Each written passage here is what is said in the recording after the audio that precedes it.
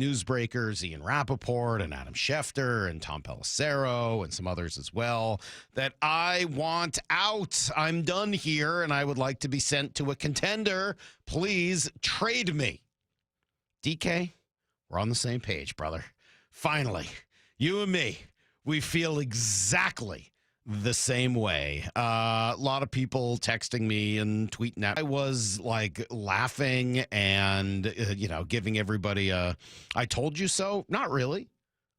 I wasn't. Trust me, I can still find a way to be unhappy, and you'll hear about some of that today. I do think they waited too long. Well, that's the thing. You were wanting the Seahawks to maximize his value. Once a player out of a trade, this isn't exactly what you were hoping to have. Not exactly, no. No, this to me is kind of a blown opportunity to have traded DK Metcalf before this goes public. You got to trade him before it goes public. Now, I'll reserve the right, by the way, to change my mind. If John Schneider can absolutely pull a miracle here, if John Schneider trades him and gets what Diana Rossini reports he wants today, a first and a third, you won't hear a peep out of me that they blew it. Not a peep. They get a first-round pick, even without the third. You will not hear a peep of criticism out of this morning show. Geez, if you had done it before DK came out and said he wanted out, could you have gotten a first? You get something less than a second-round pick, and you're going to hear more than a peep. You're going to hear a lot of frustration. And then get like a third-round pick for DK Metcalf. You just can't do it. That can't happen. That's a non-starter. You've got to get significant value back for DK Metcalf. Like 10? How many teams have you heard at least connected? Packers, Bills, Chargers. Chargers were a really popular one yesterday. Raiders, Texans. Did say the Steelers. All right, let's say 6 or 7. Did you say the Bills? I did. Okay. All right, so we're at 6 or 7. Maybe there's one more that I'm missing, but let's say it's somewhere in that range. Who are the top 5 teams that should sign DK Metcalf? And he said, your team, your team, your team, your right. team. Like there's a lot of teams for whom he would fit very well. I don't think the Seahawks are a legit 7 teams at a minimum that have some interest or should have some major interest. So you've got to find a way, if you're John Schneider, to go through all of this. No, doesn't mean it. But I think in this case it's gonna. The fact that the Seahawks have given him permission, the fact that they're seeking a trade as well, it doesn't always happen. Do you want a disgruntled? If he gets his value, he isn't disgruntled. Right? In order to think that you could bring DK back and give him $30 million or whatever it is, you have to assume that instead of disgruntled. But if he's saying he wants to go to a contender, then that's not the only reason. Well, that's the interesting question, and I did write about that last night. Thanks for bringing it up more. I think it's a really and I'd like to go to a contender. I don't know. The real, and I talked to Brady Henderson about it yesterday. My initial reaction was exactly what yours was. He wants to go to a contender. I said that to Brady, and he was like, oh, I didn't hear it that way. Brady, and I don't think he would be upset with me repeating this, Brady heard it more as, I want to be traded. And when prefers a contender, because he doesn't have a no-trade clause, so he doesn't have say over it. That's right. But is it I prefer a contender over not a contender, or I prefer a contender over this? Because quite frankly, you don't really have a say. Now he does though, because whoever trades for him is probably not going to give up a first-round pick without signing him. So if they think I want to be traded because I don't think this team is a contender. Well, now that brings up a whole new set of conversations, and we'll dig into them more deeply at 7:30 with Brock.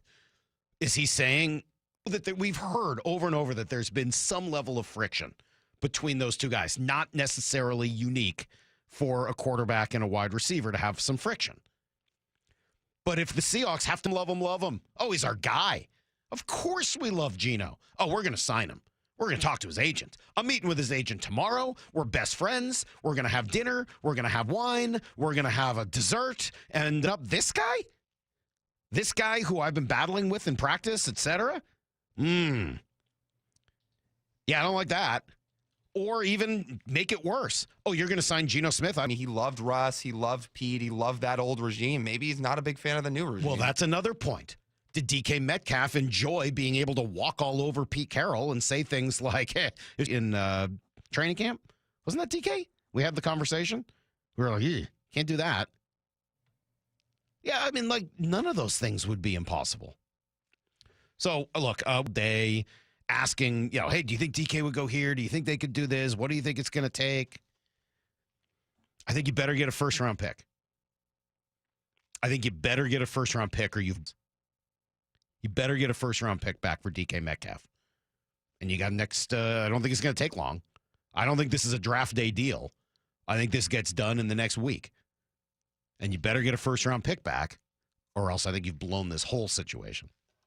Blue Brock and Salk. Brock, what is your bold prediction for the Seahawks this year? Every day at 7:45. I was looking at the numbers defensively when it was all said and done. Finished in the top 15 in your major categories. I think year 2 with more time on task. Year 2 with a couple additional pieces. Year 2 with everybody basically coming back defensively and hopefully adding a difference maker third corner. This could be a top 5 defense in the league. Blue 88. Answering 3 football questions as only Brock Heward can.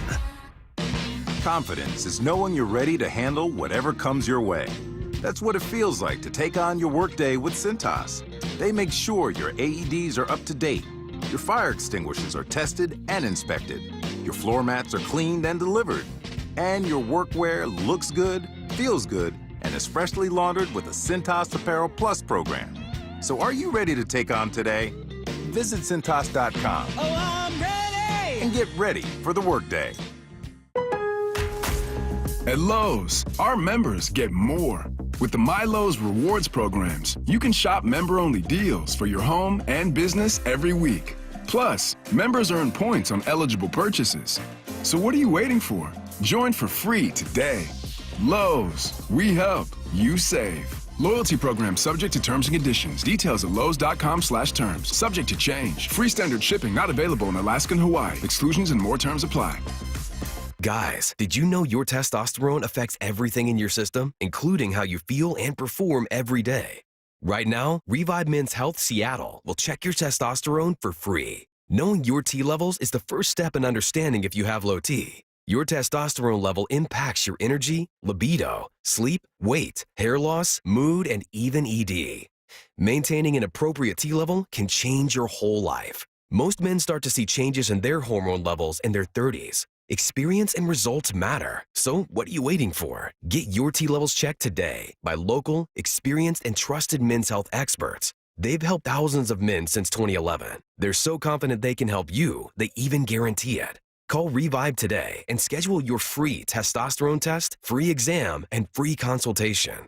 Call Revive Men's Health at 206-529-1111. That's 206-529-1111. Or visit ReviveMen'sHealth.com. You think your home is pretty cool until that summer heat hits, and suddenly your home isn't that cool. In fact, it's hot.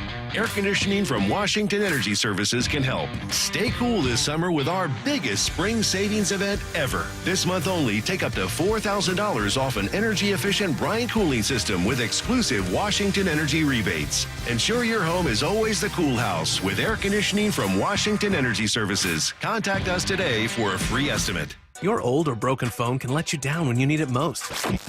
Perfect. But at Verizon, trade in any old phone from our top brands and get the most for it, up to $2,000 in value, for an amazing new iPhone 16 Pro with Apple Intelligence and a new line on My Plan, and iPad and Apple Watch Series 10. That's like a 3-for-1. And you can get it on any plan. At Verizon, trade in your old phone for a brand new iPhone 16 Pro, iPad, and Apple Watch. The other guys won't give you that. Visit Verizon.com today. Additional terms apply. Service plan required for Apple Watch and iPad. Up to $2,000 value based on iPhone, iPad, and Apple Watch. At University of Maryland Global Campus, we give our students credit. Credit for deciding while stuck in traffic to get a bachelor's degree. Credit for managing 3 kids, 2 dogs, and a full-time job to pursue an MBA. Students at UMGC can use prior learning or relevant experience to earn up to 90 credits toward a bachelor's. And graduate students can transfer up to 12 credits toward their master's. Flexible online and hybrid classes start March 12th. Learn more at umgc.edu. Certified to operate in Virginia by Chev. The John Schneider Show. Every Thursday until draft day on Wyman and Bob. Listen live Thursdays at 4 p.m. or watch the interviews on the Seattle Sports YouTube page. March is here, and Toyota of Renton and Toyota of Kirkland have teamed up to take away your car buying madness. At Toyota of Kirkland and Toyota of Renton, they have the widest selection of new and certified used inventory and the largest savings in the region. Now that's a slam dunk. The all-star staff at Toyota of Renton and Kirkland will assist you with a test drive, and you can score that car the very same day. Come see for yourself or visit online at toyotaofrenton.com or toyotaofkirkland.com. O'Brien.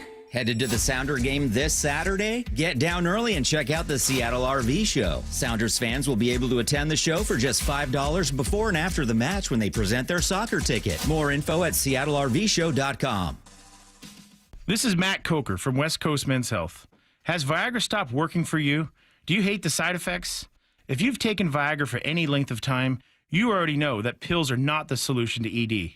Here at West Coast Men's Health, we have a better approach to ED. Acoustic wave therapy creates blood flow circulation by safely removing the plaque in your arteries and restoring function naturally.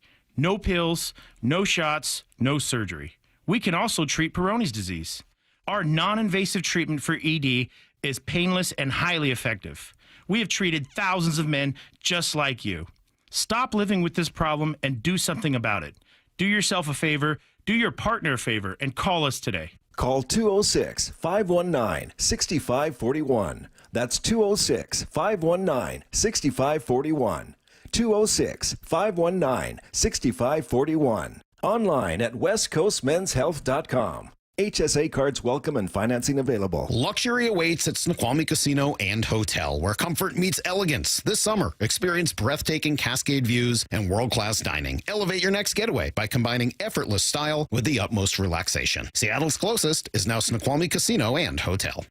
Need to know. 15 minutes past every hour with Brock and Salk. Here's what you need to know.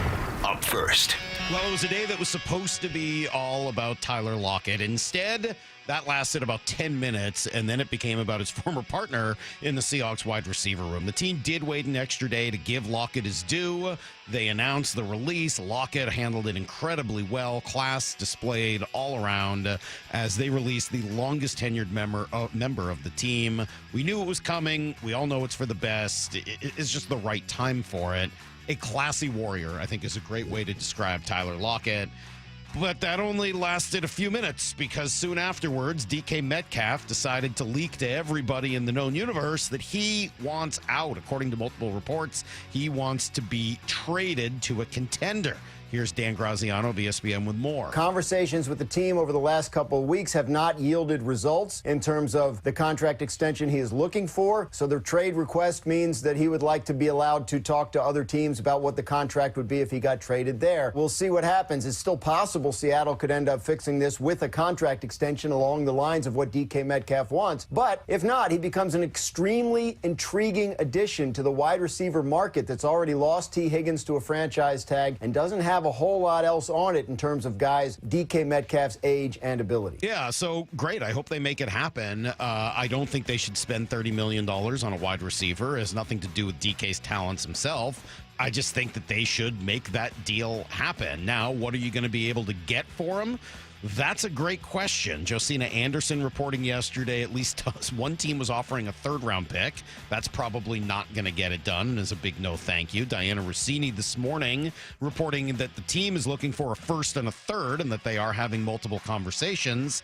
That seems a whole lot more like it. Brady Henderson on what the Seahawks would need. This was yesterday with Bump and Stacy. I can't imagine that they're just going to give him away. I mean, look at the market for receivers who either are or potentially could become available this offseason. I mean, there's a lot of guys out there, and you just saw that Deebo Samuel, who's been a pretty good receiver for the last 6 years, the same time frame as Metcalf has been in the NFL. You know, he only got a fifth-round pick back. So, I mean, if that's all the Seahawks are going to be getting from DK Metcalf, then forget about it. Well, and I don't see that happening at all. We'll talk to Albert Breer, who I chatted with a little bit last night at 7:30, and get a little bit more of his thoughts on what this could net and what it will look like. But this is now the story in Seattle. What do you do with DK Metcalf here over the course of the next week or so? Here's the second thing you need to know. All right, there's talented players, and then there's Julio Rodriguez, a guy with as much talent as you could ask for. A quiet start to the Cactus League season, but that changed last night. Do you prefer the 107-mile home run or this one, which was 108 off the bat? Here's the pitch. Swung on it, belted deep to left center field. Jonathan India going back, looking up, and goodbye, baseball. Julio Rodriguez with his first home run of the spring onto the berm in left center field, and just like that, the Mariners have a 1-0 lead here in the top half of the first inning. Number one for Julio, and this young man is primed, I think, to have an outstanding season in 2025. That was kind of loud, not going to lie. The other one was 107, so I played the one that's 108. Just listen to the back crack again. Here's the pitch. One. That is very, very, very loud. And great to see Cal Raleigh had a 3-run double. Not a great night, though. They lose. Bryce Miller gave up 3, but he did pitch into the third. Taylor Saucedo with a really tough day. Sauce gives up 4. And all of that does come after some really tough quotes yesterday from Justin Turner about the team. Very upset that they haven't invested more in this offense to complement the pitching staff. Fortunately for the Mariners, that got essentially blown off the map, and DK News took over. But interesting piece from Ryan Divish going through the clubhouse and asking players about it and getting a lot of, what else is new kind of responses from a lot of his contacts in that clubhouse. Here's the third thing you need to know.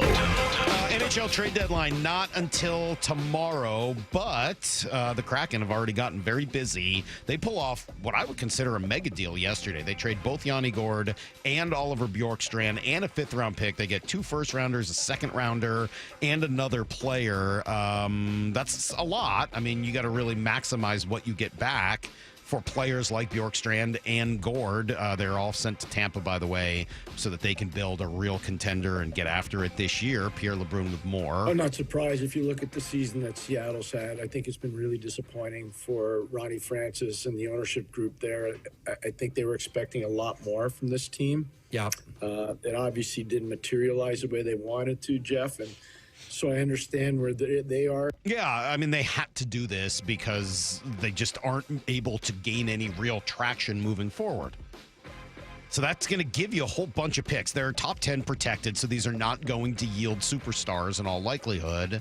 But can you start to combine picks? Can you do something? Because as I look at the Kraken roster, one thing that does stand out is how few guys have been drafted by the Kraken. That's not necessarily their fault. It's just that they haven't been around long enough to have all of their own guys. I'm just looking at the, your regular roster. Essentially, it's Matty Beniers, Shane Wright, and Riker Evans. Am I missing anybody? I think everybody else who plays regularly on this roster was either part of the expansion draft or has been acquired since the team got going.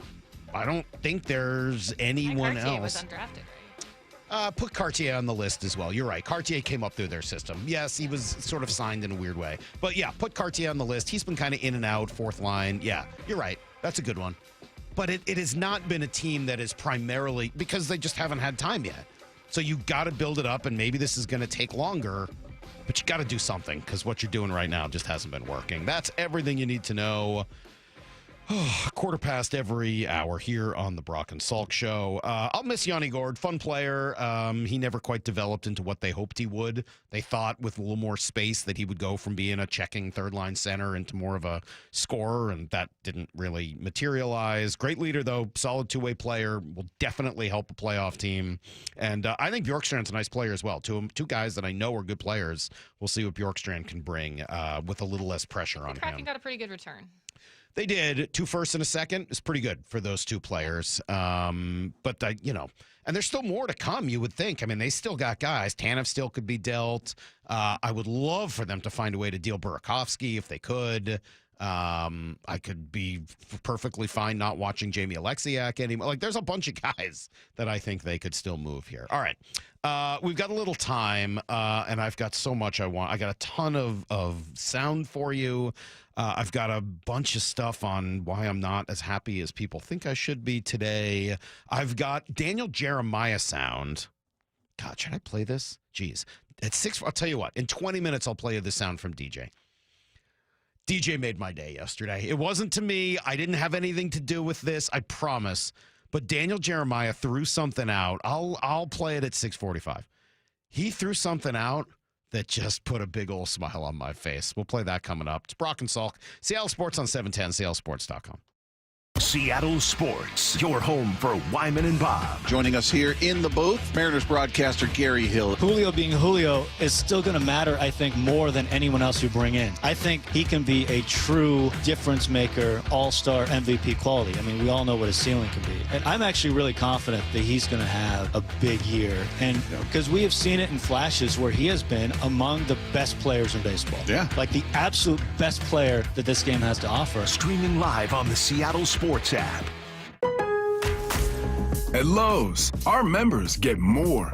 With the MyLowe's rewards programs, you can shop member-only deals for your home and business every week. Plus, members earn points on eligible purchases. So what are you waiting for? Join for free today. Lowe's, we help, you save. Loyalty program subject to terms and conditions. Details at lowes.com/terms. Subject to change. Free standard shipping not available in Alaska and Hawaii. Exclusions and more terms apply. T-Mobile home internet is all about speed, value. What you doing, Zach? There are so many benefits. You got to talk fast. T-Mobile home internet ranks #1 in customer satisfaction for home wireless internet by J.D. Power. Wow, you are good. Try singing it. T-Mobile has price lock. They won't raise your rate on internet. Hulu and Paramount Plus on them. Get T-Mobile home internet all in for just $55 a month with auto pay and any postpaid voice line. Additional terms apply. For J.D. Power 2024 award information, visit jdpower.com/awards. When you switch to Progressive, you could save bundling your home and auto. Then you could put that money towards some of the surprisingly more expensive things in life. May I help you? I just wanted to request a late checkout, please. Of course. That's $30 per hour for up to 4 hours. Huh. Okay, but if you can offer a late checkout, then that probably means no one is staying in that room. So if it's empty, maybe I can just stay a few extra hours. Oh, aren't you adorable? Life costs a lot, so bundle and you could save with Progressive. Progressive Casualty Insurance Company, affiliates, and other insurers. Not available in all states. When you're hiring, have you ever felt like you're missing out on meeting great candidates? Well, they're not hard to find when you go to ZipRecruiter. ZipRecruiter helps 10 million people with their job search every day. People who are actively looking for jobs like yours. So it's easy to find the right person fast. 4 out of 5 employers who post on ZipRecruiter get a quality candidate within the first day. Try ZipRecruiter for free at ZipRecruiter.com/free. That's ZipRecruiter.com/free. Texting enrolls you in a recurring automated marketing text messages. Consent are required to purchase. Message and data rates may apply. The team's looking good this season. I think so. Man, I miss playing football. Being young with unlimited energy to burn. Ever since I turned 40, I just can't find that fire I used to have. Think you could be lower testosterone? What do you mean? All guys lose their edge when they turn 40. The body has less testosterone. That's why I take Nugenix Total T. I've heard about Nugenix. That really works? Since I started taking Nugenix, I'm lifting like when we played for Coach Carter. I feel more energized at work. It's even spiced up things between me and the missus. Are they still giving out complimentary bottles for people to try? Yep, send a text. It's that easy. Text KING to 42424 right now for your complimentary bottle of Nugenix Total T. It's the #1 selling testosterone boosting brand at GNC and Walmart. Do it now and they'll also send you a bottle of Nugenix Thermo X, their newest, most powerful fat burner ever, absolutely free. Text KING to 42424. That's KING to 42424. These statements have not been evaluated by the FDA. This product is not intended to diagnose, treat, cure, or prevent any disease. Celebrate the best of the best in Washington sports with the 90th Annual Sports Star of the Year Award Show on King 5. Legendary athletes and today's stars come together for one spectacular night of sports accolades. Hosted by Steve Rabel and Jordan Babineau, featuring Kenny Mayne, Cal Raleigh, Fred Couples, Jessica Campbell, Gary Payton, and Marshawn Lynch. The 90th Annual Sports Star of the Year Award Show, presented by Microsoft. Saturday, March 8th at 7 on King 5. Visit seattlesports.org for more. Heading outdoors or on the water this weekend? Check in with Joey and Nelly on the Outdoor Line from 6 to 8 a.m. every Saturday on Seattle Sports and the Seattle Sports app. I just had Asset Roofing come out and do a full inspection on my roof because I wanted to be proactive and handle any small problems before they became big problems, and they were extremely professional with their communication and recommendations. You really need an expert on your side, and Asset Roofing is on mine. Allow them to work for you, too. You can find out more at AssetRoofingCo.com. That's AssetRoofingCo.com. Certified work that's never in doubt. Asset Roofing, excellence is on the house. John here with Happy Hauler. We want to help get your unwanted items to those in need. Furniture and household items you plan on throwing away? We'll take them and prioritize donating and recycling, keeping items out of the landfill, and giving useful items a second happy home. Happy Hauler is Seattle's eco-friendly junk removal. We work with over 20 nonprofits all over Western Washington to donate used items. Make yourself, your community, and the planet happy. Reclaim your space. HappyHauler.com, hauling with a heart. There she is, founder and CEO. High five. Dave can't stop celebrating with every business owner in town. All right, Baker Man, high five. He's sharing the excitement of big savings with the Comcast Business 5-year price lock guarantee. Ooh, up top, bite shop. Yeah. It's 5 years of gig speed internet. Quick, high five. 5 years of advanced security. 5 years. And 5 years of a great rate that won't change. Yeah, law partners. Chamberlain, Messelthorpe, Dubois. All from the company with 99.9% network reliability. Switch today and get the 5-year price lock guarantee. 5 years. It's back, but only for a limited time. Woo! Powering 5 years of savings, powering possibilities. Comcast Business. Can't forget you, voiceover guy. Ah, thanks, Dave. High five. Ends 3/9/25. Guaranteed rate applies to monthly service charge for new customers on qualifying internet bundle, excluding taxes and fees. Other restrictions apply. Brock and Salk's Rewind is presented by Toyota of Kirkland and Toyota of Renton. From the Quantum Fiber Studio. This is Brock and Salk. Weekdays 6 to 10. On Seattle Sports and 97.3 FM HD2. All right. Yes, today's Rewind is looking at everything that went down yesterday. Busy day here in the Seattle sports scene between the Kraken trade, Tyler Lockett's release, and, of course, the biggest news that DK Metcalf is asking for a trade and wants out of Seattle. I got a lot of sound to play, and we'll react to a lot of this in here as well. And as I said, at 6:45, about 15, not even 15 minutes from now, I'll play you the sound from Daniel Jeremiah that I think is pretty darn crazy. But I said, yeah, let's go into that Wayback Machine and just look back to yesterday. One of the crazier things that happened was Niners cornerback Diamador Lenore, whose name I think is mentioned more than anybody else. I've said this before. I think the announcers like showing off that they know his whole name, so they call him by his full name every time, right? Like, oh, they don't just say Lenore makes the play. It's always Diamador Lenore because they're just, I think, impressed with themselves. Anyways, he was doing Instagram Live yesterday. I don't know why, just because, you're a cornerback with the Niners. Why wouldn't you be doing an Instagram Live on May 5th as DK Metcalf is asking for a trade? And apparently he doesn't like it because he only likes going against DK because he is not a big fan of Jackson Smith and Jigba. Y'all cannot let DK leave. Y'all can't do that. Who I'm gonna have, how I'm gonna have fun out there? And the Jigba, he be crying all day. He cry. That's all he do is cry. Ref, he holding, ref. Oh no, don't hurt me. Cry, baby. Bro, I'm not worried about JSN. I'm not. He know that. He know that. God, he know that. For sure. But back to DK. We can't let you leave, bro. Unless you want to be a Niner. For the record, I'd kind of like Diamador Lenore on my team. I like stuff like that. That's kind of fun. Good on him for kind of getting after it. I don't know whether he's right or not. JSN doesn't really strike me as a whiner. He doesn't strike me as that. But, I guess he's out on the field with him. Either way, that was the reaction in San Francisco. So I don't think they're going to be Seems like he enjoys being an agitator. So maybe he likes the DK that kind of fights back and gets a little more frustrated with it. I'm sure he enjoys that. I'm sure he enjoys the challenge. As opposed to maybe just telling the ref, hey, can you keep an eye on this guy? He doesn't like that. And JSN's here to win, not just to play the mind games with somebody like Diamador Lenore. Okay, so that was one reaction. There's a lot more. Let's see what we've got. I got here's Rich Eisen. But DK wants out, and the team is going to oblige him. And all I can say here is that are wide receivers becoming the new running backs in the league? Because if he wants to be paid, and he wants to be paid $27 million or $28 million, whatever the market value is going to be, Brandon Ayuk said it last year, and the Niners are already thinking of getting rid of that contract. If you're not Justin Jefferson, we'll see CeeDee Lamb got paid. We saw Justin Jefferson, CeeDee Lamb. We're going to see Jamar Chase get paid. T. Higgins, they're trying to figure out what to pay him. He's going to get $26 million right now on the franchise tag. Is that what's happening right now? Yeah, I think that people are wising up like they normally do after they started wasting money on wide receivers. Let's stop wasting money. All these contracts didn't work. Why would we keep throwing more money at something that doesn't work? NFL GMs make a lot of mistakes, but generally over time, they will learn their lessons.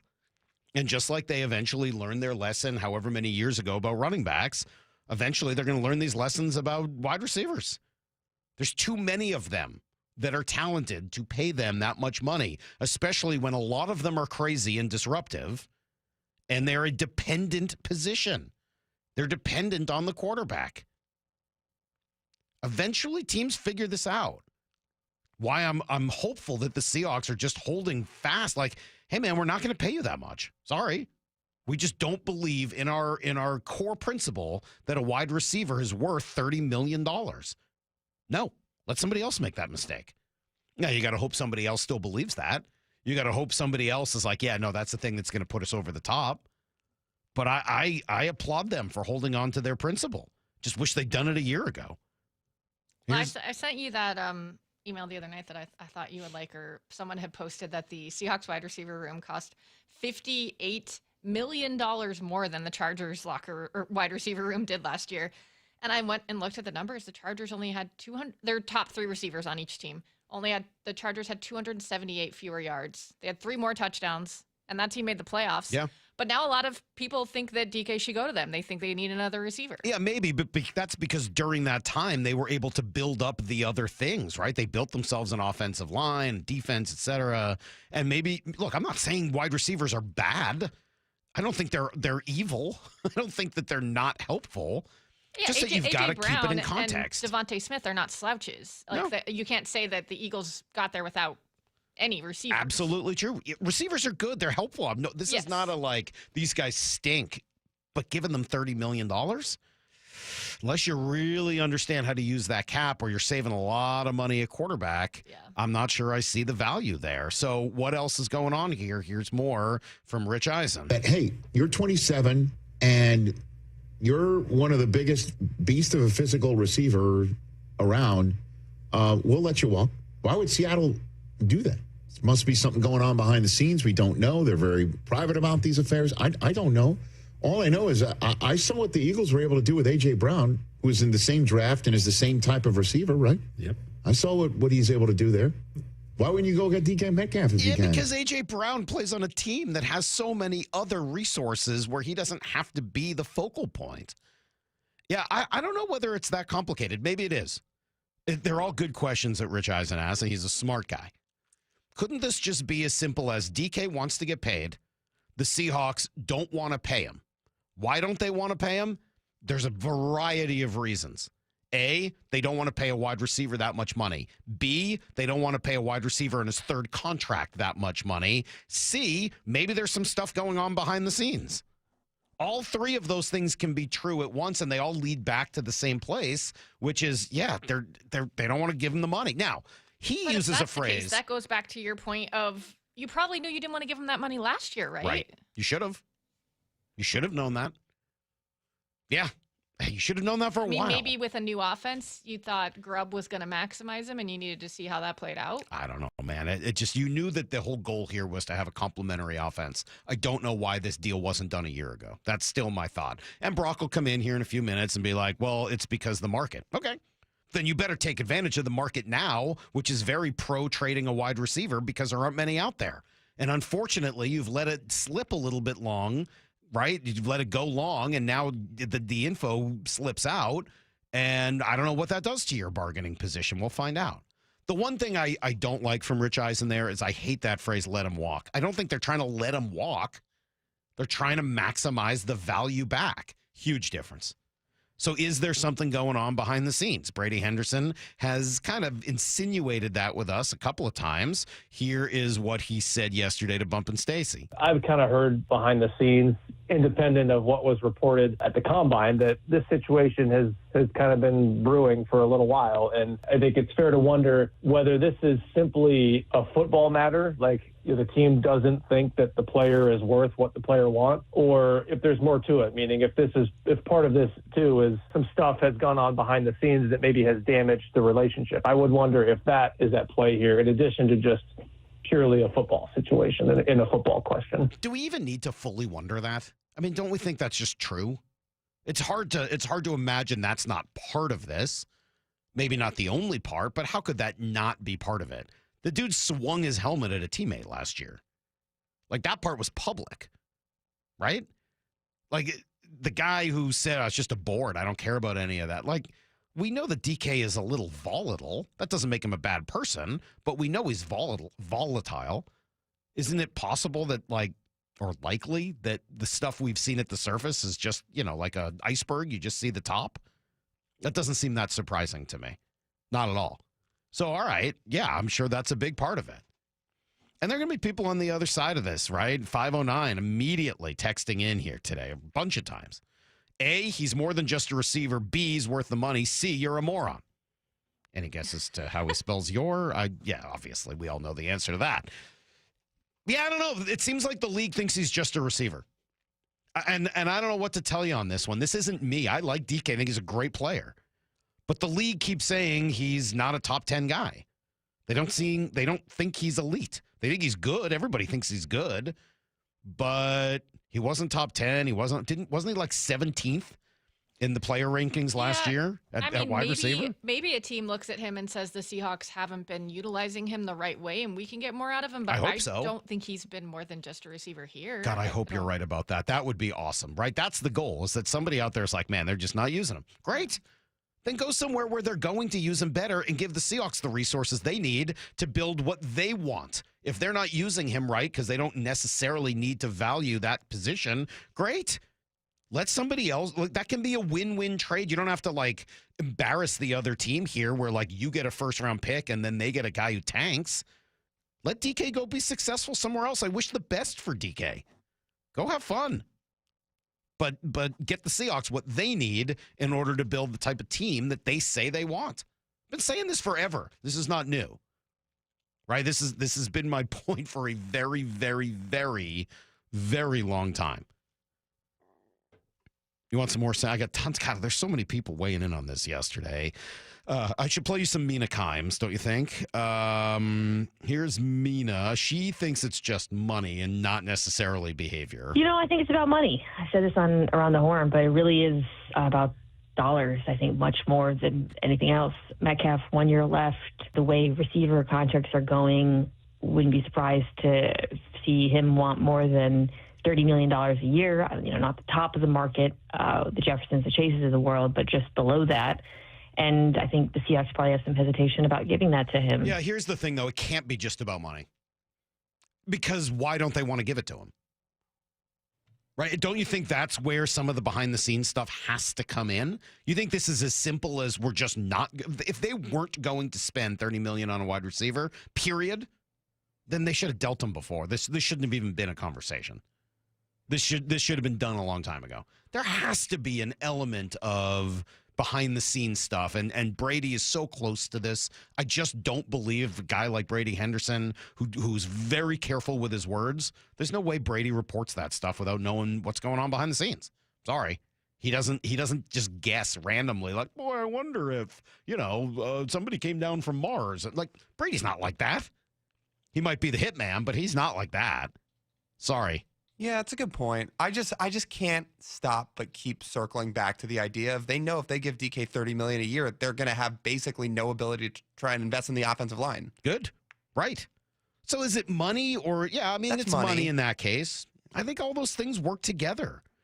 And now Nate Tyskin also from Yahoo also went on with Bump and Stacy yesterday, and he makes a good point. Maybe the change in offensive coordinator doesn't make DK a good fit here anymore. He talks through what that receiver does in a Kubiak offense. The X in a Shanahan-Kubiak offense is maybe more of a varied route tree guy than DK is. And DK is a vertical guy, a slant guy. His kind of what he's good at, I would say it's limited, but he's good at certain things and kind of iffy on some other things. Okay. So maybe it's just a fit thing. This just isn't the type of wide receiver I need, so I don't want to spend $30 million on it. Give me a different type of wide receiver.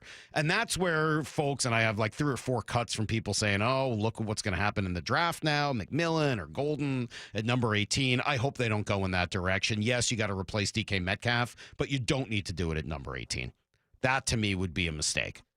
You do this in order to transform the way your team is built, not to draft a wide receiver that's not as good but cheaper at number 18. That doesn't make any sense. That's not how you do this. All right, so I promised that I would play you this sound, and this one blew me away. It's from our guy, Daniel Jeremiah. Wait till you hear this one. Wait till you hear this. So yesterday, obviously, as you know, DK Metcalf, has his trade request. DJ goes on his Move the Sticks podcast with Bucky Brooks and says, yeah, they should trade DK. Maybe they should do more than that. Aaron Rodgers, as he was getting towards 40, was still playing, MVP level football. Tom Brady, obviously, on the other side of 40, championship level football. And I think there's a lot of people that are kind of forgetting those are exceptions. That is not how it normally goes. We've seen a lot more quarterbacks. Geno's 34. Think about Cousins last year. Think about Russell Wilson's fall off. We've seen a lot of those guys kind of fall off. So if you're Seattle, is this almost like the fact that Lockett's gone and maybe they trade DK Metcalf, Geno's 34. Would it shock you at all if Seattle said, you know what, maybe we could, because the quarterback situation is not great around the league, and we'd have to find, maybe we could try and make it work with Fields, who's younger, at least take a shot at somebody younger. Maybe we traded Geno and DK and kind of regroup and reset here. Gasp. Now you're talking. I don't think they're going to do all that. It sounds like they're going to sign Geno Smith here. But if Geno's, again, Geno's looking around at the market and going, wait, $45 million offer to Brock Purdy? You want to give me what? 30, 35? No, thanks. Do you trade both? I mean, when DJ spells it out that way, again, impartial observer, he's just using logic. He's just looking at the situation from afar, and he's like, wait a minute. You got an older quarterback who's good, not great. You got a wide receiver that you're trading, another wide receiver that you're cutting. You're trying to grow this thing under a new coach. You want a dominant defense. Would you consider trading both of them? What if you ended up with 3 first-round picks? What if you could get back into next year's draft again? That's the only way that I see it happening is if DK is Geno is really dug in and they just feel like he's being too stubborn. I tend to agree with you. I don't think they're looking to go down that road. No. At all. But I would hope that they're at least willing to consider it if Geno is like, yeah, look, I need 50 mil. Sorry. If you're giving Brock Purdy 45, I want 50. If that's the case, I do think you've got to be willing to say, you know what? There's other ways that we can do this. Get 3 first-round picks in 2 seconds. Then what happens? Who are you then? What could you do with 5 picks in the first 2 rounds and trade some of them and make you can essentially set your team up forever. So I do think you've got to be very open-minded. Do I think that John Schneider is looking to do that No, I don't. But I don't think Daniel Jeremiah, smart guy, looking at this completely impartially, and I can't wait to ask him about this. He'll start joining us again in April, and we'll do a whole thing leading up to the draft. It's an interesting thought he's got. I sure didn't give it to him. I mean, that's just him looking there from the outside. And yes, it does happen to coincide with a lot of the things I've been saying over the last 14 months.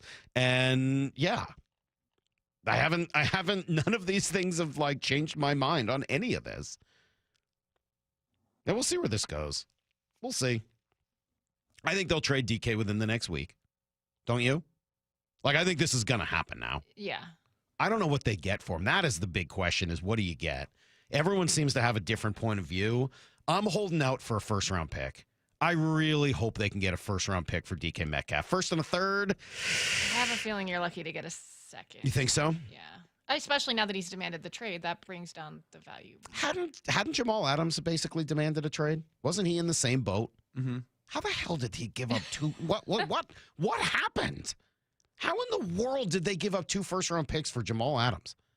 Well, remember that's when a lot of the Russ smoke started, and he said they need to win now. I don't know if that was them trying to go all in and trying to outbid everybody else for Jamal. That's what it felt like at the time. That's when it kind of started, when he started to push push the narrative. But he wanted out, right? I mean, Jamal wanted out of New York. Correct. Like it wasn't just like, hey, let's see if we could pry him out of there. Like, he wanted out. It was sort of a similar situation. Yeah, I remember some Cowboys fan got him on video that was on Twitter and Instagram, and they said, Jamal, come to the Cowboys. He's like, I'm trying. Yeah. So, I mean, there was a few teams that Jamal. How old was Jamal when they traded for him? I want to say 25. Can you check on that? That part is, I guess, also important. people thought that was less him being disgruntled and more like, of course, he doesn't want to be in that dumpster fire anymore. Right. But I think people know here it's not necessarily that DK's disgruntled. It's that he wants to get paid. 25. He's 25. So he's 2 years younger than DK is now. But I think DK, I was looking at the list of receivers who are available this offseason, and DK is pretty much the youngest. And would be by far the best. Yeah. He's definitely got some things going for him. Well, that's the one. Hold out for a first, man. I think you can get a first. I mean, a first and a third is a pipe dream, but great. Start it there and see what happens. First round pick. By the way, it's going to be a late first round pick. Let's not have any illusions. This is going to be the Patriots' number 5 pick. You're talking about a pick in the 20s or maybe even 30s. Okay. Like, that works. And if it turns out, what do the Patriots have? Like the 37th pick? Okay, if it's if it's a high second round pick instead of a first rounder, okay. So then you start talking, all right, give us also a fourth, your second and a fourth. That's a deal. I would do that deal. I assume the Patriots have 37 or something right around there because they've got number 5. So, like, okay, would you do it for the 37th and their 4th rounder? Yeah, probably. Right? To me, that's pretty much the equivalent of, a late first round pick, which is what you're talking about. A late first round pick. 35. Yeah. All right. Even better. 35. Wouldn't you do that? 35 is not that different from 25 or 27. Third pick of the second round. Yeah. Yeah, I'm having that conversation. Sure. Yeah, I think that's very, very much in the scope of what you would want to get back. Here's Bucky Brooks. He was going through some teams. He did mention the Patriots. They're bereft of talent on the perimeter. They need someone that can command double team attention.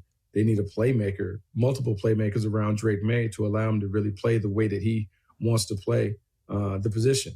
Also, when you think about Drake May, you think about this offense and trying to produce points. Everyone wants the long ball. Chicks dig the long ball. Yeah. DK Metcalf still brings that big play element to the field for a team that has a ton of cap space, for a team that that would like to kind of be a little rougher, tougher, more physical, more dynamic. DK Metcalf makes sense. Yeah, all right. That works. I saw a lot of people bringing up yesterday that DK Metcalf had done a podcast with Katie Nolan last year, and she's a Patriots fan, so Sure. she asked about them, and he was saying how he wouldn't want to go there. I think he was mostly talking about the cold, but people were pointing to that, and I'm like, it doesn't matter. He doesn't have a no trade clause. He doesn't. The only power he has in this is the power to say, you can trade for me, but I'm not going to sign.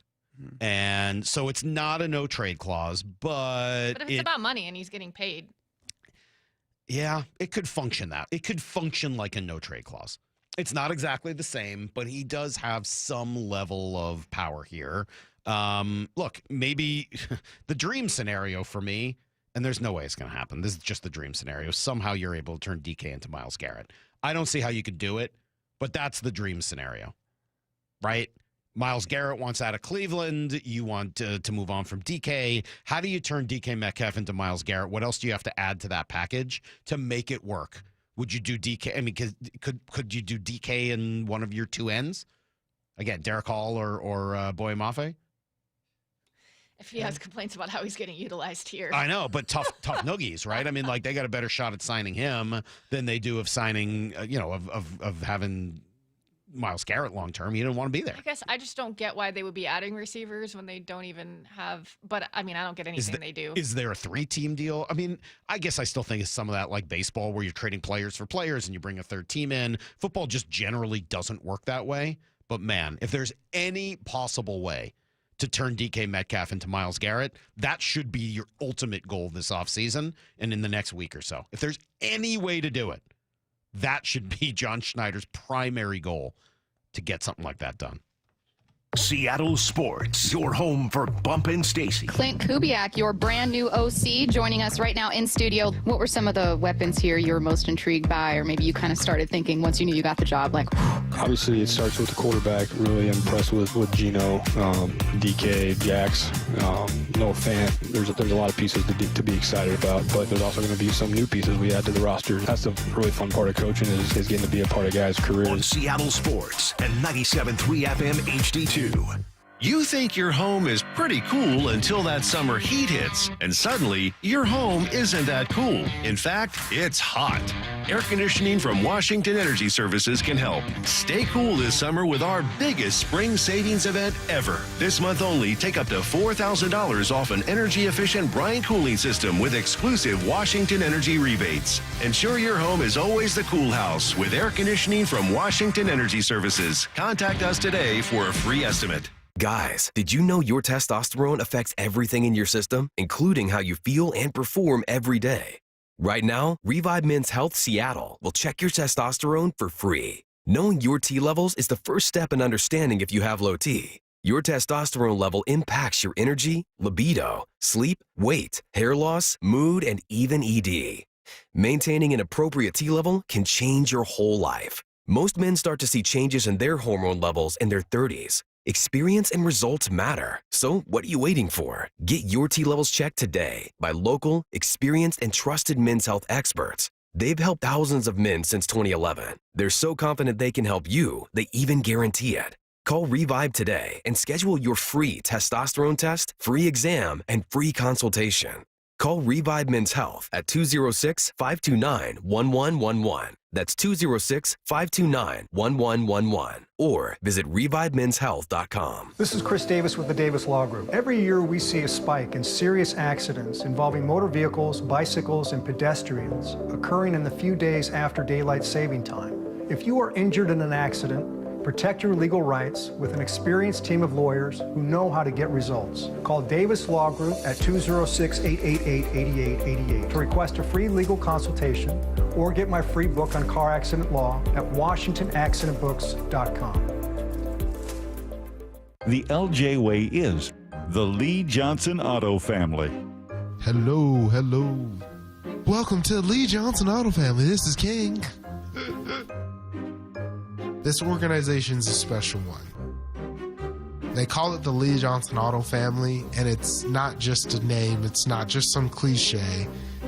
They foster an environment for us to become a family, to work together, to really become close, and they show us in a lot of different ways that they do value us. Is it perfect? No, no place is. But I've been very thankful to be here in the almost 10 years and have every plan to stay here for a lot longer and just watch it continue to grow. He's fun and professional, which explains why so many people visiting Lee Johnson Kia ask for him by name.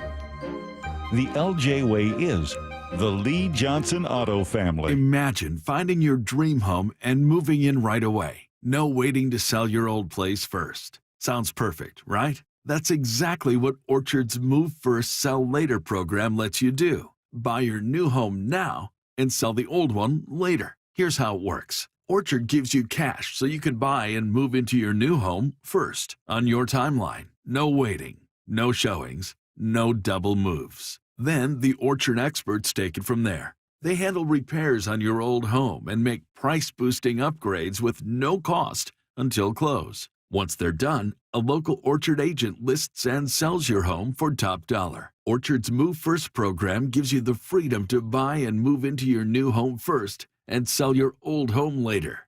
Buy before you sell and get top dollar for your home with Orchard.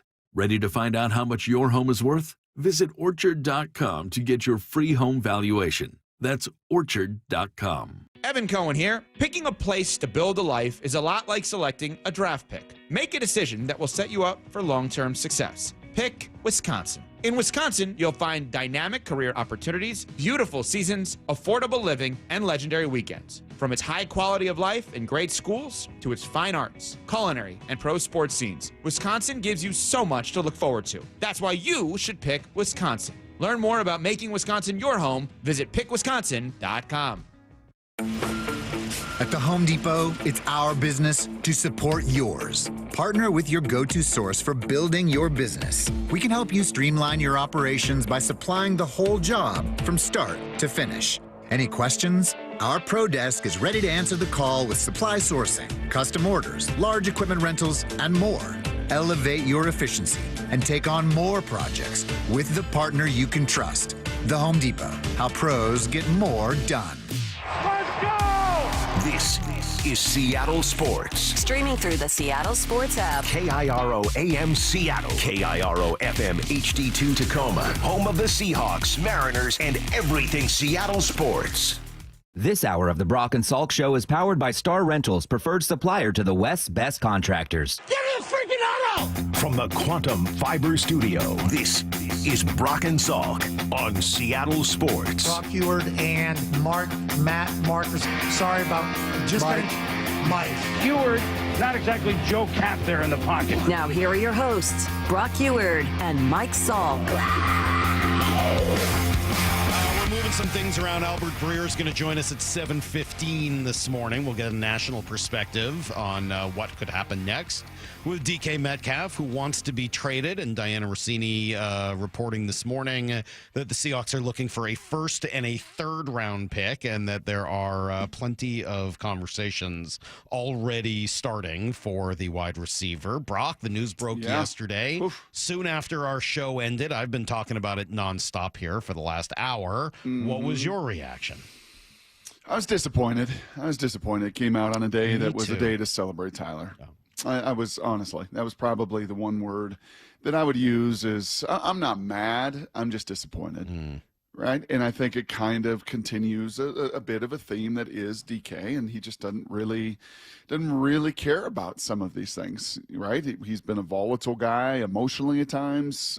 He's a hyper competitive guy. DK wants what DK wants. And now DK wants to not be a Seattle Seahawk.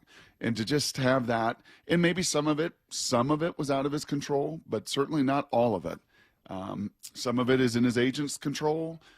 Certainly not all of it. And I was disappointed that it came out the same day that the Seahawks had obviously chosen to celebrate Tyler Lockett. Yeah, that was that was a bit much. I mean, there's no doubt. And it does speak, I think, a little bit to what Brady and others have been intimating for a while, which is that, there's more going on behind the scenes. This isn't as simple as just money or anything else. There's, he's a mercurial guy, passionate guy. That doesn't make him a bad guy. Just, those are all fair descriptions of who DK is. Yep. Here's my question, and I wrote about it last night. You guys can read it if you have some time. I would love it. I spent some time on it, so I would love if somebody bothered to read it. It's up at seattlesports.com. Why is DK asking to be traded?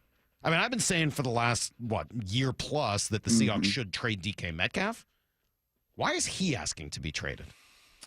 Well, if you take him at his word, or at least the reports at their word, it's because he wants to, quote, go to a contender. So is that true? Is that what he's saying? Because I talked to Brady Henderson about it yesterday, and he and I both read that or heard it differently. You and I heard it the same. He wants to go to a contender, meaning I don't think I'm in a contending situation, and I want to go to one. Brady heard it as, I want to be traded, and when you trade me, I want you to trade me to a contender. Those are different.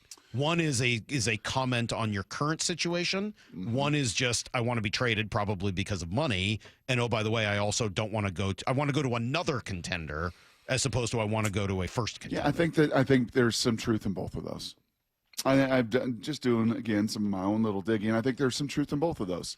I think he wants say of where he's going to go, and he's not going to have say in where he's going to go. And that's just the way that this business operates and the way it goes. Are you sure?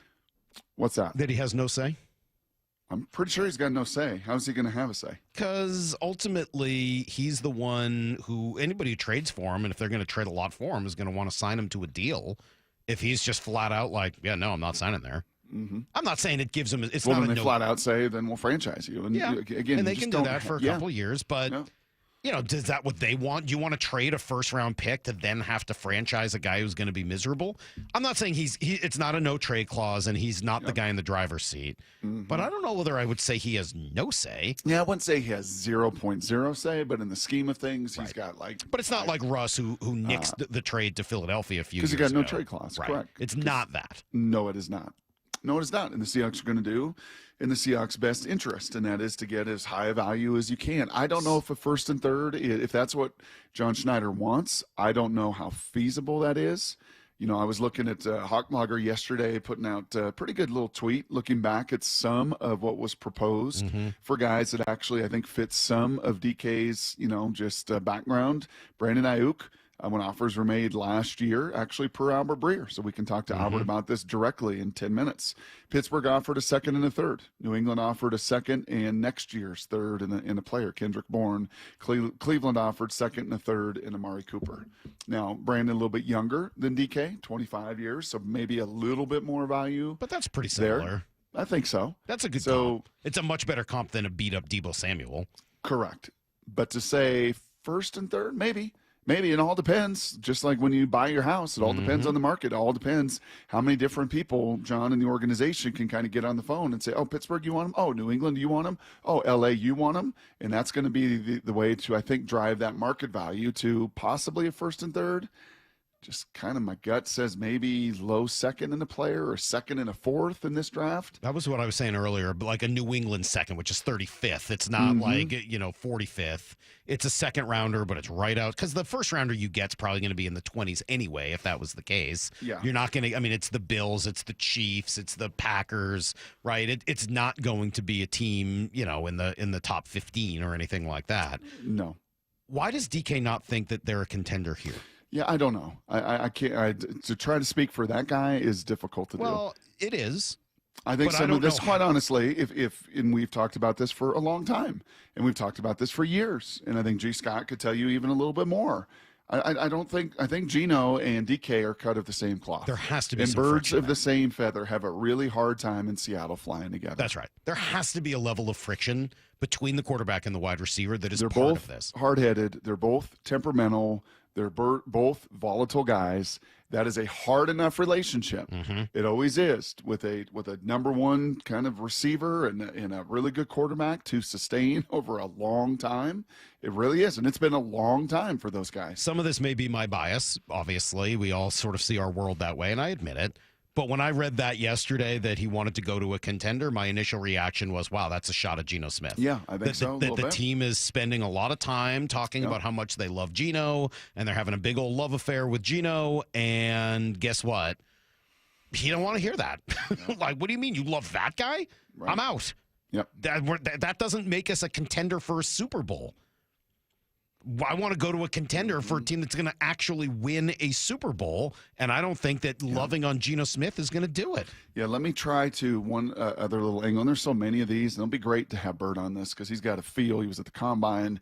He's got a sense for a whole bunch of this as well.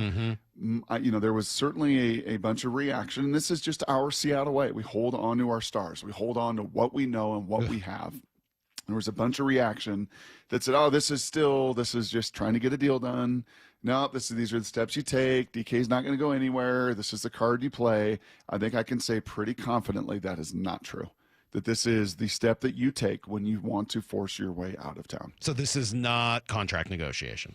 I don't think this is contract negotiation. That day is done. Yeah, I think those days are done. I think there have been those conversations. They have had some of those talks. I think there's been some structure, but this was a very clearly on the day that Tyler celebrated, I'm out. I'm done. I'm not playing this game anymore, and I want out of here, and I want to make it public. And this is not, to me, any sort of saying the quiet part out loud, and this is just how deals get done. I would be, frankly, surprised and shocked if a extension with DK is done here. I think this is the beginning. What if they don't get what they want? What if the Seahawks don't get what they want? What do they do? What if they just don't get what they want? Yeah, I think they can get what they want. Now, is it ideal? Is it a first and a third? Don't know.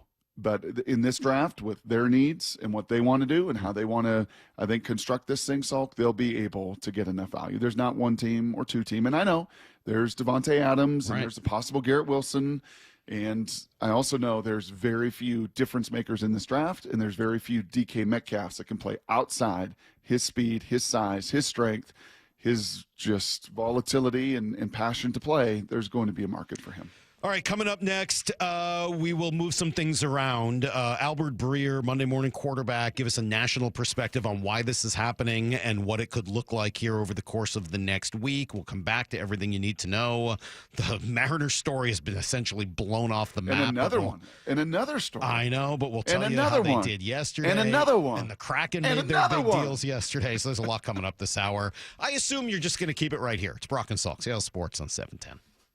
Seattle Sports, your home for Wyman and Bob. We've been going position group by position group. We move on to safeties, Dave. So you got Julian Love, who's entering the first year of a 3-year extension. He had a great season. You got Kobe Bryant in the final year of his rookie deal. Rayshon Jenkins is the most likely cap casualty here because he's got a $7.9 million cap hit. And if they release him, they save $5.4 million. He had some plays, but he didn't have $7.9 million cap hit plays. I agree. Streaming live on the Seattle Sports app. Joe Montana here. In my football days, I knew the importance of a strong defense. Now I'm sharing how you can help defend your health against pneumococcal pneumonia and invasive pneumococcal disease. Are you 50 or older like me? The CDC now recommends vaccination against pneumococcal disease. Even if you're healthy, your age puts you at increased risk. And over 6 times. Or just stop by. Granger, for the ones who get it done.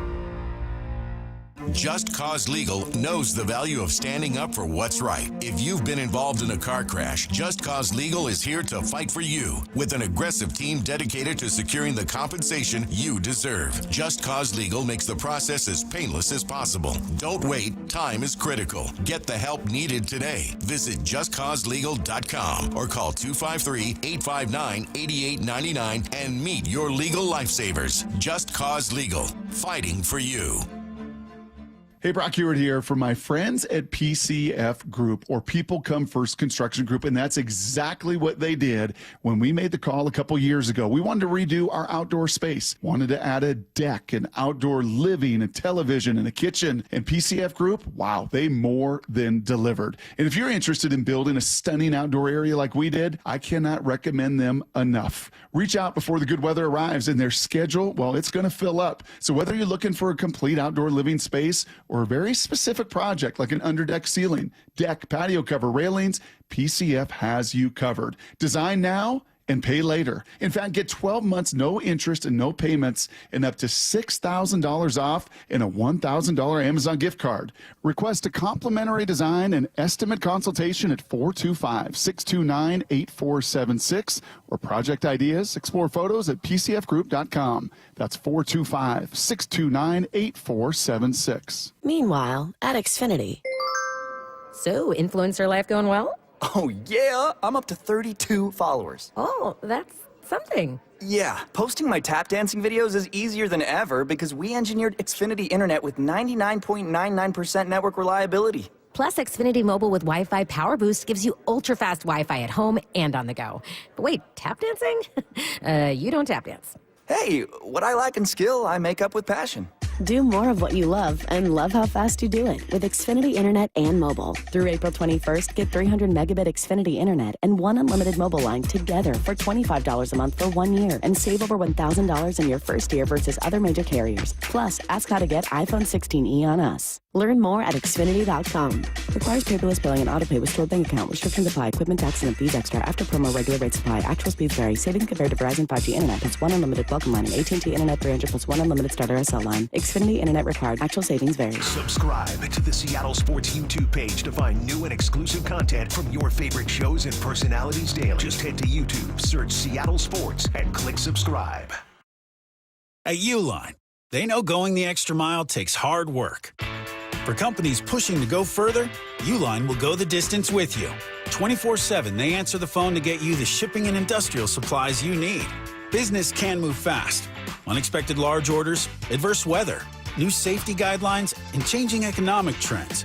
Uline works hard keeping 41,000 items ready to ship, minimizing detours on your way to the extra mile. Visit uline.com. Washington State ranks number 5 in the country for auto theft. The most high-risk vehicles are Kia, Hyundai, Ford F-150, F-250, and F-350. Help keep your car safe with these simple and important tips. Don't leave your car running unattended. Park in well-lit areas. Lock up every time. Keep valuables out of sight. Use an anti-theft device like a steering wheel lock. Share this information with friends and family. Prevent the theft and keep you and your vehicle safe. These tips brought to you by the Washington Auto Theft Prevention Authority. This might be the most surprising statistic I've shared in decades of doing local news. More than 75% of commuters will be involved in a car accident at some point. JP Pendergast of Pendergast Law with more. What makes it more surprising? The average person will be involved in 3 to 4 collisions in their lifetime. With accidents unbelievably prevalent, what are some safety tips if it happens to you? Safety first. Secondary collisions are not uncommon while awaiting help. Turn on those hazards and remain in a safe place. If a bystander witnessed the accident, capture their information and encourage them to remain at the scene. Seek medical attention immediately if needed, as delaying can be a costly mistake.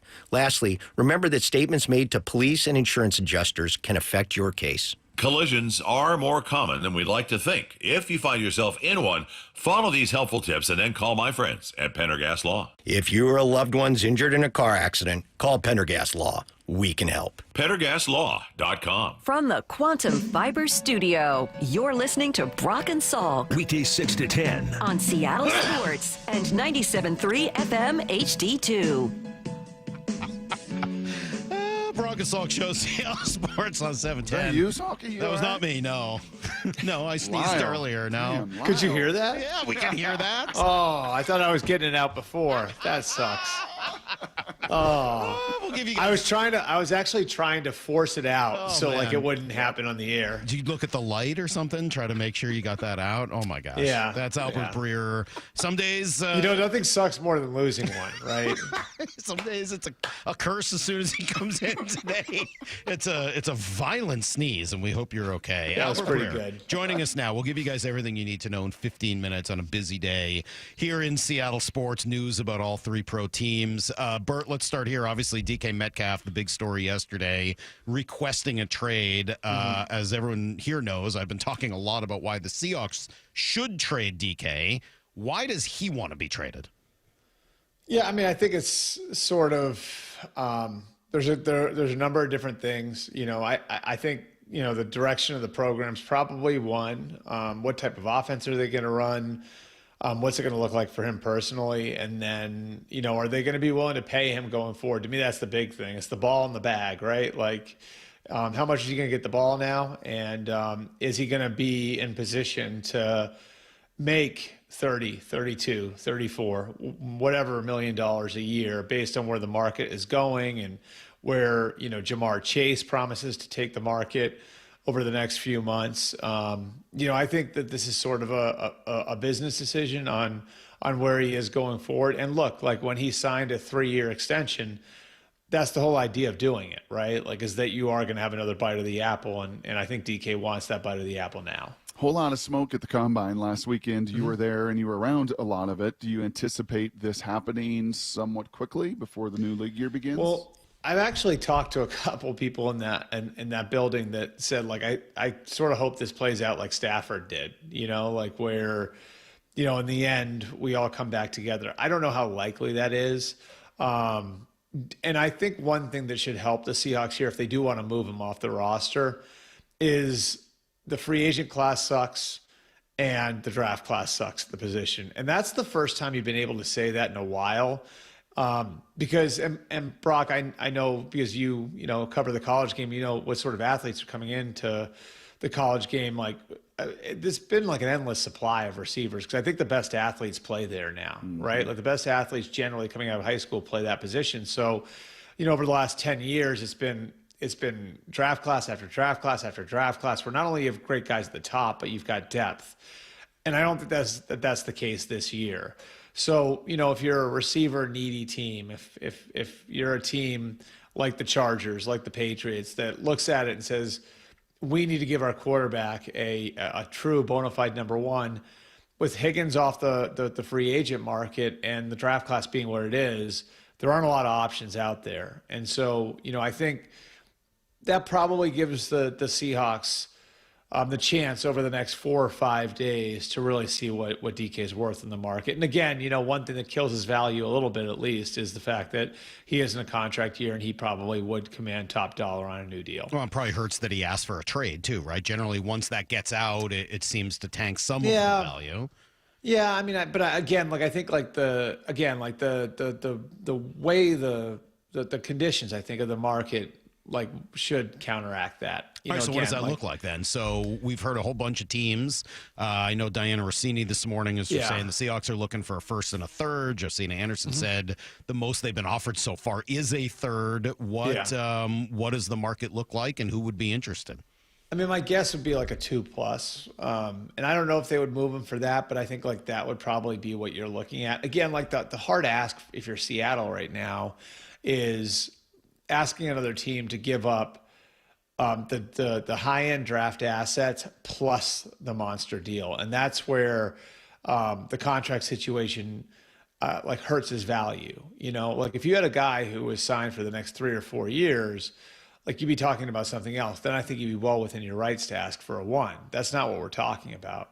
We're talking about now you're basically granting the other team the right to extend him, and the right to pay him at the top of the market. And when DK Metcalf enters into that negotiation, because he knows that team wants him and has a finite amount of time to get it done, DK kind of holds all the cards. So you're not in a great spot from a leverage perspective when you're trying to negotiate the contract before the trade is completed. So it's just a lot of moving parts, when you're in a situation like this. And, I think for most teams, it's, you're looking at it and you're saying okay, how many guys are out there that are still in their prime? DK is 27, I believe, right? Am I right about that? Yep.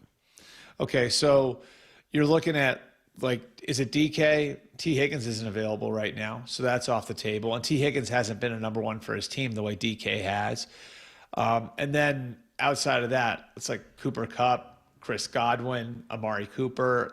That's what we're looking at. You know what I mean? So if you're, again, a team like the Chargers with Justin Herbert, the Patriots, with Drake May, and you don't have a number 1 receiver for your young quarterback, there just aren't a lot of options out there. Would Pete be interested, with the Raiders? There just aren't a ton of options where you look out in the market and you say, that guy can be our number 1 receiver for the next 5 years. Maybe Chris Godwin can be that for a year or two. Maybe Cooper Kupp can be that for a year. But there aren't very many guys out there where you can say, that could be our guy for the next 5 years. Well, let me add 3 more to that equation because I totally agree with you. I looked at the free agent class, watched the draft and the combine, all that stuff. But there are a few names out there that haven't been maybe quite as public and adamant as DK, and that would be Garrett Wilson, Brandon Ayuk, and then obviously Devontae Adams was released this week, so you add him to kind of that pile. Where would DK sit in your estimation as far as a return compared to Garrett Wilson and Brandon Ayuk, and then throw Devontae Adams into it? Well, Wilson's a totally different animal. Wilson's I think would command a 1 plus something else because you have him under contract for this year. You have the option for next year. That gives you time to negotiate a long-term deal. That's sort of the situation the Texans were in when they were trading for Laramie Tunsil. The Rams were in when they were trading for Jalen Ramsey, where you have a couple of years left of team control, and that allows you the opportunity to bring him in. You don't have to extend him right away, and you can work out a long-term deal. Brandon Ayuk's coming off an injury, and you have to be comfortable with that. Now, he is signed for the next few years, so he is an interesting name to look at. But obviously that was a tough negotiation last year. How do you feel about him coming off of the injury? I think he's number 1 receiver. The Niners think he's number 1 receiver, but there might be some teams that look at it and say, when you take him out of an environment where defenses also have to deal with George Kittle and Deebo Samuel and Christian McCaffrey, could that look a little different? And then I put Devontae Adams in that Cooper Kupp, Amari Cooper. I mean, Stephon Diggs, you can throw his name in there. Yeah, he could probably be your guy for a year or two, but, maybe not much beyond that. All right, so talking to Albert Breer for a few more minutes here, and if you want to see how beautiful he looks in his cool Ohio State background and everything else, you can watch on video. I got Lincoln Sudbury back there, too. Do you really? Want me to pull that out. Go Warriors. Look at that. I'm sure that's back there as well. That's there you go. For those, look at that LS, yes. Yeah. For those who don't know, we were born in the same town. Grew up in the same city. No, I won't say town, just a small, won't say city. Just no one was born in Sudbury because there's no hospital there, but but we were both there. Yeah, we were both grew up there. As Pete said, Silver Spoon. Yeah, Pete did say that about me. That's true. Thanks, Pete. Appreciate that. Help me, Bert. Help me with my dream. My dream is that somehow you turn this asset, and maybe you've got to add more to it, into Myles Garrett or maybe Micah Parsons. Is there any way, either by, I know that football doesn't really do 3-team trades the way baseball does, but is there any way by adding Boye Mafe or Derek Hall that you could turn DK Metcalf into Myles Garrett? So I think if that was going to be a possibility, you'd have to be patient with it, and I don't know how willing DK Metcalf is to be patient because those guys aren't available right now. But I've been covering the league long enough, got 20 years now, that to know that like these things can change over time. And Myles Garrett's situation with the Browns have no intention of trading him. So the two sides are on completely different pages, and I don't think they're going to trade him over the next week. But could things devolve over the next 2 or 3 months? Yeah, they could devolve over the next 2 or 3 months. That's certainly possible. Same with Micah. Micah's a great player, and he wants to be great. He wants to be a Hall of Famer. But there's been some friction between him and other people in that building.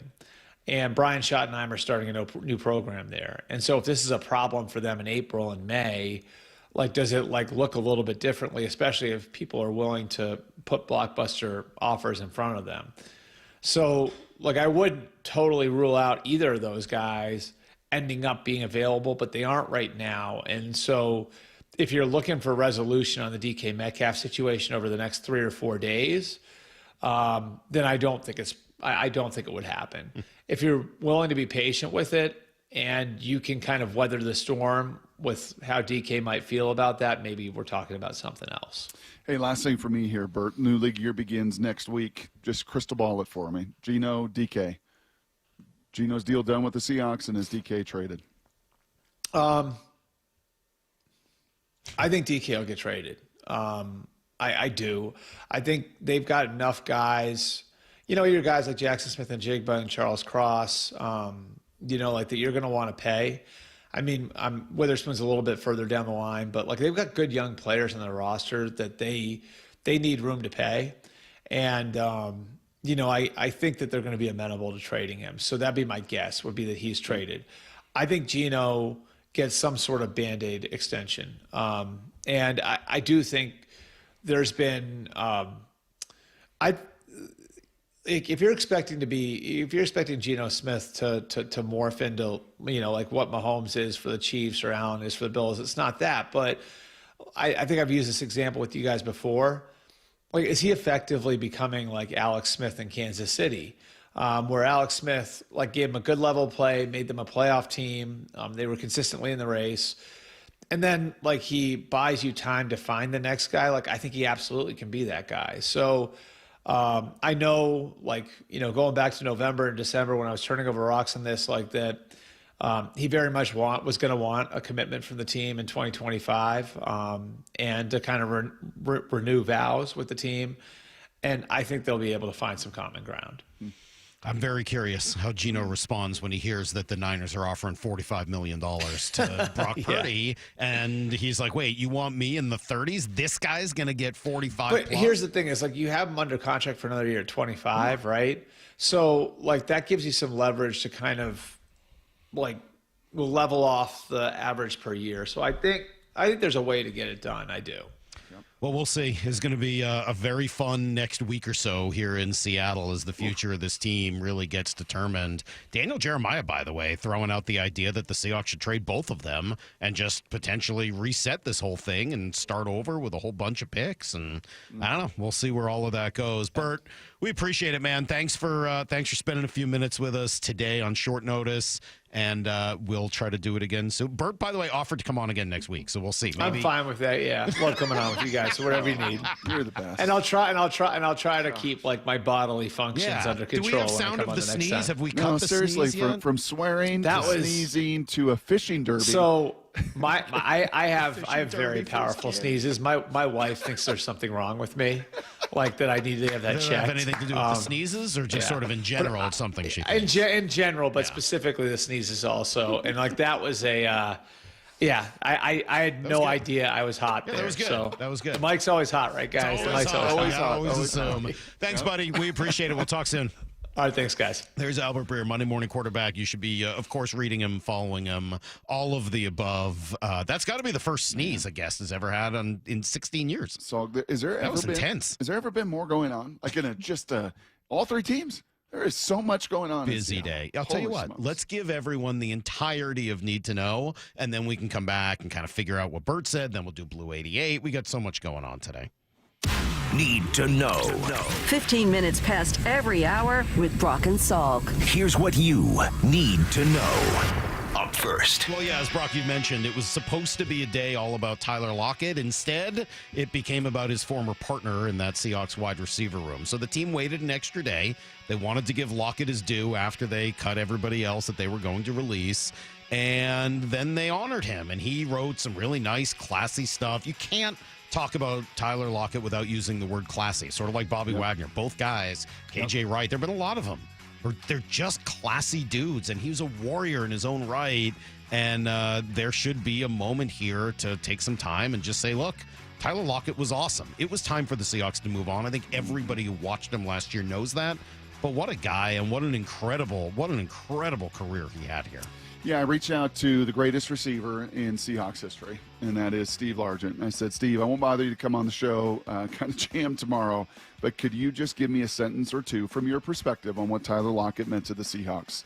And he said, man, seriously, Tyler is a great and humble person. That's what I most respect about him. He was a hard-working receiver who was the consummate team player. Always had the ability to get open, always had the ability to catch the ball in a crowd, something a lot of guys can't do. The Seahawks are going to miss this humble leader. Yeah, I don't think there's any doubt about that. And just, by all accounts, you just don't hear a bad word about him from anybody ever. What a tremendous player and tremendous person. But his partner over the last few years, DK Metcalf, chose to steal the spotlight from him yesterday when he asked for a trade. According to multiple reports, DK wants out, and I think they'll probably try to make that happen. Everybody else seems to think so as well. Why? Well, that's a good question. Brady Henderson saying that there's some stuff going on behind the scenes. I've kind of heard behind the scenes, independent of what was reported at the Combine, that this situation has kind of been brewing for a little while. And I think it's fair to wonder whether this is simply a football matter, like the team doesn't think that the player is worth what the player wants, or if there's more to it, meaning if part of this too is some stuff has gone on behind the scenes that maybe has damaged the relationship. I would wonder if that is at play here, in addition to just purely a football situation and a football question. I think the Seahawks have offered him money in the past. But how many times, Salk, have we heard from John Schneider, Mike McDonald, what a great player he is, what a talent he is. Mm-hmm. He's all of those things. And I'm sure they were willing to give many, guaranteed millions of dollars. But ultimately, as Bert said, I like the way he framed that. This is about wanting the ball and the bag. I want the ball, and I want a lot of it, and I want the bag. And I want the $30 million that goes along with it. And in the course of the construction, with a new offensive staff and everything moving in this direction and this draft and the meat and potatoes, looks like timing's of the essence. And I don't think DK is going to be a Seahawk in a week. No, it doesn't feel that way. Now, what do you get back? Josina Anderson saying a team is offering a third. I would think that's a no thank you. Diana Rossini saying that the team is looking for a first and a third. That feels like a stretch. 2+. That's what Bert Breer said. So, high 2, right? I mean, again, It depends. New England's 2 is 35. What's Yes. Buffalo's 2? Correct. Like 60. Like, there's Or a the Chargers, very too. big Yes. difference Yes, there. there is. That's why I don't feel like a first-round pick, if it's a late first-round pick, is necessarily out of the question. What if it's DK and a fourth for the number 23 pick? Mm-hmm. Like, I do think there are ways to kind of make something like that happen, but we'll find out. This is going to be the conversation over the next few days until something gets done.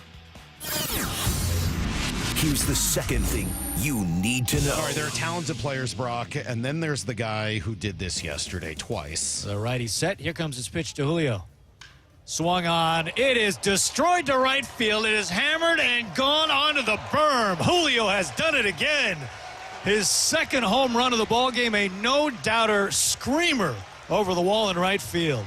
What a night for Julio already. Number 2 is on the board. Yeah, that one went to right field. The earlier one went to left center. It might have even been louder. You want to hear the beginning of it? I think you'll like this. Here's the pitch. Swung on it. Belt. Lord, right? That one was absolutely Compare that to destroyed. Bert Sneeze. We'll do that later. Swung on and hot you.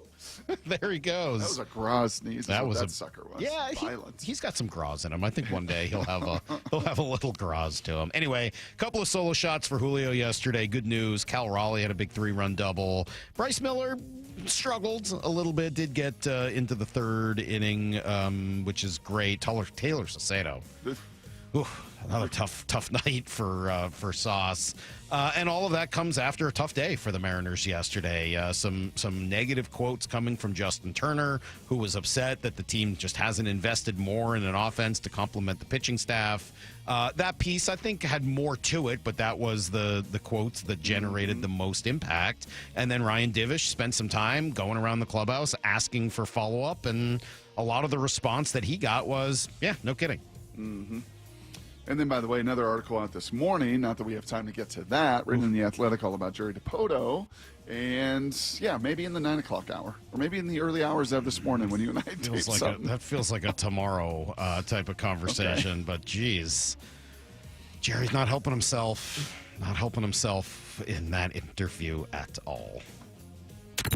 Here's the third thing you need to know. The Kraken out, Brock. They had a really busy day yesterday. Deadline is tomorrow for trades, but they pulled off a big one. Mega deal. They trade Yanni Gourde, Oliver Bjorkstrand, and a 5th rounder for 2 firsts, a 2nd, and a player.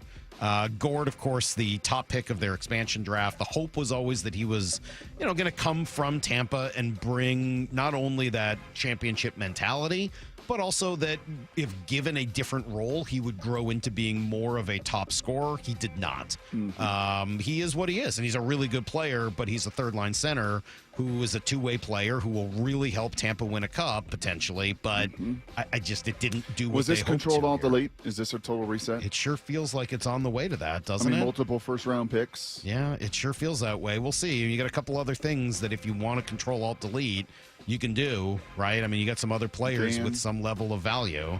I mean, you want to trade McCann? That's probably your most valuable piece. So we'll see.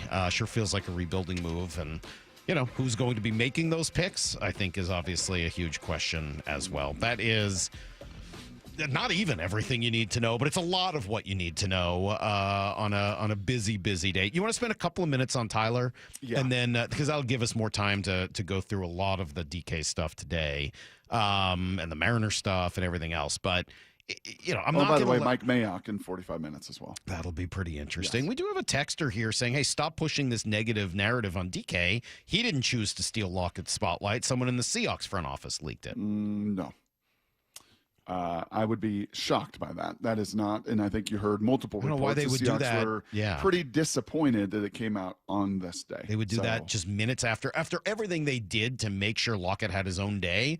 I don't see the Seahawks reacting like that. They're way too. I mean, who do you feel is more likely to have a crazy emotional response? The Seahawks and the entire organization, and everybody that would need to go into doing that. Generally comes from the player, right? Yes, you would trade request, a public trade request. Think, and I think that not only is the team upset, but I'm going to guess a lot of the teammates are upset that DK took Tyler's moment, given the amount of respect that Tyler gets in that locker room as he deserves. Here is KJ Wright. This is from when KJ can't come on our show anymore. He's a coach. He doesn't want to get yelled at. I get it. He's Coach K. He's Coach K, obviously, and he doesn't need, Coach Schottenheimer yelling at him, or Coach Shanahan yelling at him. But here's what KJ had told us about Tyler in the past, back when he could do our show. Tyler Lockett is a guy that I truly, truly love as a human being. Just his heart, his vulnerability. Because there were times when, I just bring you into a story, it was during COVID, and we all had to be separated from each other. But I kid you not, Tyler was like my lunch buddy. We would go outside and just sit outside, just us two. And we'd just be talking about life, talking about relationships, talking about our faith. And he's long-winded now. He can talk a lot, but the guy just shares his heart. And if I'm going through anything in life, I know that I could just pop up next to this dude. Hey, man, what you think about this? Me and my girl, we going through this. She said this, I did that. And he gives some really, really great advice. And just an awesome human being. I think I like that story in Cut, Brock, because it confirms what everybody already thinks to be true about Tyler. And we never really know, guys. Yep. But everything you hear from his teammates, I think, has given us the impression that we really do. Yeah, super relational guy with players, with staff. You saw the Seahawks. I sent that to you yesterday, the little 1-minute tribute they did, Salk. And it wasn't just players. It wasn't just coaches. It was everybody. Everybody in that organization. Everybody in ticket sales, in the equipment room, in administration, in the locker room, in the training room, in the weight room. It's just everybody. Yeah. And there's very few that can do that. But when you sustain what he did for a decade as one of the best receivers in the history of this organization, everything he did off the field, you build a whole bunch of connective He is pretty tissue. relational. You remember the relationship that he had with DJ Fluker. Hey, Seattle, we got a deal. Go Hawks. You remember he and Crawling under the covers with Fluke. Yeah, that was quite that. They were very relational in that moment. All right, we got to take a quick break. We'll come back. We will give you guys a little Blue 88. As Brock said, Mike Mayock is going to join us at 8:30. We've got so much more to talk about here. It is Brock and Salk, Seattle Sports on 710, seattlesports.com. The John Schneider Show. With Wyman and Bob. Brought to you by Pizza Hut. You're down at the Combine. What's the biggest priority that you want to know about these players? Yeah, I would say having our coaches here this year, interviewing the players in person and watching them interact, how they respond to the teaching, and can they teach the coaches. That's probably the most important thing this year. We didn't bring the guys last year because everybody was just installing our systems and getting going. So it's pretty cool having those guys here this year. Hear the rest of this interview on demand at seattlesports.com and on the Seattle Sports YouTube page. All right, Mike Salk here, and yes, who's ready for some luxury? It is waiting for you at the Snoqualmie Casino and Hotel, where comfort meets elegance. And this summer, the hotel is coming. It is going to be phenomenal. Yes, they've got grand suites, signature suites, 2 queens, premium kings, the whole deal, man. All with great views of the Cascades and the Snoqualmie Valley. Plus the destination spa, the big new entertainment space and convention center, and some new food venues as well. It's going to be pretty darn sweet. For more details, please visit snocasino.com. Seattle's closest is now Snoqualmie Casino and Hotel. Over the past decade, Washington state politicians have doubled state spending with no improvements to the issues we care about. Instead, we now have the 3rd highest cost of living in the nation and a $12 billion deficit. It's time to tell legislators we need better results, not bigger taxes. Act now at affordablewashington.org. Paid for by people for an affordable Washington and Olympia, Washington. Top 5 donors are Washington Alliance for Competitive Economy, Microsoft, Madrona, T-Mobile, and Alaska Air. Hi, I'm Smokey Bear, and I made an assistant to help you out because only you can prevent wildfires. Hey, Assistant Smokey Bear, call me Papa Bear because I'm grilling up dinner. Do you get it? Yes, good job. So, what should I do with all these coals? Don't just toss them out. Put them in a metal container because those embers can start a wildfire. I understand. The stakes are high. Ha, ha, ha, ha. Learn more at SmokeyBear.com. Brought to you by the U.S. Forest Service, your state forester, and the Ad Council. I learned patience from my adoptive dad. All he had to say was, "Hey, you got this. Just breathe." Hey, we're pretty good. Yeah. Might have to start a band. I got it. Learn about adopting a teen from foster care. You can't imagine the reward. Visit adoptuskids.org to find out more. This message is brought to you by Adopt US Kids, the U.S. Department of Health and Human Services, and the Ad Council. We've all been there, sleepless nights, wondering if your business's security service is really protecting what matters. At Bay Alarm, we can put your security insecurities to bed. Our advanced technology and personalized support ensure you can rest easy knowing we're here for you. BayAlarm.com. The smart way to improve home comfort is a new heat pump. New heat pumps from Home Comfort Alliance provide efficient heating and cooling in one unit. Upgrade today and enjoy 18 months, same as cash financing, and up to 15% off through March. Visit HomeComfortAlliance.com. The nonprofit Puget Sound Senior Baseball League plays real baseball on the best fields. The season's next tryout for adults ages 18 to 65 and older is this Saturday, March 8th at Hogan Park at Russell Road in Kent. With 10 divisions featuring different age and skill levels, there's room for almost every ball player, from ex-Little Leaguers to high school and even former college and pros.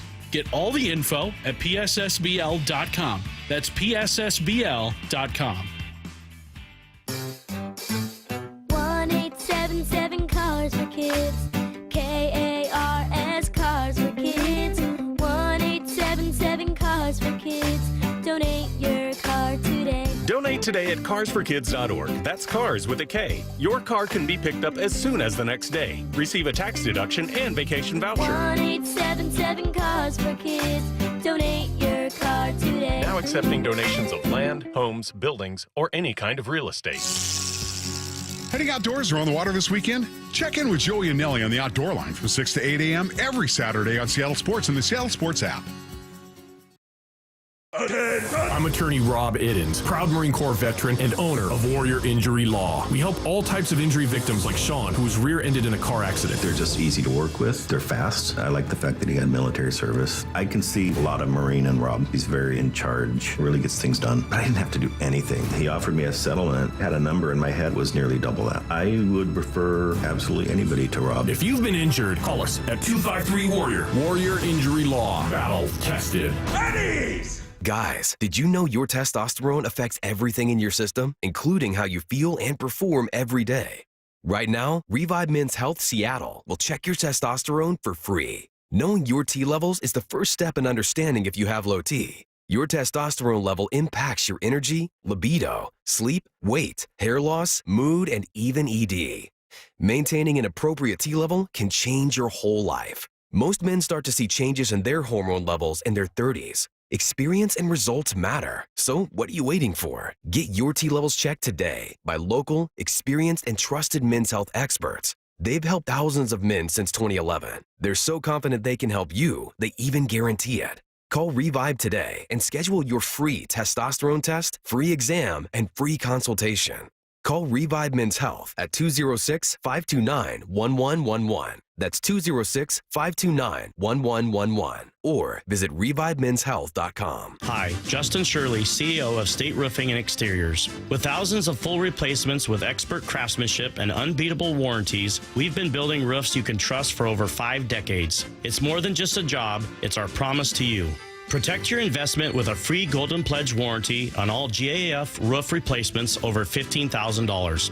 Call 866-ROOF-ROOF or visit stateroofing.com today to schedule a free estimate. State Roofing and Exteriors, held to a higher standard since 1968. This is Brock and Salk's Blue 88. Blue 88! Blue 88! We take you to the field as Brock Ewart breaks down 3 football questions as only he can. Now here's your hosts, Brock Heward and Mike Salk. All right, kind of like the old days, coming right in from commercial. Old Blue 88. How about that? Oh, gosh, that's funny. What are you laughing at? Our texts, our shared text streams right now. All the people that are texting us? Yes. That's good stuff. I love this. I said that to Titus late last night, Molly. There's just times that I just, today's one of those days, right? Yeah, I popped out of bed this morning. Yeah, and all last week, most of the time, this is just like not even a job.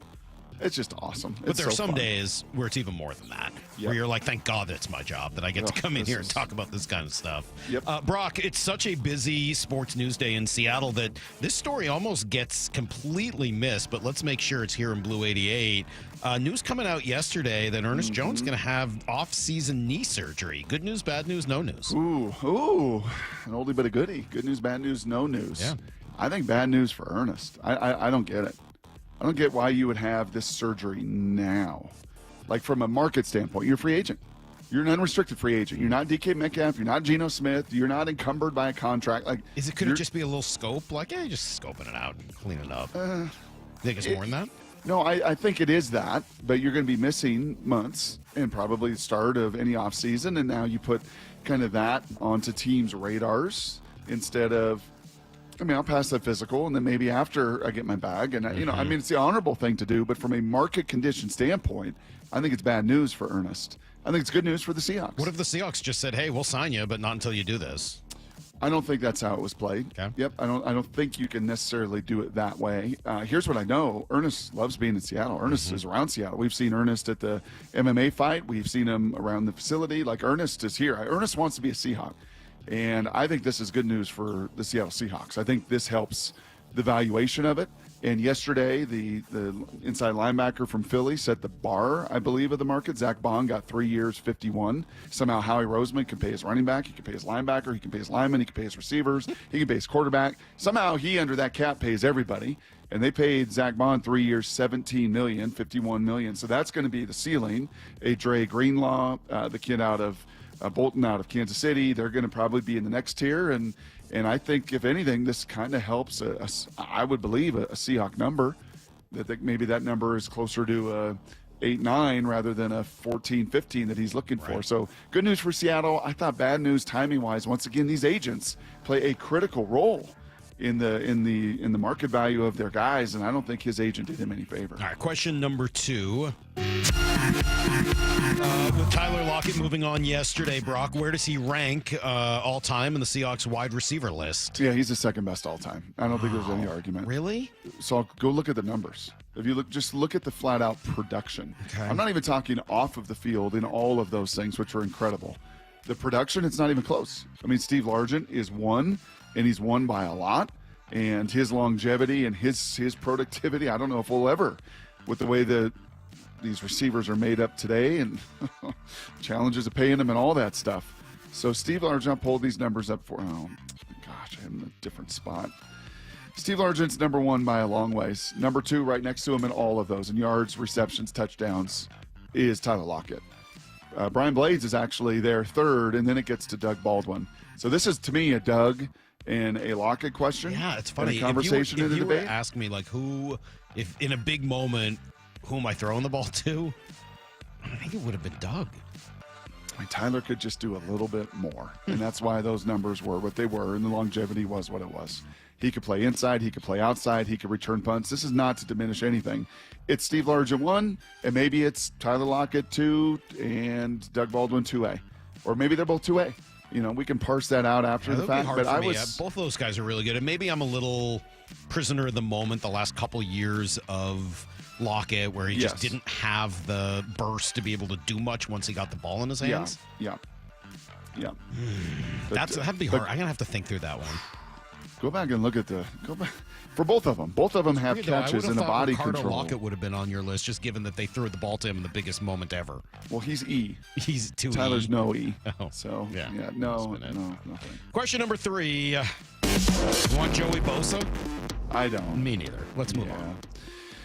Yeah, 9 years, hadn't played a full season in 4 years, a bunch of Pro Bowls. Yeah, just to me, not necessarily. Let's go play with his brother, huh?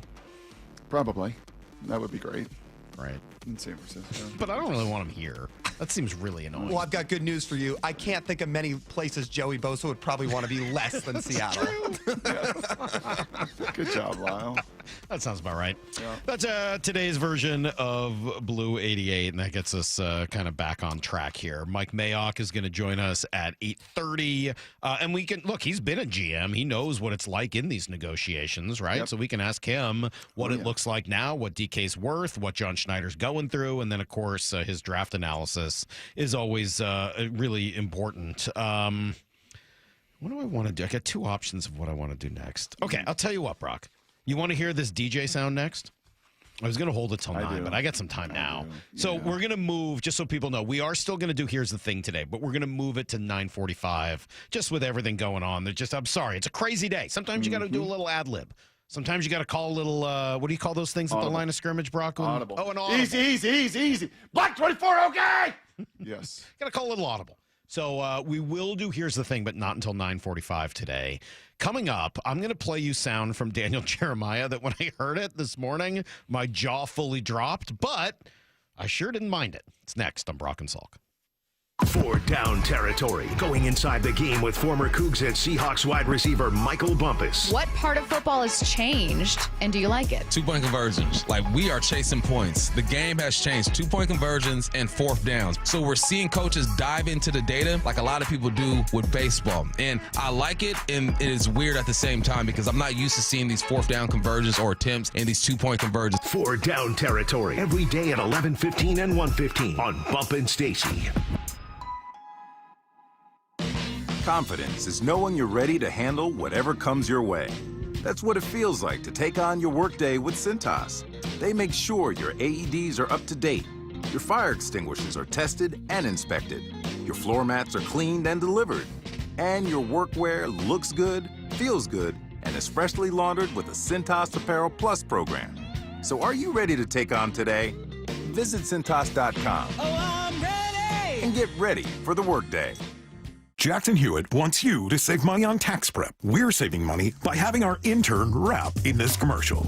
Don't stress, Jackson Hewitt's got expert tax prep, $149 or less. Yo, some tax guys lie about price. What? They got hidden fees, that ain't nice. Ain't nice. Don't ignore MC Kevin's rhyme, cause this deal's for a limited time. $149. For tax prep that's $149 or less, hurry into Jackson Hewitt today. No cap. Limited time offer for new clients on federal returns. Participating locations only. Terms at jacksonhewitt.com/149.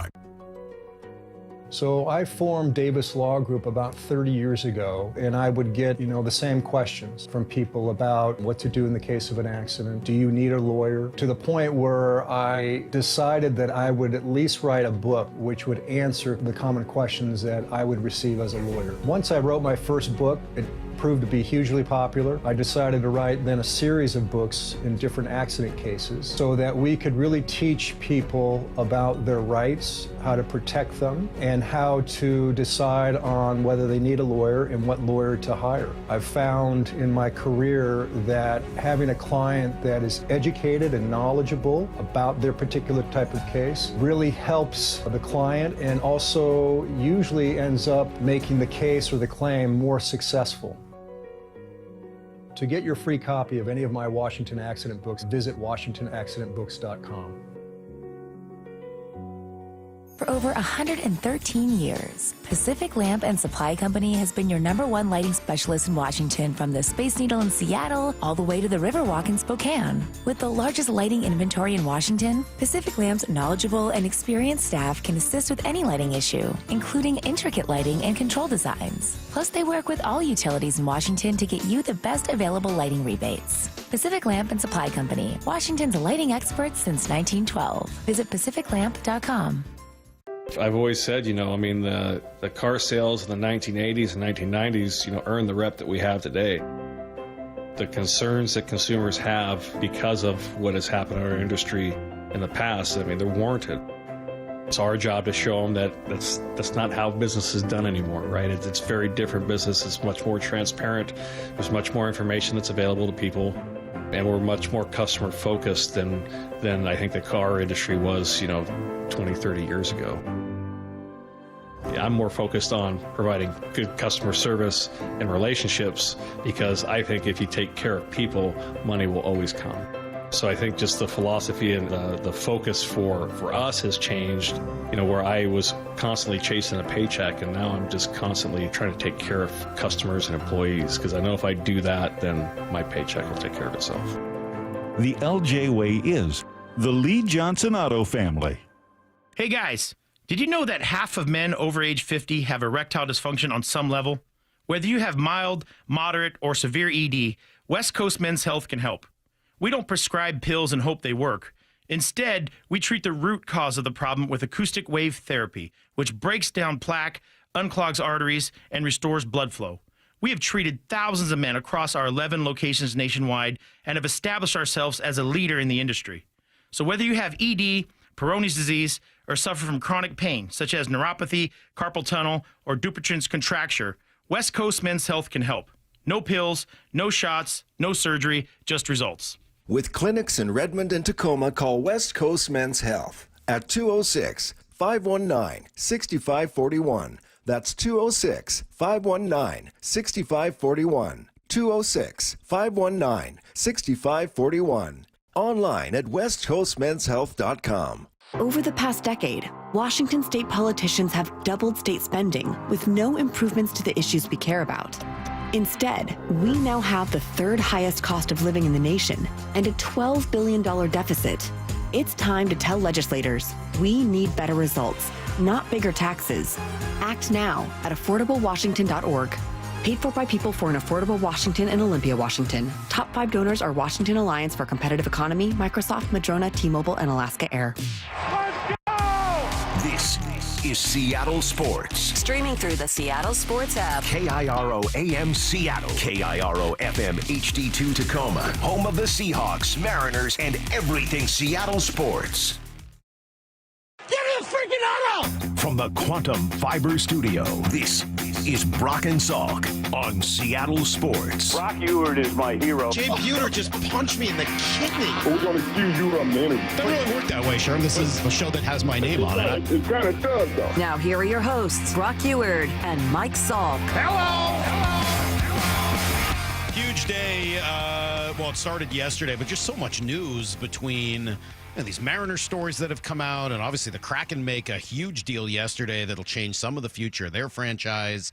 The Seahawks move on from Tyler Lockett and celebrate his incredible career. And then DK Metcalf really becomes the biggest story, not just in town, but one of the biggest national stories as well, as he asks publicly for a trade, leaking that story to Ian Rappaport and Adam Schefter and, Tom Pelissero. Pretty aggressive agent. Let me just tell you that as well. Behind the scenes, very aggressive agent that represents a lot of these receivers that are the same ilk of DK Metcalf. That want the ball and want the back and want big money. Well, and if you're DK Metcalf, I don't think that's a huge surprise that he wants all of that. New agent, by the way. New agent from the time the deal was done the last time. Yeah, I think about a year ago I had heard, right? We talk about Scott Boras a lot, and he is the whale, and it is very different, and it's a different sport, it's a different profession, and everything else. But I don't think people always understand the role that these agents do play, in the full scope of things for players and their relationships with their team. We talked about it a lot, Salk. Russell's agent, public enemy number one for you. What was his name? Mark. That'd be Mark Rogers. Mark Rogers. There you go. And because he felt like he always did him a disservice. How many other clients has Mark picked up, by the way? I don't think he's looking for other clients. I think he was a baseball guy, and I was just curious if he'd picked up. But this goes both ways. The DK wants that agent. Russell wants that agent, and that agent plays the role that player wants. And I don't think it is always to be deal maker. Yeah, in this case, DK's not even saying that he wants a deal. He's saying he wants to go to a contender. Yep. So, I really do think that some of this, if not a lot of this, has to do with the choice the Seahawks have been facing. DK Metcalf or Geno Smith. It's going to be really hard to pay both. So what do you want to do? And in the last 2 weeks, all we've heard is a love affair with Geno Smith. We love him. We love him. We love him. We're going to sign him. I'm best friends with his agent. We have dinner together every day. We're going to go to Mexico together and Cabo and then travel around the world to Hawaii and then to Tahiti. And all we've heard is how much they love each other. Well, I'm sure DK heard all those same things. And it's like, wait, you love him so much and you're going to sign him. And he and I don't get along all that great. Why aren't you showing me the same amount of love? Well, Daniel Jeremiah on the Move the Sticks podcast. This is him and Bucky Brooks. And, of course, DJ will be with us here in another couple of weeks again. He had quite the theory on what the Seahawks could be doing. Aaron Rodgers, as he was getting towards 40, was still playing, MVP level football. Tom Brady, obviously, on the other side of 40, championship level football. And I think there's a lot of people that are kind of forgetting those are exceptions. That is not how it normally goes. We've seen a lot more quarterbacks. Geno's 34. Think about Cousins last year. Think about Russell Wilson's fall off. We've seen a lot of those guys kind of fall off. So if you're Seattle, is this almost like the fact that Lockett's gone and maybe they trade DK Metcalf? Geno's 34. Would it shock you at all if Seattle said, you know what, maybe we could, because the quarterback situation is not great around the league, and we'd have to find, maybe we could try and make it work with Fields, who's younger, at least take a shot at somebody younger. Maybe we traded Geno and DK and kind of regroup and reset here. Whoa, whoa, whoa, dump that. That's pretty explosive. That is a pretty explosive theory from our friend Daniel Jeremiah, who's not really a hot take guy at all. That's a pretty, I don't know if it's this explosive. Weekdays 6 to 10 on Seattle Sports. It's not quite like Bert Breer sneezing on the air explosive, but it's pretty explosive, right? Seattle Sports. He really let loose on Really, that was sucker. Grouse-esque. That was powerful. That's not to the point. That's not out of thin air. No, DJ doesn't make stuff up. No. So you think that that's a possibility? Doesn't mean it's gonna happen. Was it a week ago? You and I were both of the same accord that this was different. This did not sound like Russ. This did not sound like any intention whatsoever. I was there until I heard there's a guy out there who's probably not as good. It's certainly not as good in Geno's mind, who's going to be offered a minimum of $45 million. Oh, interesting. I go there because they talk Friday, and every day that goes longer is one of those, just with the way they operate and the way that they do business and have through the years. Like, okay, here's the deal. Here's our time to talk. Let's get this deal done. And it hasn't gotten done. You want to be here? I want you here. Let's find a reasonable number, and it doesn't get done. Well, there's no reason both of those things can't both be true, right? That, some of it is timing, and the longer it goes, the more unlikely it is to happen. And some of it, I still think he's looking on next door and going, well, you're telling me that you want to pay me 30-something million and this chump's going to get 45? Well, be careful. Be careful, because what did the market tell you 3 years ago? What did the market tell you every year when you were not in Seattle? And yet, Geno is, as you've said earlier, just kind of like DK. They're both pretty hot-tempered. Yes, they are. We're not talking about Tyler Lockett, the most even-keeled humans out there. Mm-mm. We're talking about two guys that are very similarly wired. I can relate to them quite a bit. They're pretty hot-tempered. They react. Maybe they overreact. I could absolutely see all of this being related. Can you imagine if they trade both of them? I would take a week off. I just wouldn't even come in. I wouldn't want to I wouldn't want to be gloating or anything. I would just take a week off. You guys could do the show without me. Let it all pass, and then I would show up afterwards, because everyone would hate me so much after that I think it would. I really would. I might be. Great. Yeah, I'd probably be pretty insufferable. Good. I still think that would be a surprise if all of that goes down. Yeah. Brock, I wrote about it last night, and I'm going to keep saying it. I do think that some of DK's reaction has to do with the Seahawks and Geno. Mm-hmm. That makes a lot of sense to me. And by the way, it's not just one thing. Is it mostly the money? Yes. But why is it the money? Well, part of it is because if they're not paying him and they are paying Geno, he's looking at that going, sure. Well, that's not what I'm looking that's for. That's how all these receivers at that level basically look at it. But what if it's the other way, Brock? What if it's, hey, you still haven't signed Geno, and I don't want to sit here and play and be around when you start rebuilding with some other chump quarterback? Yeah. There could be that too. Yeah, I don't think so. I don't either, but I'm trying to be open-minded to other options. I think it's a whole lot more of I want the ball and I want the bag. I think Breer absolutely hits it right on the head. I want the ball more in this system if you're going to want to run the ball, and you've hired 92 running game coordinators and coaches. This is not a system, and looking around. Let me play this for you then, too, because this is, where is it? Hold on. This is Nate Tice, Yahoo, who was on yesterday with Bump and Stacy, and he says that actually DK is not a very good fit with this system that Kubiak runs. The X in a Shanahan-Kubiak offense is maybe more of a varied route tree guy than DK is. And DK is a vertical guy, a slant guy. His kind of what he's good at, I wouldn't say it's limited, but he's good at certain things and kind of iffy on some other things. Maybe he's not a good fit for this offense. Yeah, I mean, I don't know.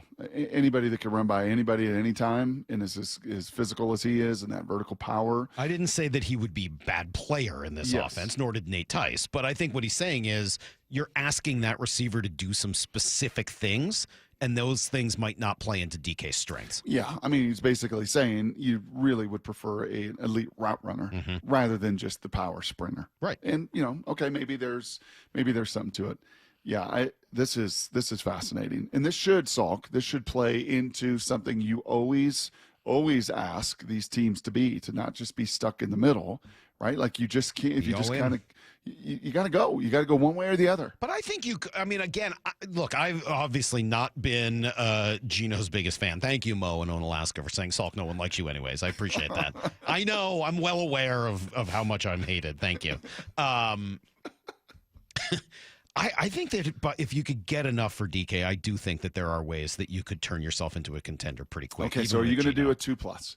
I think that is. What do you mean by a 2+? Is it a 2 in the 30s? Yeah, you get a second-round pick in the 30s from let's call it New England, 37. And their fourth rounder? Yeah, or a player or something of that nature. Just 2 plus something. Yeah, all right. So now I got a first at 18. I get 2 seconds. Yep. Yeah. Thirds, 2 fourths. Yeah. You got a lot of ammo. You got a lot of ammo. And I would about, also really, $70 million in cap space? Yeah, I'd be really interested, by the way, in getting a first in next year's draft, if there's any way to pull that off as a part of this, because that's supposed to have an equivalent value to a second-round pick. So that would be another thing I'd be pretty darn interested in doing. But Brock, Bert said it earlier, you'd have to be really patient to turn DK Metcalf into Myles Garrett or Micah Parsons. But what if you got the picks back and then turned some of them into Micah Parsons or Myles Garrett? I do think you could turn yourself into a dominant defense very quickly while still fixing your offensive line. If you could do both of those things, man, you really turn yourself into a different kind of contender than you are right now. An immense amount of powder in the draft and an immense amount of powder financially. And by the way, your fronts and your defense was a top 10 crew in the second half of last year. Okay, so make it even better, man. Dominate on that side of the ball. And then, do what you need to do on the offense. By the way, you're still saving the money in the DK thing, too. Yes. And maybe you can go get your Dahlman and try to help yourself that way. All right, we'll come right back with everything you need to know. The Mariners are getting skewered. The Kraken are making huge deals. Mike Mayock's going to join us in 20 minutes. Brock and Salk, Seattle Sports on 710. The John Schneider Show. Every Thursday until draft day on Wyman and Bob. We are now speaking with the architect of your Seattle Seahawks. How we doing, football fans? With Seahawks President of Football Operations and General Manager John Schneider. My job is to do what's best for the Seattle Seahawks organization. I have to keep wrapping my mind around that and trying to communicate effectively. Listen live Thursdays at 4 p.m. or watch the interviews on the Seattle Sports YouTube page. What's the standard the Seahawks defense needs to be held to under Mike Macdonald? The John Schneider Show. Brought to you by Pizza Hut. Man, what an absolute morning with so many different moving pieces. It was fun. I was at a football meeting the other day, and the new head coach said, here's the thing about football to the parental community. Football hurts. Football hurts in a lot of different ways. And for the guys in the room, like yours truly, that got to play at the highest level and experience that, the trade-off was some injury, was some hurt, was some pain. But you don't have to play pro sports to know what I'm talking about. Painful joints from arthritis can affect a lot of you listening right now, make it hard to do pretty much anything. Well, that is where my friend, Dr. Daniel Nelson, MD, from Eastside Pain and Regenerative Medicine over there in Kirkland, that's where he comes to play. He'll be on the attacking that chronic joint pain caused by arthritis. So don't let pain stop you from your quality of life. Consider Dr. Nelson, the only doctor in our state with over 3 decades of experience in pain medicine techniques. So no matter what walks through the door, he's got the tools to work with it, yes, including stem cell therapy. So consider that and a whole bunch more with my buddy, Dr. Daniel Nelson, MD, and you can give him a call this morning, 425-823-4000, 425-823-4000, or visit DanielNelsonMD.com. That's DanielNelsonMD.com. Something amazing is happening here. AI is increasing workloads on CPUs and GPUs, but this company's laptops are more than keeping pace. That's because CDW worked with them to future-proof their laptop fleet by configuring them with devices enabled with AMD Ryzen AI. Improve performance and free up resources with AMD Ryzen and CDW. Make amazing happen. Find out more at cdw.com/AMD client. When might you be buzzed? When you suddenly love everything. You guys, I love this song. I love these nachos. I love our kickball league. Ugh! I love this guy. What's your name? You know what I'd love? A ride when it's time to head out. If you see a buzzed warning sign, call for a ride when it's time to go home. Buzz driving is drunk driving. A message from NHTSA and the Ad Council. I love your car. Is this real leather? Prescriptions require an online consultation with a healthcare provider who will determine if appropriate. Restrictions apply. See website for details and important safety information. Price varies based on product and subscription plan. Hey guys, let's talk ED because millions of men experience it, but not everyone can access or afford treatments like Viagra. Well, Hims can help. Through Hims.com, you can get a full range of treatment options for ED, including daily or as-needed meds through a 100% online process. It all starts with an online intake form. Get started at hims.com/joy, and from there, a medical provider licensed in your state will determine if ED treatment is right for you. If prescribed, your medication is shipped to you for free. Find the ED treatment that fits your needs with options up to 95% less than the brand names. Millions of men experience ED, but Hims can help. To start your free online visit and save up to 95%, go to hims.com/joy. That's hims.com/joy for your free online visit. HIMS.com/JOY. Just Cause Legal knows the value of standing up for what's right. If you've been in a car crash, Just Cause Legal is here to fight for you. With aggressive auto insurance lawyers on your side, you will secure the compensation you deserve. Just Cause Legal makes the process as painless as possible. Don't wait. Time is critical. Get the help needed today. Visit justcauselegal.com or call 253-859-8899 and meet your legal lifesavers. Just Cause Legal, fighting for you. Headed outdoors or on the water this weekend? Check in with Joey and Nelly on the Outdoor Line from 6 to 8 a.m. every Saturday on seattlesports.com. It's the World Fighting Championships at Emerald Queen Casino Event Center. Saturday night, May 10th. Experience the thrill of live MMA, boxing, Muay Thai, and kickboxing. Tickets at emeraldqueen.com. Don't miss this exciting mixed martial arts event. The World Fighting Championships, May 10th at Emerald Queen Casino, the entertainment capital of the Northwest. 21 and older, need gambling help? Call 800-547-6133 or visit emeraldqueen.com. At Sound Pain Solutions, some of the most difficult cases we see are patients suffering from failed back surgery syndrome. Bill is an avid golfer, but his pain got so bad he couldn't play and was considering surgery. My back was killing me. I could not play any more golf. I could not walk more than half a block. I did not want surgery on my back, and I researched many different ways of getting this fixed. Behind that was horror stories from my friends who had back surgery, but it wasn't worth it, and I just made conclusion to that. There's got to be another way. I'm Dr. Mark Shelley, a chiropractic neurologist at Sound Pain Solutions. We were able to get Bill back on the course without the risk of surgery. We did this using non-invasive, FDA-cleared procedures like non-surgical decompression, laser, pressure wave, and bioelectrical treatments. Now, Bill is back to playing golf and enjoying life. Schedule a free consultation to learn if you qualify for our non-surgical and drug-free treatment by calling Sound Pain Solutions or visiting soundpainsolutions.com. Looking for a smart way to improve your home comfort without breaking the bank? 2 words, heat pump. John Curley here. Upgrade to Home Comfort Alliance Heat Pump and get efficient heating in the winter and cooling in the summer in one unit. Heat pumps use less energy and are environmentally friendly. Plus, enjoy 18 months, same as cash financing, and up to 15% off all heat pumps and air conditioning systems through March. Home Comfort Alliance for all your heating, cooling, plumbing, and electrical needs. Visit homecomfortalliance.com. Need to know. 15 minutes past every hour with Brock and Salk. Here's what you need to know. Up first. All right, here's a trade-off for Brock. You were just saying a 2+. What do you think of this one from Matt and Beaverton? How about the Patriots' second pick, number 35, and Joe Milton? Oh. Oh. Intrigued? Yeah, oh, for sure. I'd be pretty intrigued. You're going to keep working the lines. I would be pretty intrigued. I'm not saying I would immediately I mean, Joe say Milton, yes. I know. It's all on one. I know, but you're not banking on him in that situation. If as Bert said, Geno Smith is your Alex Smith. Yeah. I'm not saying that Joe Milton is definitively your Patrick Mahomes. He's definitely not. Okay, definitely not. But he's a guy that he's I think would be more ceiling than Sam Howell by a lot. Thank you. That's what I was going to say. Thanks, you beat me to it. Said it a lot more succinctly, a lot better, and people take it more seriously coming from you. DK Metcalf being traded is the story of the day. He wants out.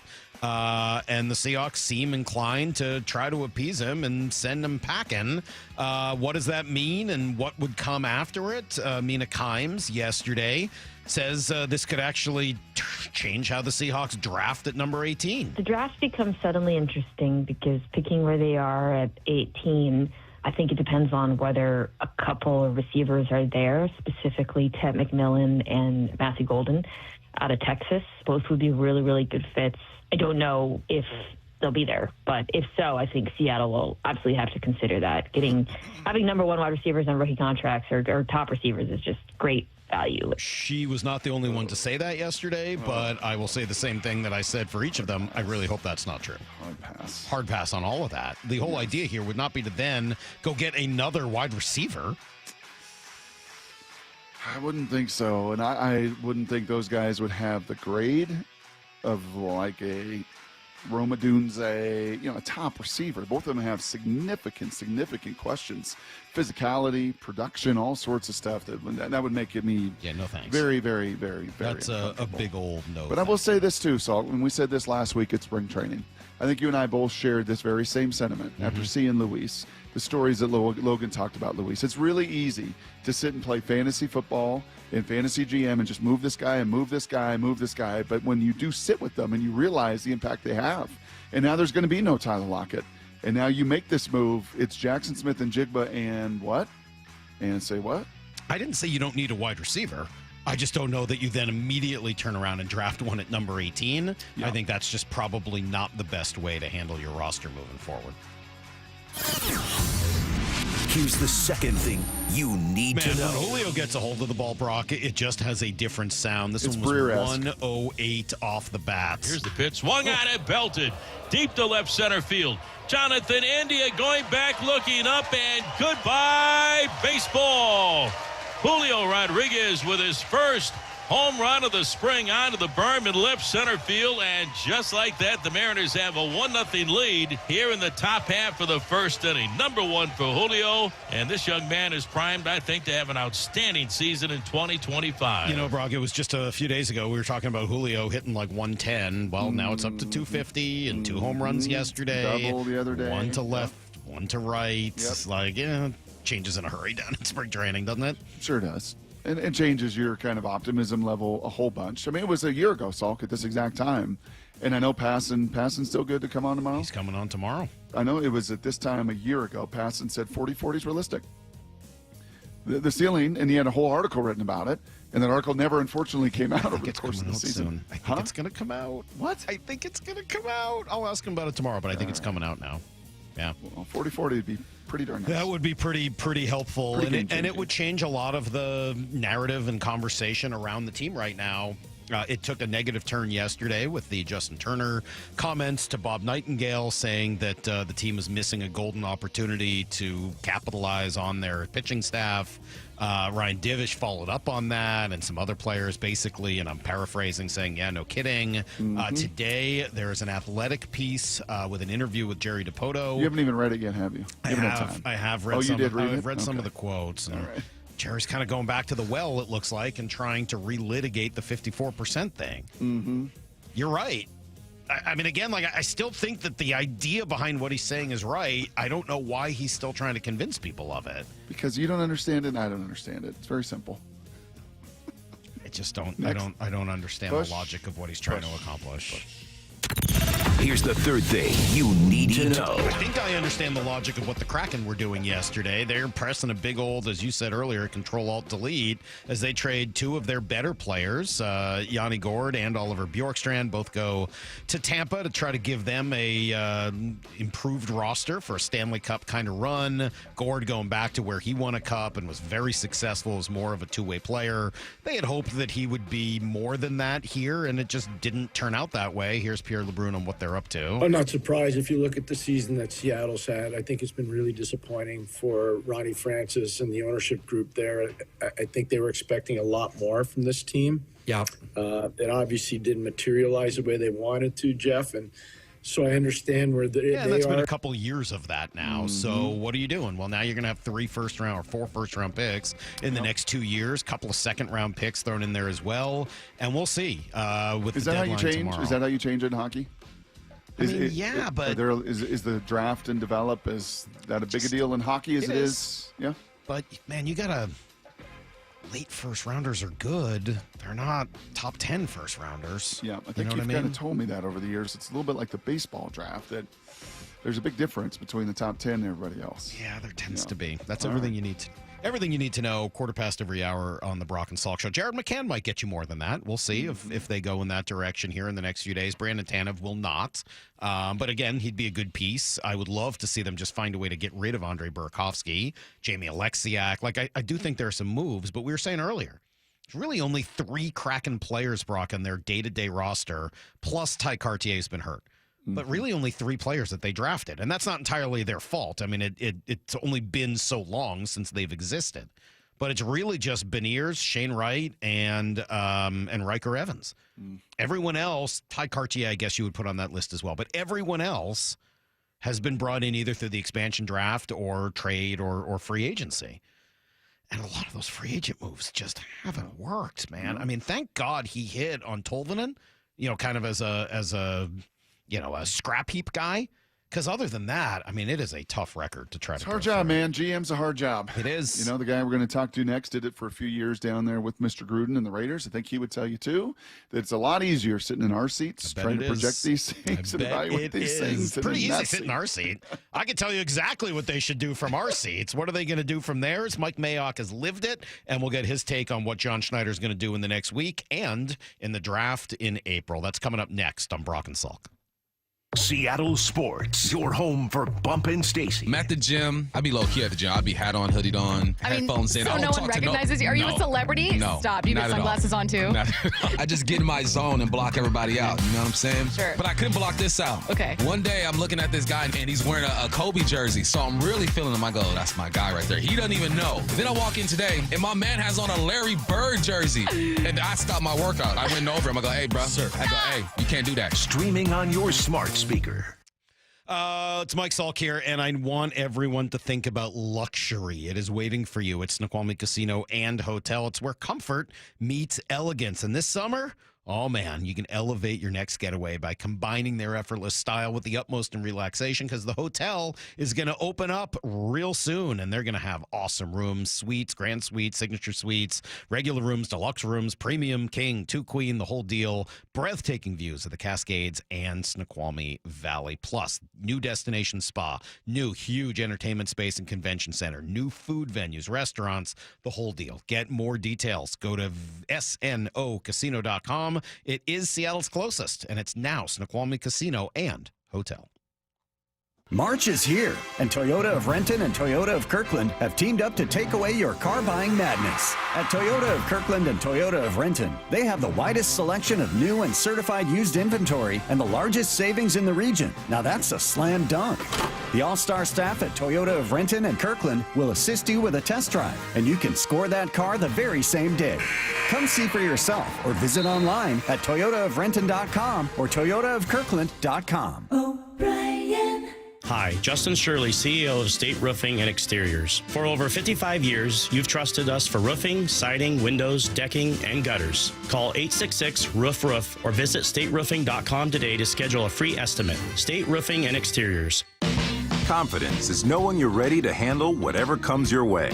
That's what it feels like to take on your workday with Cintas. They make sure your AEDs are up to date, Your fire extinguishers are tested and inspected. Your floor mats are cleaned and delivered.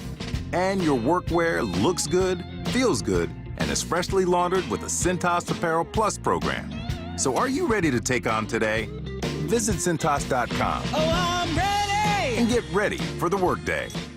Wesley Financial Group is not a law firm. Do you find yourself stuck in a timeshare? Get the real facts about the timeshare industry and your options for cancellation. Chuck McDowell, founder of Wesley Financial Group, has put together a free information guide that reveals the secrets the timeshare industry doesn't want you to know, including the 5 ways to get rid of your timeshare. Call now and get this timeshare cancellation guide absolutely free. Call 800-838-6161. That's 800-838-6161. 800-838-6161. Mariners single game tickets are on sale now. The squad will be back in action before you know it. And now's the time to lock in your seats for the biggest games this season. Don't miss opening day on March 27th, Ichiro Hall of Fame weekend, August 8th through 10th, and matchups versus the Dodgers, Yankees, and more.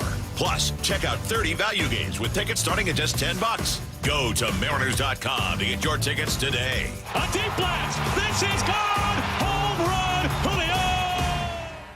Getting engaged? At Shane Company, dream engagement rings are our specialty. We have the most beautiful natural and lab-grown diamonds, hand-picked in every price range, ready to compare side by side. Shop online at shaneco.com or in store. Shane Company, your friend and jeweler. Bonneville International radio station contests are open to participants 18 years of age or older that are residents of Washington State unless otherwise specified. Employees or agents of the station, Bonneville International Corporation, other area radio stations, or any entity associated with the contests are not eligible to win unless the station otherwise specifies at its own discretion. Persons who have won in the last 60 days from a station contest or event may not be eligible. Full general contest rules are available on seattlesports.com or in person at the station during regular business hours.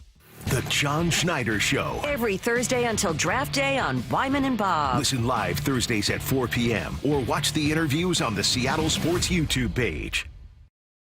If you've been injured, you need a lawyer that is tough, confident, and battle-tested. I'm attorney Rob Iddens, proud Marine Corps veteran and owner of Warrior Injury Law, where we help all types of injury victims like Cynthia, who was T-boned by a truck. The airbag shattered bones in my hand. I called Warrior Injury Law and was very happy with the outcome. Rob has integrity. He cares about people. He cares about his clients. I knew that I could trust Rob. If you've been injured, call us at 253-WARRIOR for your free case review. Does your yard need shade, privacy, or a little brightening up? Look no further than Big Trees. I'm Nancy Penrose, owner of Big Trees in Snohomish. At our 30-acre location, there are thousands of trees to choose from and knowledgeable staff, including a board-certified master arborist, to help you find exactly what you're looking for. Visit the nursery and learn more about Big Trees at bigtreesupply.com.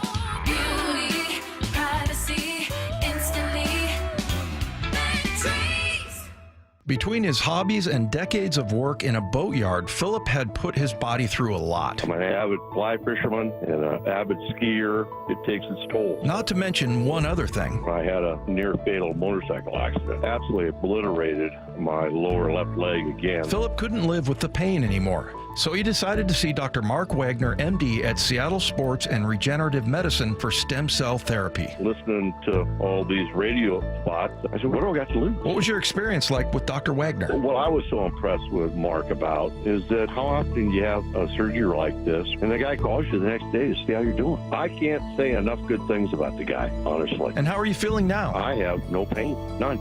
Zero. Wow. So would you recommend stem cell therapy to others? I'm a fan, believe me.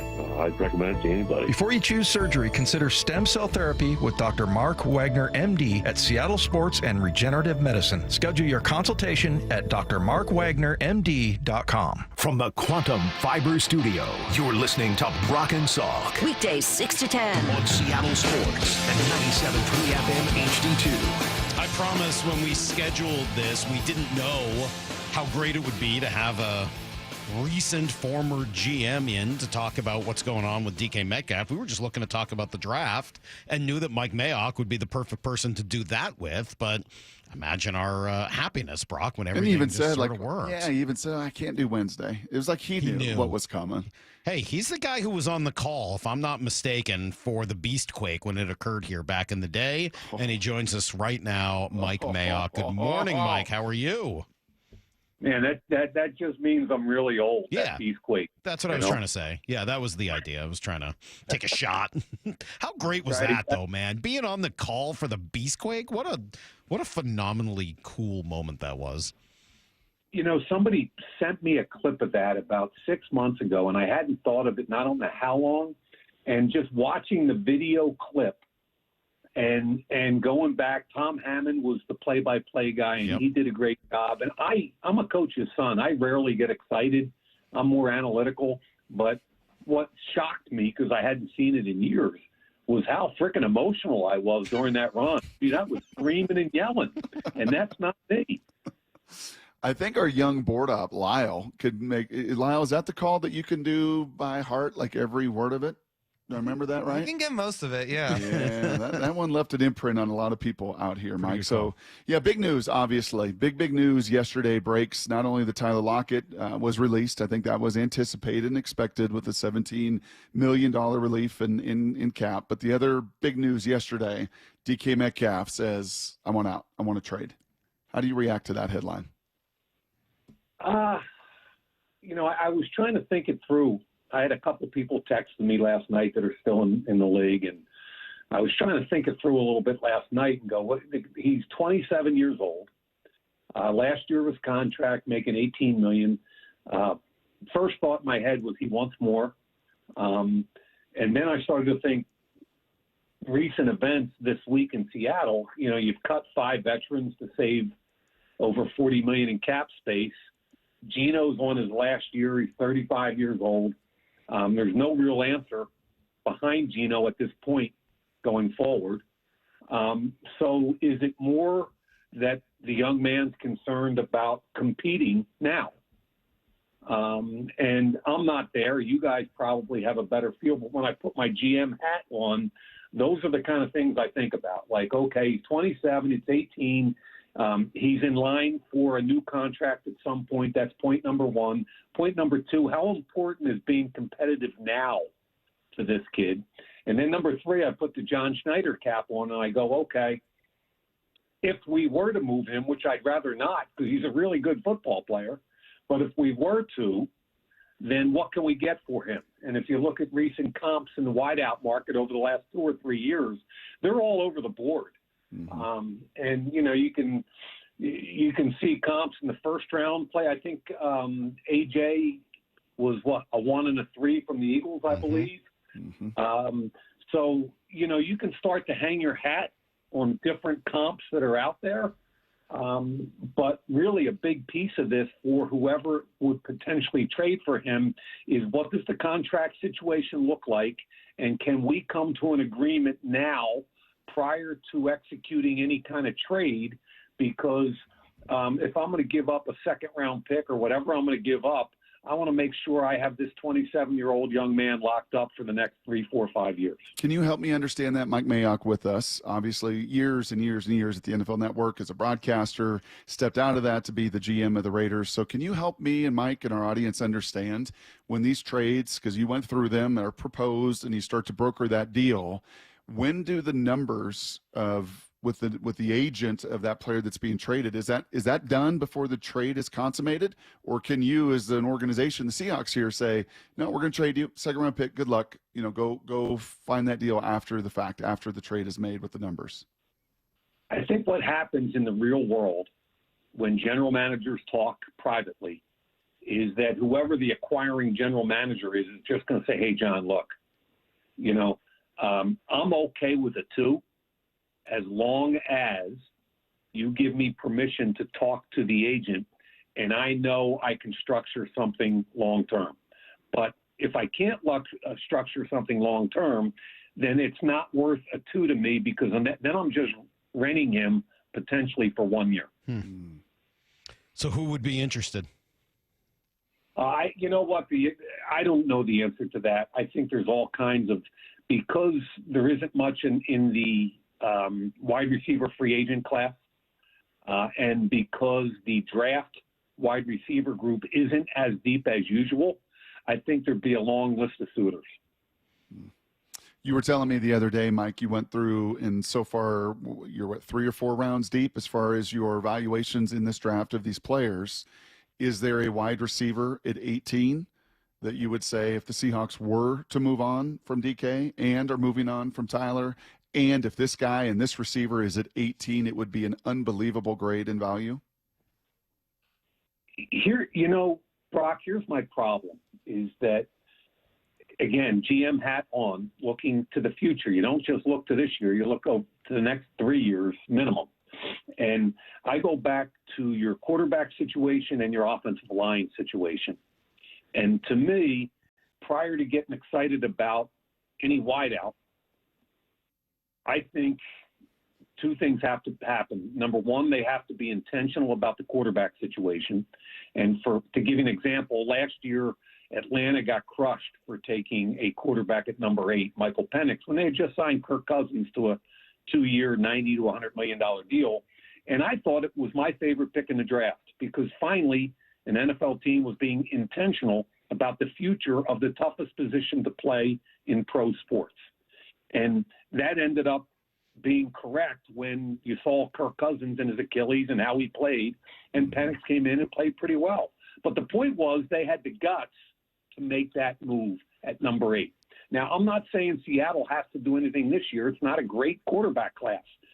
But they've got to be intentional about their future at that position. And then number 2, I saw something the other day about how Seattle's only invested one top 50 pick in the offensive line in the last 8 drafts.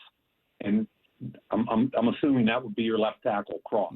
Yeah. So I kind of look at the hire with the offensive coordinator and the ability to marry the run and pass games together. And I go, if you guys don't fix that offensive line over the next 2 years, it isn't really going to matter who your wide receivers are. So from my perspective this year, it's more like, okay, we got to start thinking about quarterback heavily.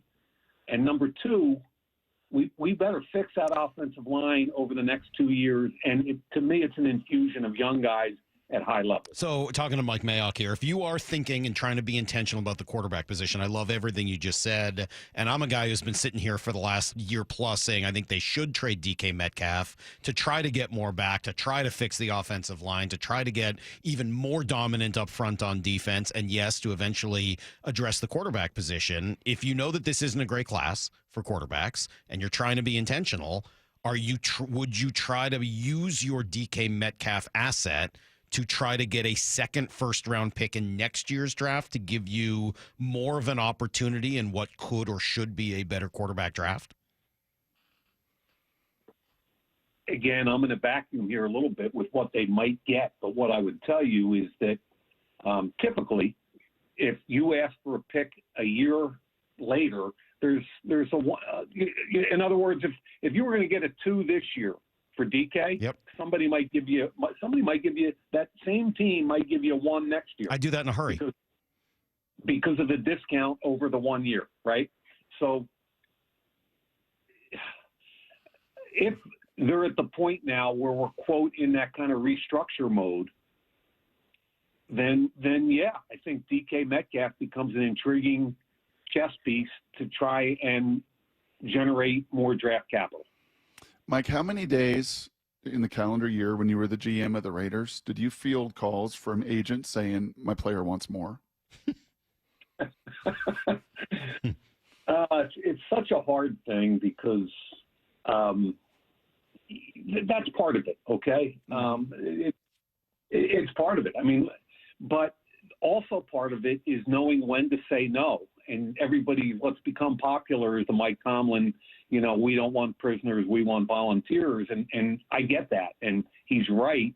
But you also have to field a football team, which means like Cleveland looks at Myles Garrett and says, I don't want to get rid of Myles Garrett. We're 2 years removed from 11 wins. And Seattle was 10-7 last year. Yep. And you're kind of going, okay, you just cut 5 guys, 5 vets. Are you going to trade this guy? What are you going to do with Font at tight end? So there's so much goes on that fans don't think that much about. The general manager's day is a long day, and it's 365 days a year. And John's got some real tough decisions coming up. But I don't think you can't fix it all this year. This is going to be a couple-year process. Well, yeah, it's interesting you say that, and it kind of leads into a conversation Brock and I have, it feels like constantly, which is, as a GM, it feels like it's not that hard to get good, but it's really hard to get great. How much time does a GM spend trying to figure out how to go from good to great, and what kind of risks do you have to take in order to do it? Really good conversation. And let me ask you guys a question, and I'm going to let you both answer. If Washington had Sam Howell at quarterback this year, how far would they have gotten? Not very. Wouldn't have been a playoff team. Okay. So I love their new GM. I think Adam is outstanding. And I love their head coach. Dan is outstanding. And they drafted really well, and they signed about 7 starters in free agency, kind of mid-level starters, right? Mm-hmm. All of which was done really, really well. But without Jaden Daniels, they don't go to the anywhere near the NFC Championship game. So my point is, and I've had this conversation with a bunch of GMs and coaches and scouts, and it's kind of like, if you don't have a franchise quarterback, you're basically just another day closer to getting fired. Well, so I agree with all that. Again, I feel like we're very much on the same page, which is great. And that leads back into the conversation about Geno Smith, because in my view, he's a good quarterback. I don't know if he's in that Jaden Daniels conversation you're talking about. I don't know. Yeah, I think that to use the Commanders as an example, they're a playoff team with Geno last year. I don't know if they're an NFC Championship team with Geno the way they were with Jaden Daniels. So how do you approach a negotiation with a quarterback like Geno at age, 35, knowing that he's good, but not necessarily in that elite category? Yeah, and I call that a bridge. And basically, if we were honest, how many franchise quarterbacks are in today's NFL? I would tell you 6 or 7. And then there's a group of another 7, 8, 9 guys that are good football players, but they're not franchise quarterbacks. And Geno would be in that group. And I define that group as guys that are good football players that need a lot of help to get you to a Super Bowl, whereas the franchise guys can get you there themselves. Mm-hmm. So, can you pay one of those good guys $40 million a year? Well, I had Derek Carr, okay, and I thought John Gruden did a great job getting the most out of Derek Carr that he's ever gotten out of in his career. But I can tell you that I had a bunch of phone calls from teams around the league that wanted Derek Carr and were willing to give up more than a first-round pick. Okay, but I couldn't walk into John's office and say, hey, I just traded Derek, because he'd look at me straight in the eye and he'd say, well, who's starting on September 5th next year? Who's under center? And if you don't have an answer for that, you can't do anything about it. So when you say Geno's a good football player, he is. He's solid. At age 35, is he a guy to build around to win a Super Bowl down the road? No, I don't think so. So that's what I mean by being intentional. Next year's draft potentially could have more quarterbacks in it. But I think John's one of the most competent GMs out there, and I would trust that they're having those conversations right now. And Geno's a really good bridge. You're going to pay him, I think he's got 15 in non-guaranteed dollars this year, along with a bonus of about the same. He's 31 million this year, I believe. Mm-hmm. None of it guaranteed until the roster bonus hits later this month. So I think he's a really good bridge, because I don't think you're winning a Super Bowl this year anyway, but you better figure the rest of it out as far as that position in the next year or two. Mike, so good, and so appreciate all of this time. I got a couple just last quick questions here for you. Kind of big picture, because I sat in that broadcast booth over the last 19 years as well, and I'm going to jump into doing some high school coaching this fall, which is going to be an absolute blast, and make that transition. As you transitioned from the broadcast booth that you were in for so many years into that GM office, what were things you learned that may have surprised you, that you just didn't necessarily, and now in the rearview mirror, you look back and go, wow, that was quite a learning experience? Yeah, there were so many things. And the first one would be that I spent 20-some years where my job was to be in all 32 NFL buildings when I was with the NFL Network. And I was in all 32 buildings. I had really good relationships. I learned a lot about what I thought was the culture of winning versus there is a culture of losing also.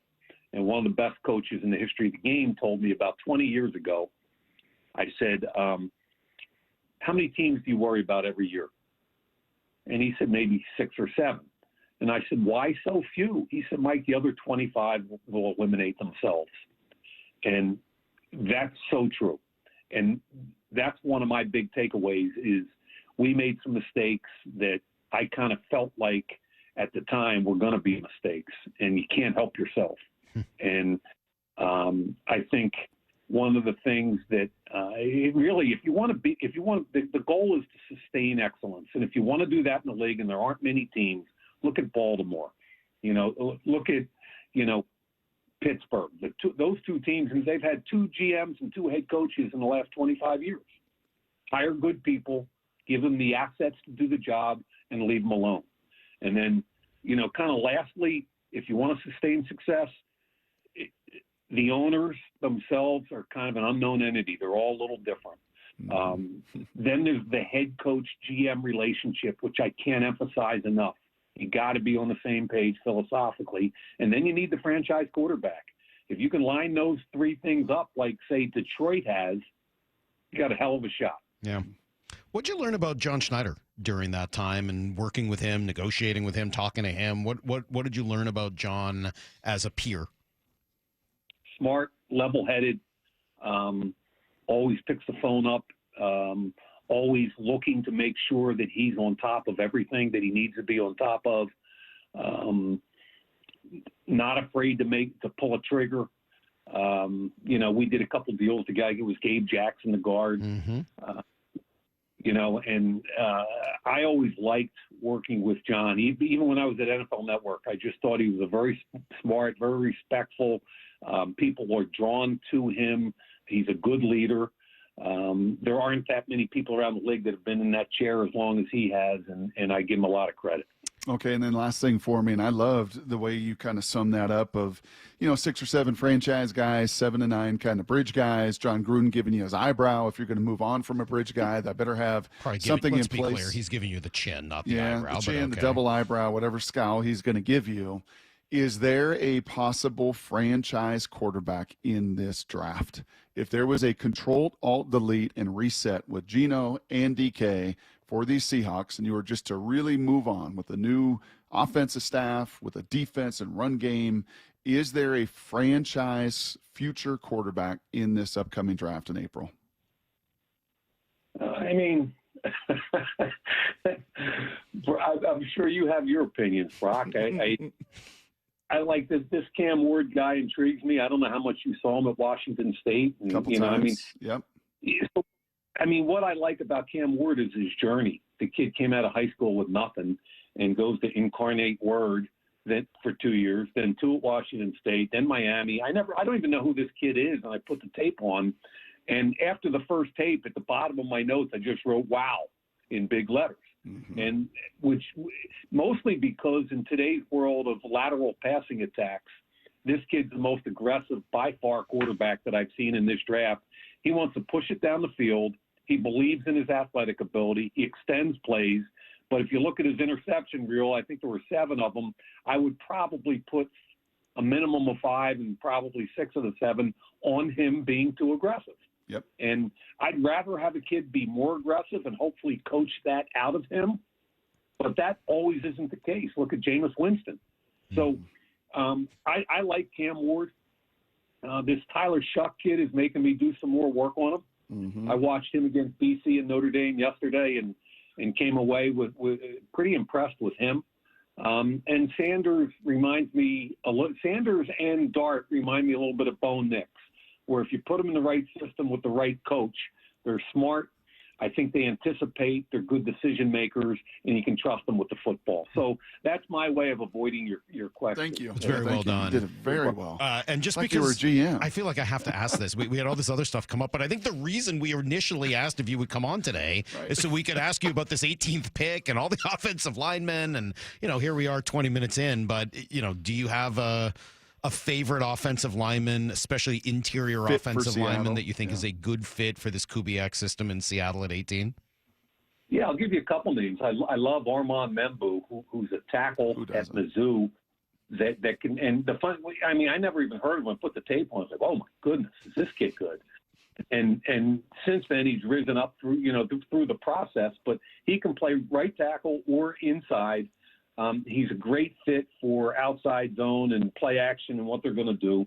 I think Zabel and Gray Zabel, North Dakota State, and Donovan Jackson can both play in that system. But two guys that I think are day 2 picks that I really am intrigued by for Seattle would be Tate Ratledge from Georgia, who played on a bad ankle a lot of the year and I thought got a bum rap from a lot of draft nicks. And then he went out to the combine and ran like 4.96 or something, jumped out of the gym, had the second fastest 10-yard dash. He fits what you're trying to do. He's tough as nails. And Marcus Bowe from Purdue, another guy that I think is got great feet and fits what you're trying to do. So there's 4 or 5 names right there for you. We appreciate this. Thanks, Mike. Thank you so much. We've missed you. It's nice to have you back in the media so that we can chat with you. And can we ever bother you again? Thoughts. Is that okay? Do I got to go through your daughter again? What do you think? Is that what you had to do this time? Well, she said I had to make sure I had the right number. And then she's sort like, of his PR agent Yeah, now? she said, do I need to nudge him? I'm like, I don't think so. Let me text him. And he was gracious and he was awesome. Wow. And just you give great guests, Mr. Mayock. There's no question about it. You guys put a big dent in my golf game this morning, so I got to roll. All right, go do that. That's the last thing we want to do. There you go. There's Mike Mayock, kind enough to take some time with us here on the Brock and Salk Show. Man, there's a lot in there. Well, we got to react to all this, Brock. My God, we've got DK stuff, we got Geno stuff, we got. And Mike you're going to hear Mayock Lyle stuff, do that Breer whole stuff. call. You're going to hear Lyle do that whole call. No, we're not. No, we don't have time for that today. Don't be ridiculous. Some other day we'll do that. We'll be right back. We are just plowing ahead with full-time DK, Geno, Seahawks. Oh my gosh, Brock and Salk. Sales Sports on 710, salesports.com. Seattle Sports, your home for Wyman and Bob. There's a Twitter account, I guess, called Mile High Moments, and they found the video of Dave Wyman scoring a touchdown. Weekdays 2 to 7. Who needs Elway when you've got Maddox to Wyman? My pregnant wife at the time, she missed the play because she was going to the bathroom. And I guess my mom went nuts, and my brother was embarrassed. Is that the one you said you went crazy in the end zone, and you're like, Yeah, I didn't act like I've been there before or something? They were like, yeah, act like you've been there before. But I haven't. Streaming live on the Seattle Sports app.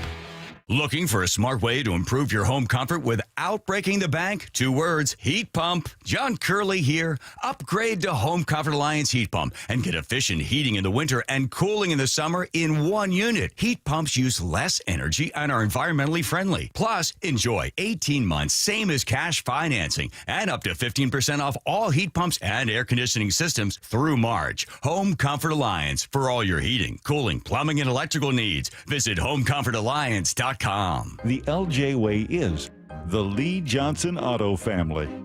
Hello. Welcome to Lee Johnson Auto Family. This is King. This organization's a special one. They call it the Lee Johnson Auto Family, and it's not just a name. It's not just some cliche.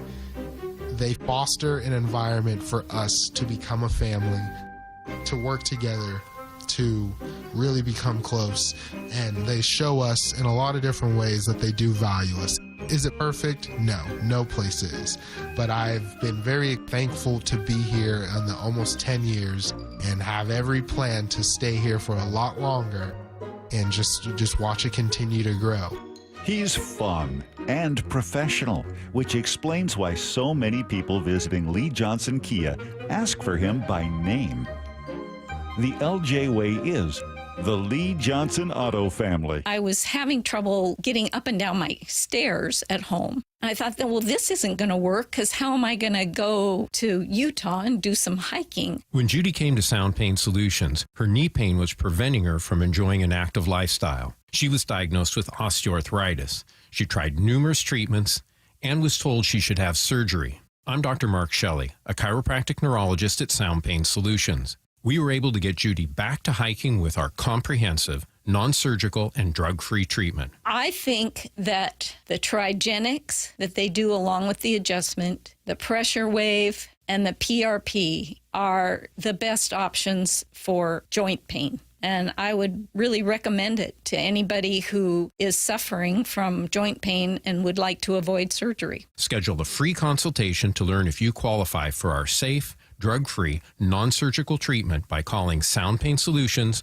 or visiting soundpainsolutions.com. At Shane Company, we know getting engaged is a big decision. But once you know, you know. That's the way our customers feel when they choose a Shane Company engagement ring. They walk into a warm welcome and walk out with their dream ring, knowing they got it right. For almost 100 years, we've been offering personalized shopping experiences. And we're in it way past the honeymoon, with a free lifetime warranty that includes the center stone, cleanings, repairs, and resizing for life. Shop with us at shaneco.com or at your neighborhood store. Shane Company, your friend and jeweler. Oh, could this vintage store be any cuter? Right? And the best part? They accept Discover. Accept Discover? In a little place like this? I don't think so, Jennifer. Oh, yeah, huh? Discover's accepted where I like to shop. Come on, baby, get with the times. Right, so we shouldn't get the parachute pants? These are making a comeback. I think. Discover is accepted at 99% of places that take credit cards nationwide. Based on the February 2024 Nielsen report. Did you know your skin is the largest organ of your body? Huh? That's why you should shower with Old Spice Super Hydration Body Wash instead of plain old bar soap.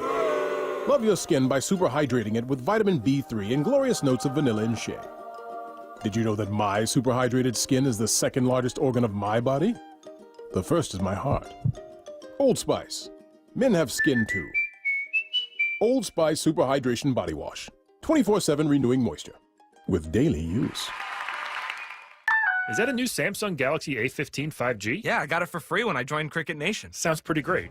At Cricket, anyone can get a new phone when they switch. Whoa. With a high-quality camera, meaning more flattering selfies for all. And super fast 5G, so you can post them for all to see. Your friends, your family, your ex. Free phone! Free phone! Okay, I'll switch. Welcome to Cricket Nation. Cricket 5G is not available everywhere. Must bring your number to Cricket on a $60 a month voice plan. First month service charge and tax due at sale. Fees, terms, and other restrictions apply. See cricketwireless.com for details. At Lowe's, our members get more.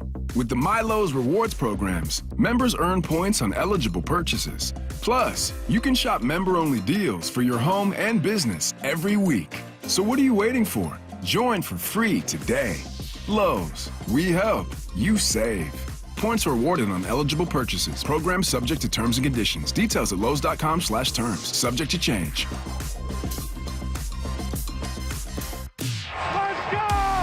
This is Seattle Sports. Streaming through the Seattle Sports app. KIRO AM Seattle. KIRO FM HD2 Tacoma. Home of the Seahawks, Mariners, and everything Seattle sports. Give me a freaking auto! From the Quantum Fiber Studio, this is Brock and Salk on Seattle Sports. I don't read the internet, guys. Take the bull by the hands. And Brooke, you are. And Brooke, you are. Now here are your hosts, Brock Heward and Mike Saul. Text message 206. Man, you're a great guest. Shut up, I'm golfing. Pretty good. Pretty good. Huge thanks to Bert Breer and to Mike Mayock, who both joined us today, both with excellent points of view on what's going on right now with the Seahawks roster, their front office, a couple of their biggest names who are both looking for contracts. We've got one more guest. If you missed either of those guys, please go back and check out the podcast later. It'll be up at 11, and you can find that at seattlesports.com or on the Seattle Sports app or just on Apple Podcast or Spotify Spotify or whatever. Bob Stelton will join us from spring training coming up in 30, and we'll talk to Bob both about what's going on down there. And there's quite the story brewing down in Peoria right now. We'll ask Bob what's going on and get his thoughts on what's going on with DK as well. Look, in some ways, Brock, this is all inevitable, and that's part of what I wrote about last night, SeattleSports.com. In some ways, this was all inevitable, right? In some ways, we should have seen all this coming because you had two guys who both want to get paid. Both of them are somewhat hard-headed, are somewhat volatile. Passionate people. That's part of what makes them great, but it's also part of what makes them challenging to deal with in a situation where you're negotiating. And they also don't necessarily have the best relationship with each other, according to virtually everything that's ever kind of bubbled out of that building. So this is pretty inevitable that we were going to get to a point where DK Metcalf and or Geno Smith were going to come up against the Seahawks in a negative way, and it wasn't going to be a good fit to re-sign both of them. I've been saying this forever. This was never going to be easy to re-sign both of these guys, and you've got to make difficult choices in that spot.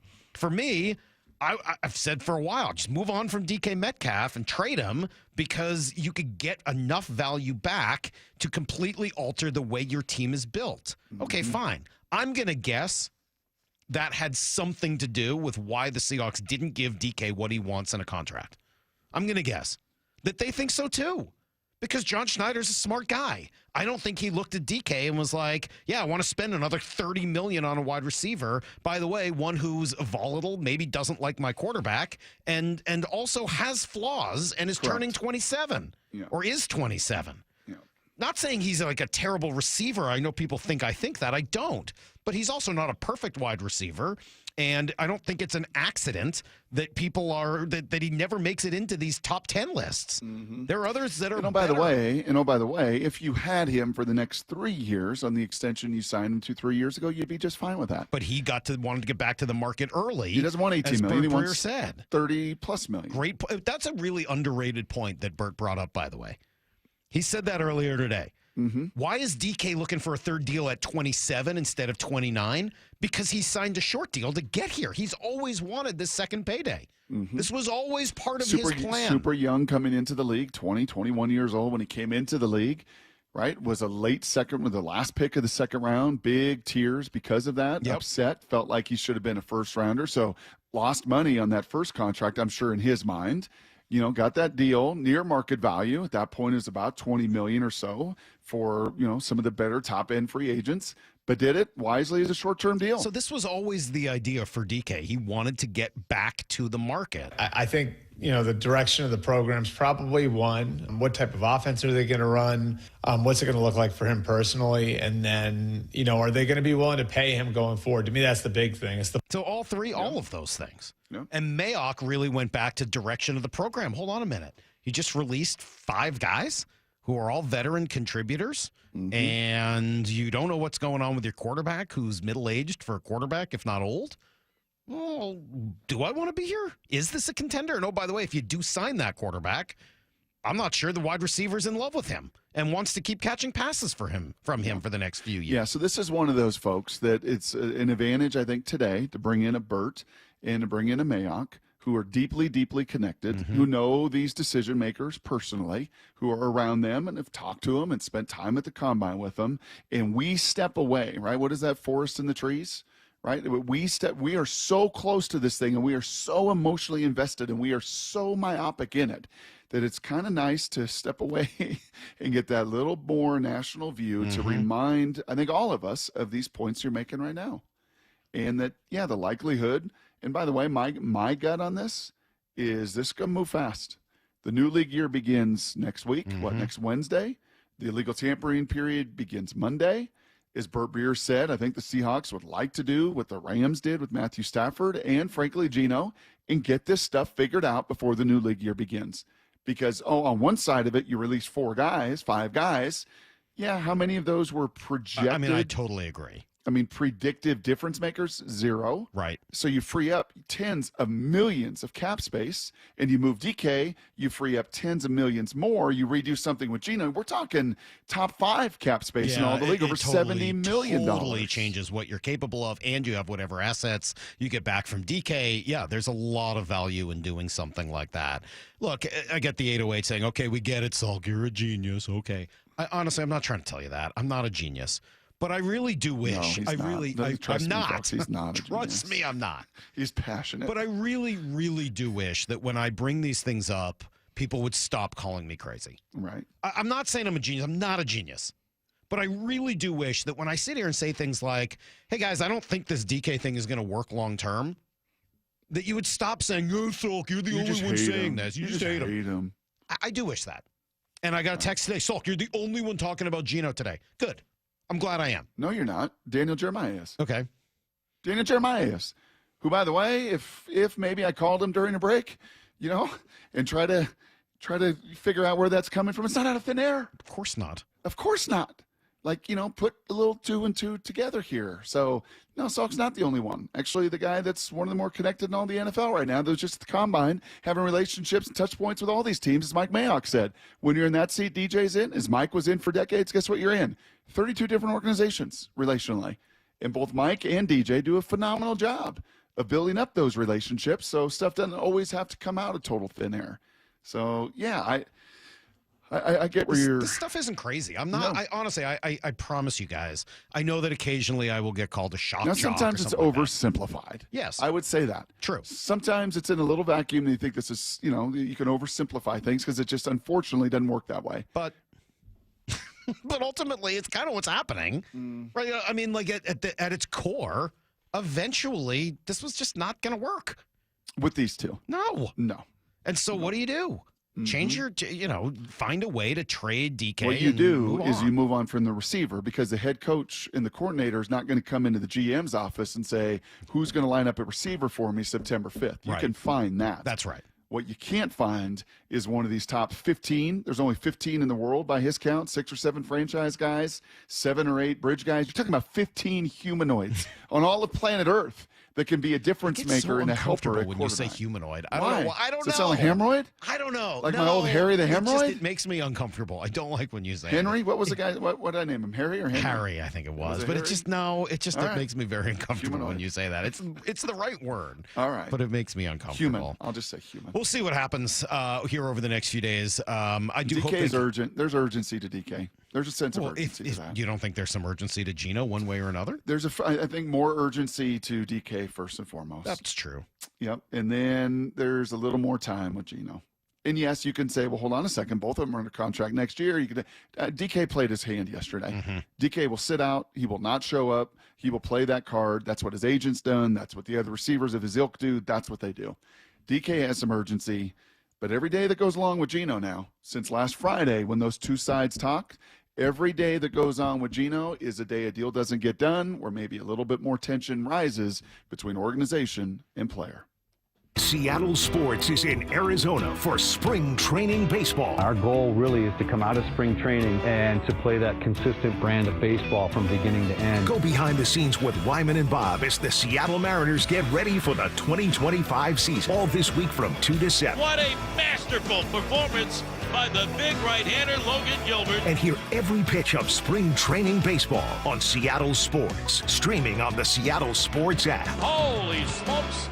Have you considered surgery or even joint replacement? Hey, it's Dave Wyman, and before you make that decision, see Dr. Mark Wagner, MD, at Seattle Sports and Regenerative Medicine. Why? Because he gives it to you straight. Dr. Wagner said my right knee needs replacement, and I appreciate his honesty and expertise. My left knee is fine right now, but the minute it isn't, I'm heading to Dr. Wagner for his expert opinion.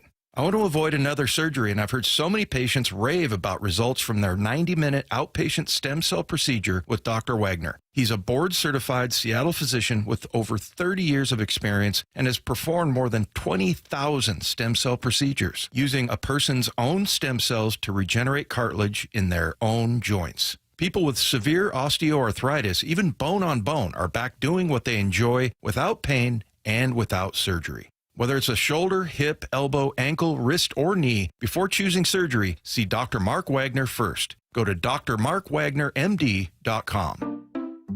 Saving for retirement was tough enough for us. Yes, and navigating markets can be challenging at times. I understand. That's why at Fisher Investments, we take a disciplined approach with your investments. Tell us more about that. We take an active approach to money management, positioning your portfolio for opportunities we see ahead. So all your clients get the same portfolio? No, we tailor your portfolio to your individual goals and needs. What about communication? We don't like being left in the dark. We check in regularly to keep you informed on the markets and your portfolio. Which means you'll help us stay on track. Yes, our goal is your comfortable retirement. And as a fiduciary, we always put your interests first, because we do better when you do better. At Fisher Investments, we're clearly different. Learn more at FisherInvestments.com. Investing in securities involves the risk of loss. At Uline, they know firsthand the road to success is an uphill climb. Uline started in the family basement, and through hard work is now North America's most trusted shipping and industrial supplier. They get what it means to have the support of reliable, hard-working partners. So they keep 41,000 items ready to ship.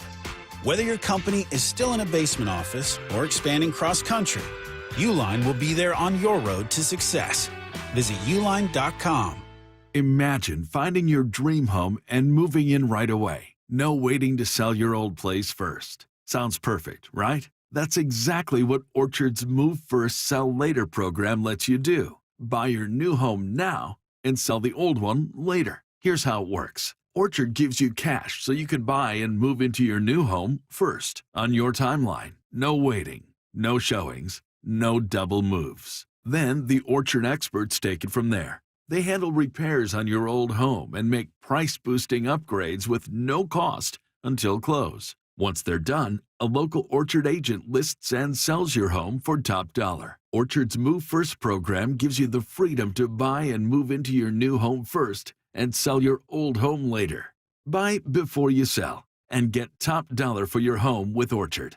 Ready to find out how much your home is worth? Visit Orchard.com to get your free home valuation. That's Orchard.com. Seattle Sports is in Arizona for spring training baseball. Go behind the scenes with Wyman and Bob all this week from 2 to 7. On Seattle Sports. It's the World Fighting Championships at Emerald Queen Casino Event Center. Saturday night, May 10th. Experience the thrill of live MMA, boxing, Muay Thai, and kickboxing. Tickets at emeraldqueen.com. Don't miss this exciting mixed martial arts event. The World Fighting Championships, May 10th at Emerald Queen Casino, the entertainment capital of the Northwest. 21 and older. Need gambling help? Call 800-547-6133 or visit emeraldqueen.com. There she is, founder and CEO. High five. Dave can't stop celebrating with every business owner in town.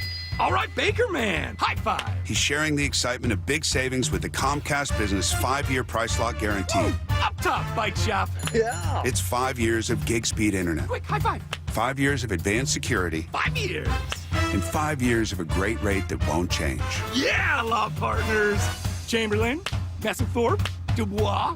All from the company with 99.9% network reliability. Switch today and get the 5-year price lock guarantee. 5 years. It's back, but only for a limited time. Woo! Powering 5 years of savings, powering possibilities. Comcast Business. Can't forget you, voiceover guy. Ah, thanks, Dave. High five.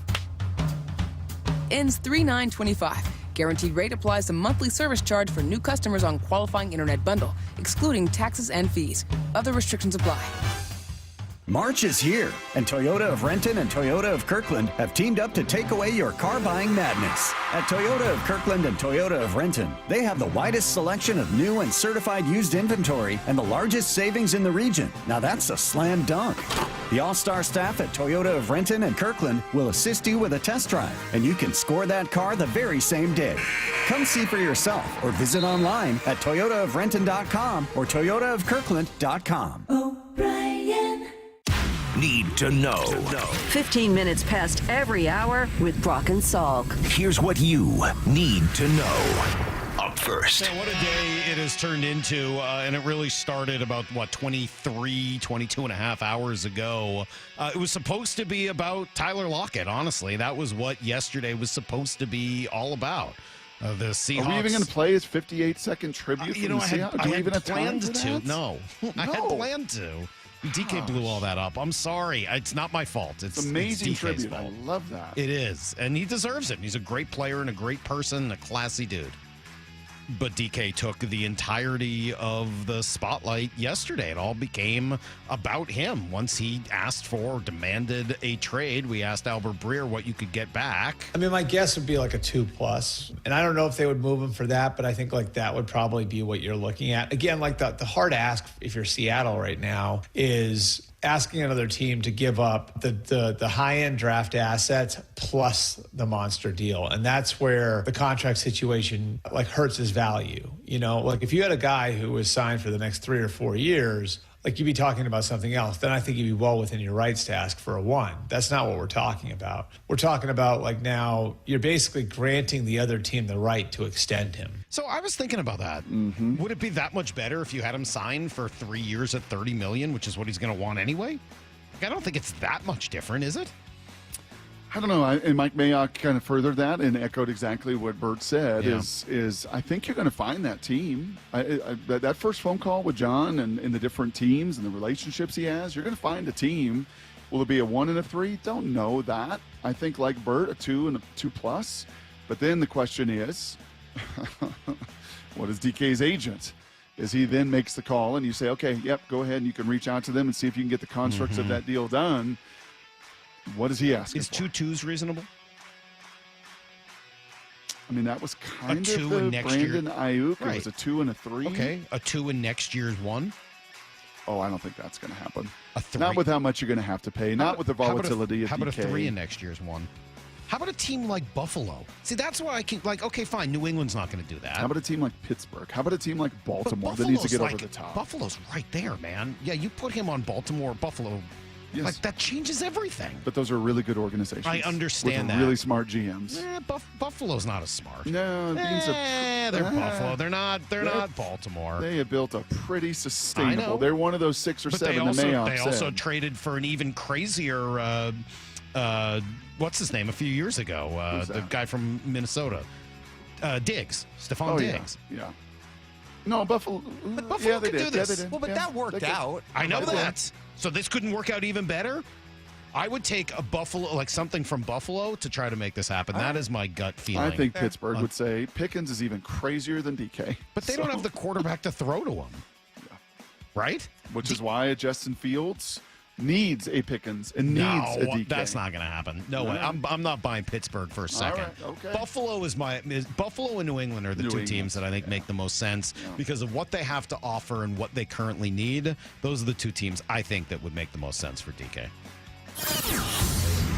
Here's the second thing you need to know. That's just one story, man. And oh, by the way, the John Schneider Show is later today, 4 o'clock. We'll talk to Bob Stelton about what that's going to look like coming up in about 10 minutes. But All right. How's that going to be a little bit later Is today? Bob going to have to drop his all right? Probably. Probably is, yes. Yeah. Julio Rodriguez yesterday just went off. Couple of solo shots. The second one went to right field, which was cool, but I like the audio of the first one better just because of how loud it is. Here's the pitch. Swung on it, belted.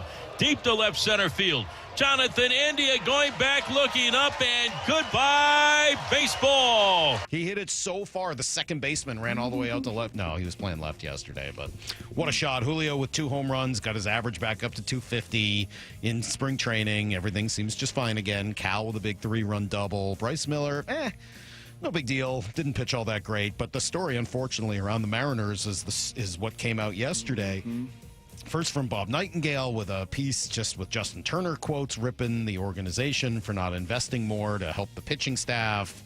Although I will say most of the quotes that came out of the players were kind of the opposite of like, no, we're happy. We like who we are. It is what it is. Yeah. We play, they GM. We play, they own. We play, they pay. Yeah, and so I don't know. I mean, it's not great news, obviously, but Then Ryan Divish went around and he asked a bunch of his players that he knows, hey, what do you think? And a lot of them were like, yep, no news. This is kind of what we've always thought. That's right. And then there's no upside for those guys to say that. The only people that can say it are those that end up. That's very true. And then Jerry DiPoto did an interview with The Athletic, and we don't really have time for it today, but it is. What? It's confusing. Is it? Yeah, a little bit. Not really. A little confusing. I am who I am. I talk with passion. I talk with confidence. I'm not always as confident as my voice sounds, just the way I talk. It's who I am. I lean into it. I love our team. Love what we've been able to do with this franchise. I think there's a lot of organizations that look at us and say they are doing it the right way. They are in some ways. I mean, we're going to talk to Jeff Passan tomorrow, and Jeff is going to tell you that they are drafting as well as anybody in the league right now. Yep. He loves the way the Mariners are drafting and why they are looking at Colt Emerson and Cincha and all these guys. But there does seem to be that challenge, again, with going from good to great, not unlike what we were just talking about with Mike Mayock in football. Here's the third thing you need to know. NHL trade deadline's not till tomorrow, but don't tell the Kraken. They got a jump on it yesterday, Brock. Huge mega deal. Yanni Gourde, Oliver Bjorkstrand, and a fifth-rounder go to Tampa for a pair of first-rounders and a second-rounder and a player. If you're Tampa, you're thrilled. Your organization just for went Tampa. for it. You've been great. You've been a champion, and you want to stay great. And you know Yanni Gourde. I mean, he had his most success as a member of your organization. You didn't want to lose him when you did in the expansion draft. And if you're the Kraken and you're ripping the Band-Aid off and you're getting first-round picks and first-round picks and first-round picks, do you continue to rip it off? I think that's definitely the question. I will say their most valuable asset is Jared McCann. It would hurt to have to give up McCann, but you know me, like if you've got to do it, you've got to do it in order to plan for the, being eventually great, not just good. But God, that would hurt. He's really been there. A good player. He's really been a pretty good player for them and plays two ways. Like, that'd be hard. That's everything you need to know. Quarter past every hour. Two quick little snippets All here. right. Can I just, I said yesterday, I shouted out Tice Nasnick and Topher Palm from the days of Rogers, Puyallup in the gym. How about last night? I'm looking on Twitter. Puyallup High School has got a Will Nasnick and a Lawson Looker that are getting it done in the state championships, playing in the quarterfinals. How about that for Puyallup High School? Good job by Tice. You can't beat Puyallup, join him. You know what I'm saying? And if he's listening, he's going to really be punching the air right now. The other one, big weekend for Jed Fish and the Huskies. Big one. All the local recruits for the final Husky basketball game, and big recruiting weekend. So hopefully Jed can make some hay and get the job done over the weekend. All right. Salk, explain the protected first-round picks. If they're in the top 10, then they go to the next year. Pretty simple. If those picks for hockey, if those two picks that they got, one is 25, one's 26, right, or maybe it's 26, 27. If they are, if they're in the top 10, so Tampa somehow they bounce tanks to the next year. Okay, all right. Which isn't going to happen. Tampa's good. Correct. They're not going to be a top 10 pick. Gotcha. Tampa's going to be good this year. They're going to be good next year. They're probably going to be good the year after that. Like, they're a really good organization with some excellent top-notch players. So it's protected in case of disaster. Yeah. But I don't think that's much of a. Do you know where Bob is on DK? By the way, going into this, I'm has he betting been Bob a DK loves. guy? He seems like he would be. Yeah. I don't know. That's a good question. Okay. Yeah. Well, we got a lot of questions for him. It's going to be a fun interview with Bob Stelton. Sure is. That's for sure. It's going to be wild. Yes. Stick around. It's next. And then in 20 minutes, a late version of Here's the Thing. Ooh, how about that? That'll be fun, too. Good way to close the show. It's Brock and Salk, Seattle Sports on 710, seattlesports.com. For Down Territory, going inside the game with former Cougs and Seahawks wide receiver Michael Bumpus. What part of football has changed, and do you like it? 2-point conversions. Like, we are chasing points. The game has changed. 2-point conversions and fourth downs. So we're seeing coaches dive into the data like a lot of people do with baseball. And I like it, and it is weird at the same time because I'm not used to seeing these fourth down conversions or attempts and these 2-point conversions. For Down Territory, every day at 11:15 and 1:15 on Bump and Stacy.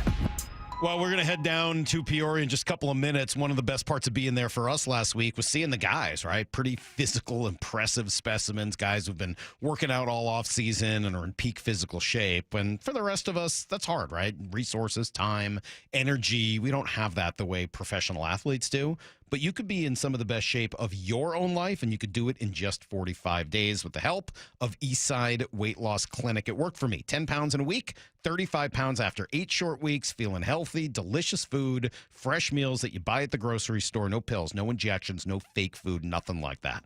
So find out. You can do it. A 15-minute call is all it takes. No obligation. Schedule it right now at eastsideweightlossclinic.com. You've got nothing to lose except for like a ton of weight.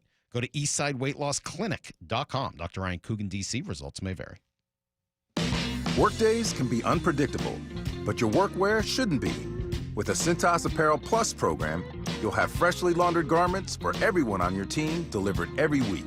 Cintas has workwear for just about any job imaginable, with high-performance fabrics and an uncompromising fit that stretches and moves with you.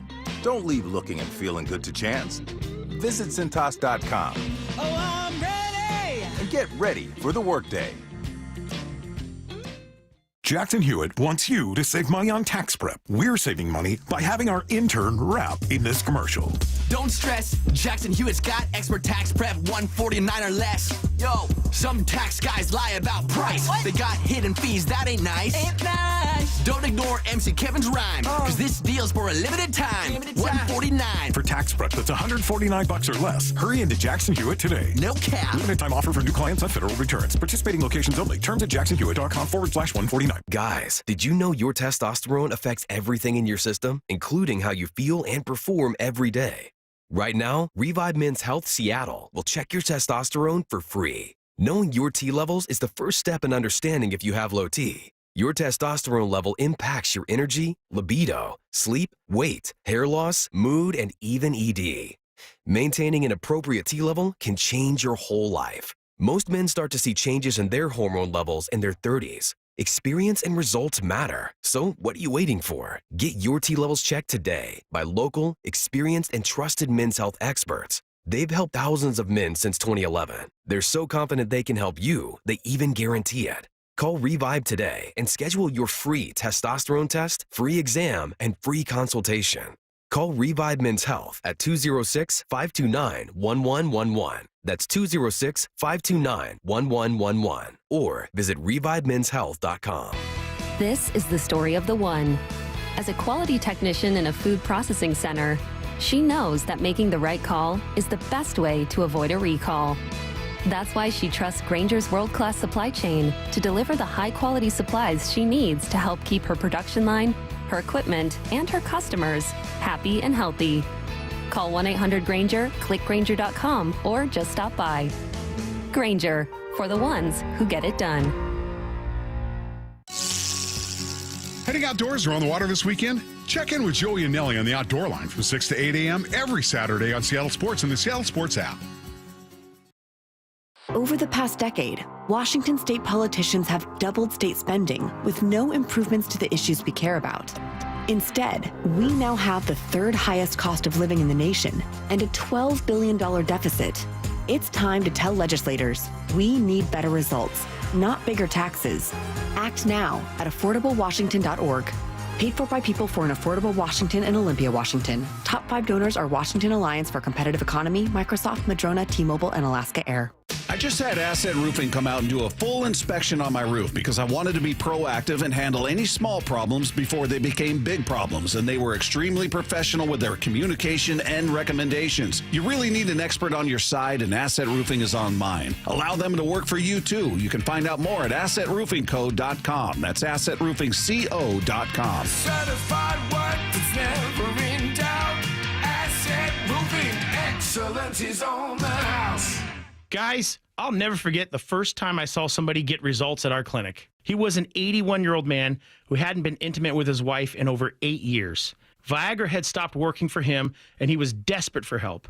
After several treatments, he walked into my office and told me he couldn't believe the results. Needless to say, this was a very happy man. This man made me a believer in what we do. He had taken pills for years, but he had never fixed the problem. When he came to us, we fixed the problem. Our treatment does what no pill can do. So give West Coast Men's Health a call today. Speak with our clinic manager. Ask him any question you like, how it works, the science behind it, and even the cost. Change your life today, like the thousands of men who already have. With clinics in Redmond and Tacoma, call 206-519-6541. That's 206-519-6541. 206-519-6541. Online at westcoastmenshealth.com. From the Quantum Fiber Studio. This is Brock and Salk. Weekdays 6 to 10. On Seattle Sports and 97.3 FM HD2. All right, we will do some Here's the Thing coming up in 15 minutes at 9:45. Sorry for the delay. Just one of those days with a ton of moving parts. If you missed Albert Breer or if you missed Mike Mayock, please find those interviews a little bit later. They'll be up on the podcast page at seattlesports.com, Seattle Sports app, or just on Apple Podcast, whatever is best for you. Right now, we're going to go to Peoria and talk to a guy who's got the best gig in town at about 4 o'clock this afternoon, local time, when he'll be talking to John Schneider. It's Bob Stelton of Wyman and Bob. Hi, Bob. Good morning. Hello. How are you guys? Well, we're great. It's been quite the morning after all the news from yesterday. What do you expect the John Schneider show to be like today? Well, I don't know. I've got questions. Mike. We're going to find out what kind of answers we're going to get, but I anticipate, ripping the Band-Aid off out of the gate and just, trying to find out what led to this and is this salvageable? What we'll see. What John's pretty guarded, as you know, and I don't know how forthcoming he can or will be, but I will definitely be loaded with a lot of questions, man. There's a lot to discuss, to say the very least. Over the last couple of weeks, as you have sat with them, and we loved last week's show. I was cooking and prepping in the kitchen, and we had you on, and we're all listening to that. And I thought he was great last week with his Ebenezer's on, focused in the hotel room, looking at you. As you've had the last couple weeks with him, to kind of build up to this, did you guys get any sense that this DK thing could turn into this? No, not even a little bit, really, to be honest. I mean, we've all been on social media and seen reports of potential, trades or this team's interested, and that makes sense. Why wouldn't you be interested in a talent like that? But it didn't mean that the Seahawks were on the other side going, yeah, let's get this guy out of here, or that DK was in any way unhappy. We never hear from him. So I didn't, there was no reason to think that he wanted out by any stretch. So, yeah, this was this caught me off guard. I don't know about you guys, but I was a bit surprised that I would have been less surprised had we heard, all right, the Seahawks are listening or they're actively pursuing this, as opposed to DK wants out. That's the part that surprised me. You know what it reminded me of a little bit, and Lyle will now understand this after seeing Top Gun a couple weeks ago for the first time. It's like I've been talking so much about wanting the Seahawks to trade DK that this is almost like when he's supposed to be getting Iceman's wing and he's so focused on his guy that he doesn't realize the other dude's coming back around to nail him. Like that's like I was so focused on the Seahawks should trade DK. It didn't dawn on me that DK would be like, actually, I want you to trade me. Please make this happen, because he's upset about something. So in that way, yeah, I think it kind of took all of us by surprise yesterday. Why do you think it is, Bob? Do you think it's the money? Do you think it's Geno? Do you think it's the new system? If you were to kind of try to nail down a pecking order of why DK made that public, and especially yesterday on Tyler's Day, that goes public. Why do you think it is for DK? Yeah, I don't know. First of all, Mike, you're way too invested in that movie, man. I can't believe you memorized every aspect of it that way. But I just saw it a lot. I couldn't help it. I didn't even mean to. You don't know how much my dad likes that movie. That was really the problem.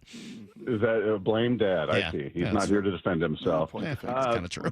Yeah, Brock, I don't know, man. We Dave and I were kind of throwing that one back and forth, and it could be a million things. And I kept getting to the point of saying, or thinking, and this is a guess, none of us know, none of us have any idea, but I'm thinking maybe he expected an extension of a certain caliber, and they weren't offering that. Maybe they did. Maybe they wanted him to play the final year of his contract, and he wanted to be taken care of now.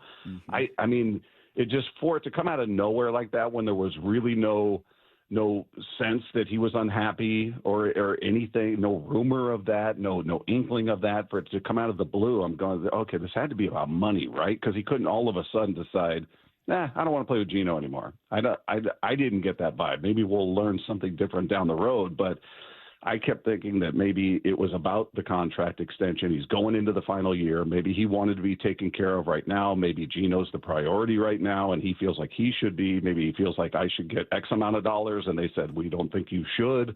I don't know. It really is sort of baffling as to what led to this kind of unhappiness to where they would put it out there publicly and take away leverage from the Seahawks, by the way, by putting it out there that he's now disgruntled on some level. So every other team in the league now who may have given up, I don't know, a late first, a second perhaps, is now looking at it saying, well, they got to get rid of this guy. They don't want a disgruntled employee, so to speak, in the locker room. So let's offer him a fourth. Yeah, no, I totally agree on all of that. And it'll make the John Schneider Show fascinating today, 4 o'clock with Wyman and Bob. In the meantime, you are in Peoria all this week.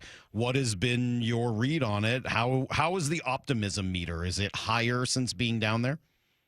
It's hard for it not to be. Right. I mean, look, I'm as cynical as anybody when it comes to this team. I think you guys are aware of that.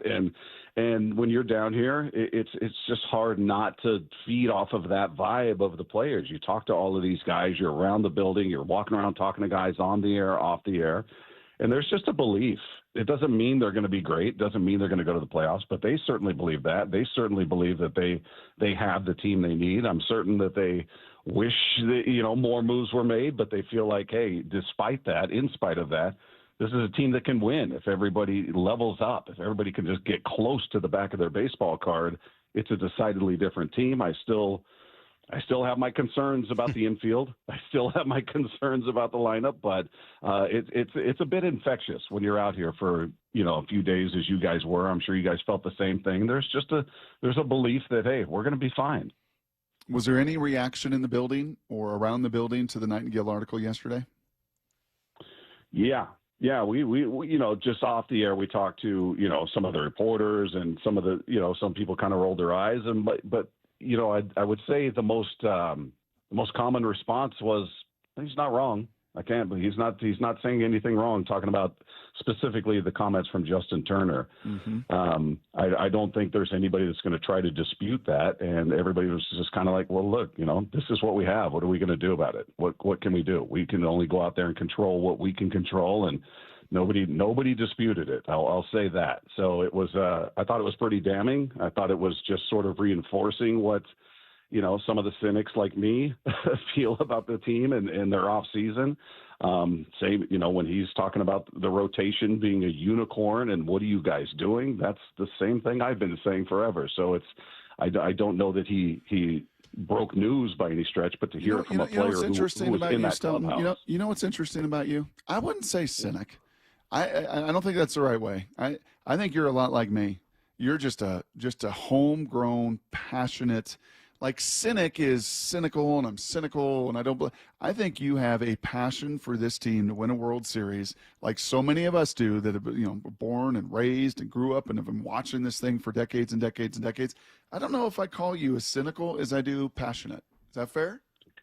Yeah, well, I'm certainly passionate about it. Yeah, I would agree with you on that. I love this team, and I love baseball, and I'm a long-suffering Mariner fan. So there is a frustration that goes along with that. And I desperately, desperately want this team to be a playoff team that finds its way to the World Series for the first time ever. To watch this team win the World Series would be an absolute dream. We always get that question. Would you rather have a Mariners World Series or a Seahawks Super Bowl? For me, that's a very easy answer. It's a Mariners World Series, hands down, no question about it. The Seahawks have won a Super Bowl. They've been to 3 Super Bowls. Mariners are the only team in baseball that's never even been to a World Series. So when you go, and the Seahawks kind of spoiled us, going to the playoffs, 10 out of 14 years under Pete, multiple Super Bowls. The Mariners have been to the postseason 1 time in over 2 decades. It's not enough. It's not enough. So if that's going to happen, Julio Rodriguez is going to play a pretty big role in it. Were you there last night? Did you see the 2 home runs? No, that was a road game. Oh, that was a road game. So he crushed those balls. Jeez, 107, 108 off the bat. I mean, great to see him go to left, to go to right.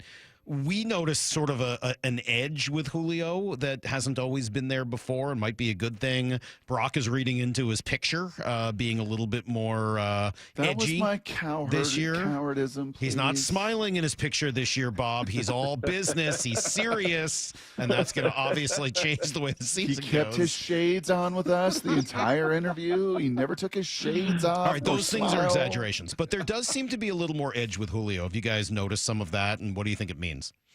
Without question, because we approached him about coming on, and he gave us a kind of, maybe, we'll check with me later in the week. And there wasn't he kind of had it a bit when we spoke with him last year too, I thought. But I would say it's there. I would say he's somebody who feels like, okay, I've got something to prove. There's, he's the straw that stirs the drink. He's the superstar. He's the guy they market. He's the guy they paid. He needs to be more consistent than he's been. That's just the fact. He can't do what he's done and bunch everything up into a 5-week stretch and let the rest of the season fall by the wayside. So he's got to get it figured out, and hopefully he has.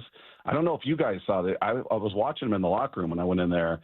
He looks like he's put on more muscle. He is a big dude to begin with, but he looks like he's put on 5-10 pounds of muscle. He's just a huge guy. Off to report. Bob, Here it comes. Bob, it's a clubhouse. Bob, it's not a locker room. Bob, it's a clubhouse.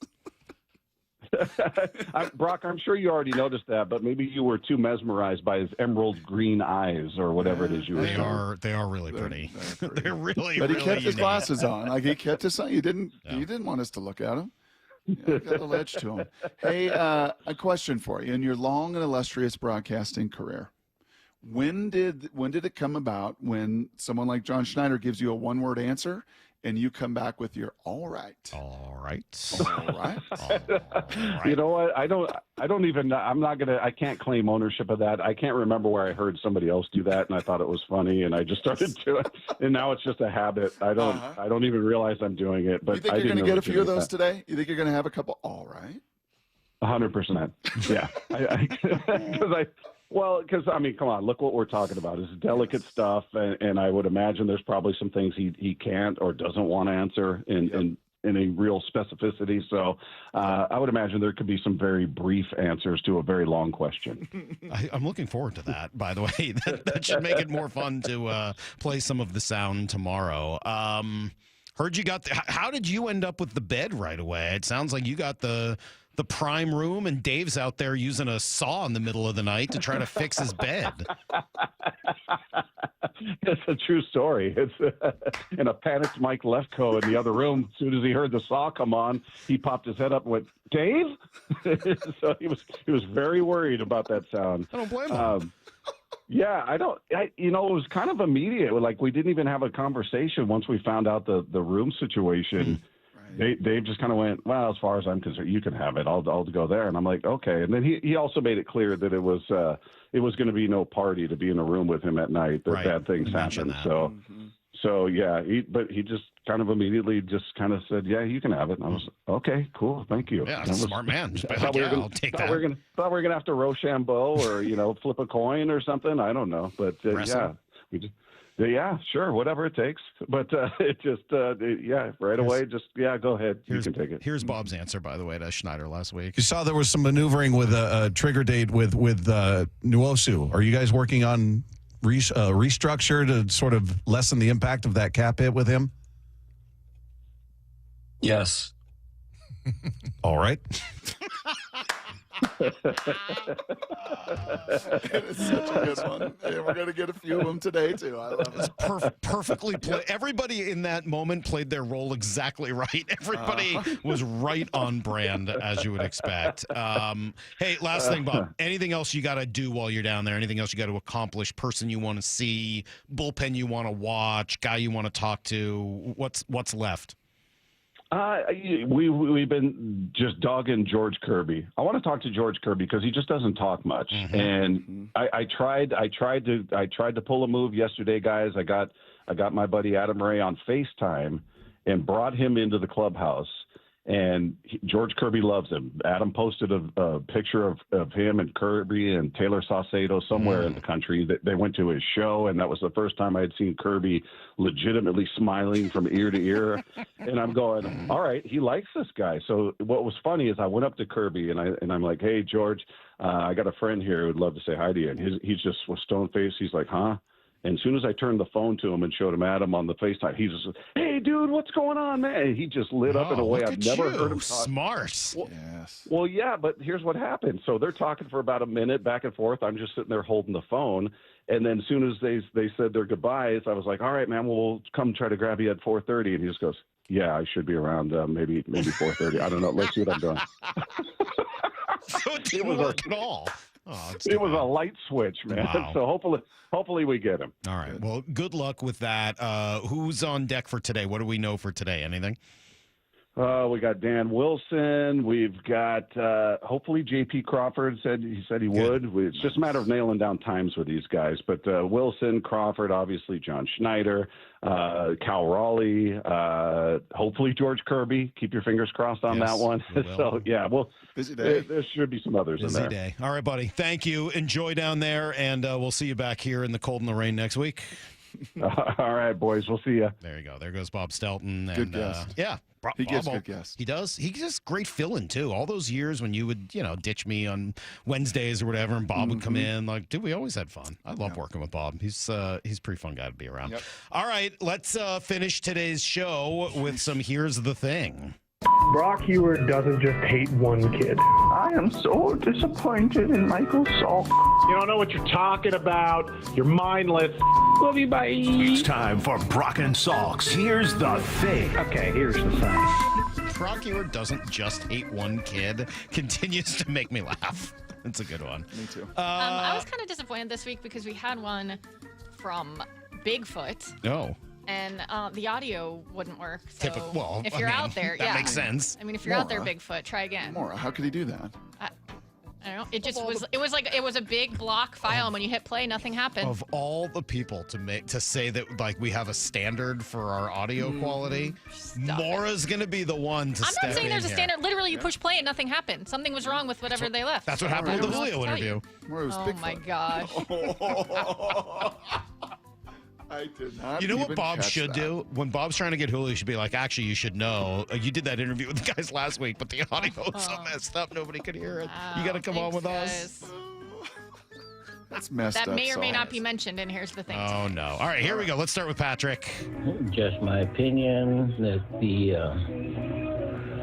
Cardinals and the 49ers should be sending thank you cards to the Seahawks because they will no longer occupy the bottom of the NFC West. Wow. All right. Does not like the. It's going to be rough. Well, I think you got to wait to see what the moves are before you make that call. Here's Adam. Here's the thing. Harry Ford doesn't even have a British accent? Oh, such a letdown. Trade him. I thought that sounded like Matt Nelson. It does sound a little like Matt Nelson, but Matt Nelson doesn't know who Harry Ford is. So I asked Harry Ford once if he could recite Han Solo lines, and he was like, I don't think I've seen Star Wars. Oh. It's like, that's your namesake. Yeah. I don't know. Like, he got nothing. Yeah, nothing. Maybe he's more of a Indiana Jones guy. Oh, that could be. I think he said he's a Harry Potter fan, but yeah. Well, the British thing. Let's go from Adam to Papa. Here's the thing. I'm concerned. After hearing the Kevin Seitzer interview, I am concerned. We had a comedic genius last year in Brant Brown. And now we're stuck with this guy? I just don't know. I think the comedic difference between Brant Brown and Kevin Seitzer is just going to be too large for this team to overcome. Brant Brown telling us that he was the comic relief last year is never going to get old. Nope. Oh, I can't even imitate it. Nope. It was so patently absurd when he said it. Can't even imitate it. I mean, I just laughed listening if Seitzer just said son of a buck over and Yeah. over. That one got me. Brad's back. Let's hope this isn't too creepy. Here's the thing again. Actually, I changed my mind. I'm just going to start sending 10 Here's the Thing messages every week. That wouldn't in be hopes creepy. that everyone comes back to loving me again, because I miss the love. Like, I don't get any love from my children. They're teenage twins, a boy and a girl. They don't love their dad. They don't care that I was radio famous for half a second one week in August or whenever that was. So I need your guys' love. So I'm not a pervert. Love you guys. Bye. You sound like one, though. But you sound like one. I think that's the problem. You sound like one. I'm not saying you are one. Just that you sound like one. What did we learn? Brad 6'3"? Is that what we learned? Did we? Did we? I don't know. I don't remember Yeah, that. because he was trying to call my boyfriend short. Right. Oh, because he's tall. Well, Chris my is height. kind of Big man. Big man, Brock. you. You big man. What did you say about Chris? nothing. You say he was short? I didn't. I said Chris is. I left the open space. He's my height. I'm 5'10". That's not. That's normal. So he's my I've height. learned it's normal. Yes. Chris and I are the same height. Yes. Okay, just checking. But as I've said 100 times. A lot of people noticing that I looked taller than you in that picture that we all took in Peoria. I wasn't standing up straight. Oh. One of my knees was bent. You can clearly see. I was on my tiptoes. Let me see that. Well, yeah, someone did say you were. So I was sucking in my gut? You were sucking in your gut. Yeah, don't you? No. No. Maybe if G's wife would stop making this banana bread. Here's Brent. Here's the thing. We're back here on the Brock and Salk show. And Brock, it finally happened. We finally got him thanks to the magnificent Mara Dooley. Finally landed an interview with our white whale, John McEnroe. Mara, thank you so much for setting this up and recording our interview. Yeah, Mara, we knew you were great, but this is above and beyond. You are truly a gift from God. I live to serve the show, fellas. All right, let's get right into our conversation that we had yesterday with the tennis legend. John, great to finally talk to you. How you been, man? Wow.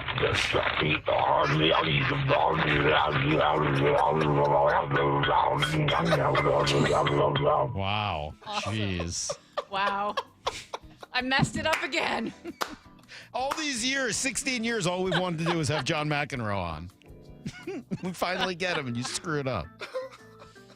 Why would you do that to us, Maura? Why would you do that to us? All right, last one. This is Zane. Zane gets the last word this week. Here's the thing. This is my first meeting here at Mariners Fairweather Fans Anonymous, so here goes. My name is Zane, and I am a Fairweather baseball fan. Hi, Zane. So I'm trying to convince my wife to plan a trip to Seattle this summer in order to spend lots of our money watching winning baseball. Right now, because they didn't spend the money, because once again we have to trust and hope, my wife asked me to hope in one hand and you know what in the other and see which gets filled first. Well, A, I'm not going to do that again. And B, now she's planning a trip to Idaho. Idaho. I don't even know what people do visiting Idaho. Do you go to the Potato Museum or eat 10 pounds of steak like Brock or visit the Capitol and watch them enact stupid laws? What I would prefer to do is drive as fast as I can through the Panhandle, partly because I have a dog of questionable heritage, but mostly because I'm racing back to Seattle to spend my money like I'm going to die by the end of the week. So Mike, Brock, Maura, other guy, I'm kidding, someone wake up Lyle. Give me something, anything, to help me make the case that this trip will be fruitful in terms of winning baseball. Get me over the 54%. That's really all I need. There you go, Zane. Thank you. Why does this dog of questionable heritage need to race across Idaho? Don't know. I'm not sure I understand There was a that lot part. in there. That's a lot to unpack. We'll have to think about that one overnight. We got to get out of here as well. If you would like to leave us, here's the thing messages, usually Thursday at 8 o'clock. Please download our app, the Seattle Sports app, and you can leave us a message there. And you can listen to the interviews we did today with Breer and Bob Stelton and Mike Mayock and all the conversation we had about DK Metcalf and Tyler Lockett. And there's a whole lot more to come tomorrow. G's going to be on tomorrow. Jeff Passan will be on tomorrow at 8:30. And you and I are running to talk to Kitcher Enumclaw. Greg Wyshynski's going to be on tomorrow to talk some hockey with me at 6:30. Nice. Be quite a day. My gosh. All right, stick around for Bump and Stacy. They need round 2 of DK Metcalf talk, plus everything else that's going on with them. John Schneider show later today at 4 o'clock with Wyman and Bob, plus everything else Bob mentioned. Big day here in the station. You better be listening all day long. Turn it off at your own peril. Catch you guys tomorrow morning at 6 a.m. Until then, the hay. Barn. See you, everybody. Get to the chopper!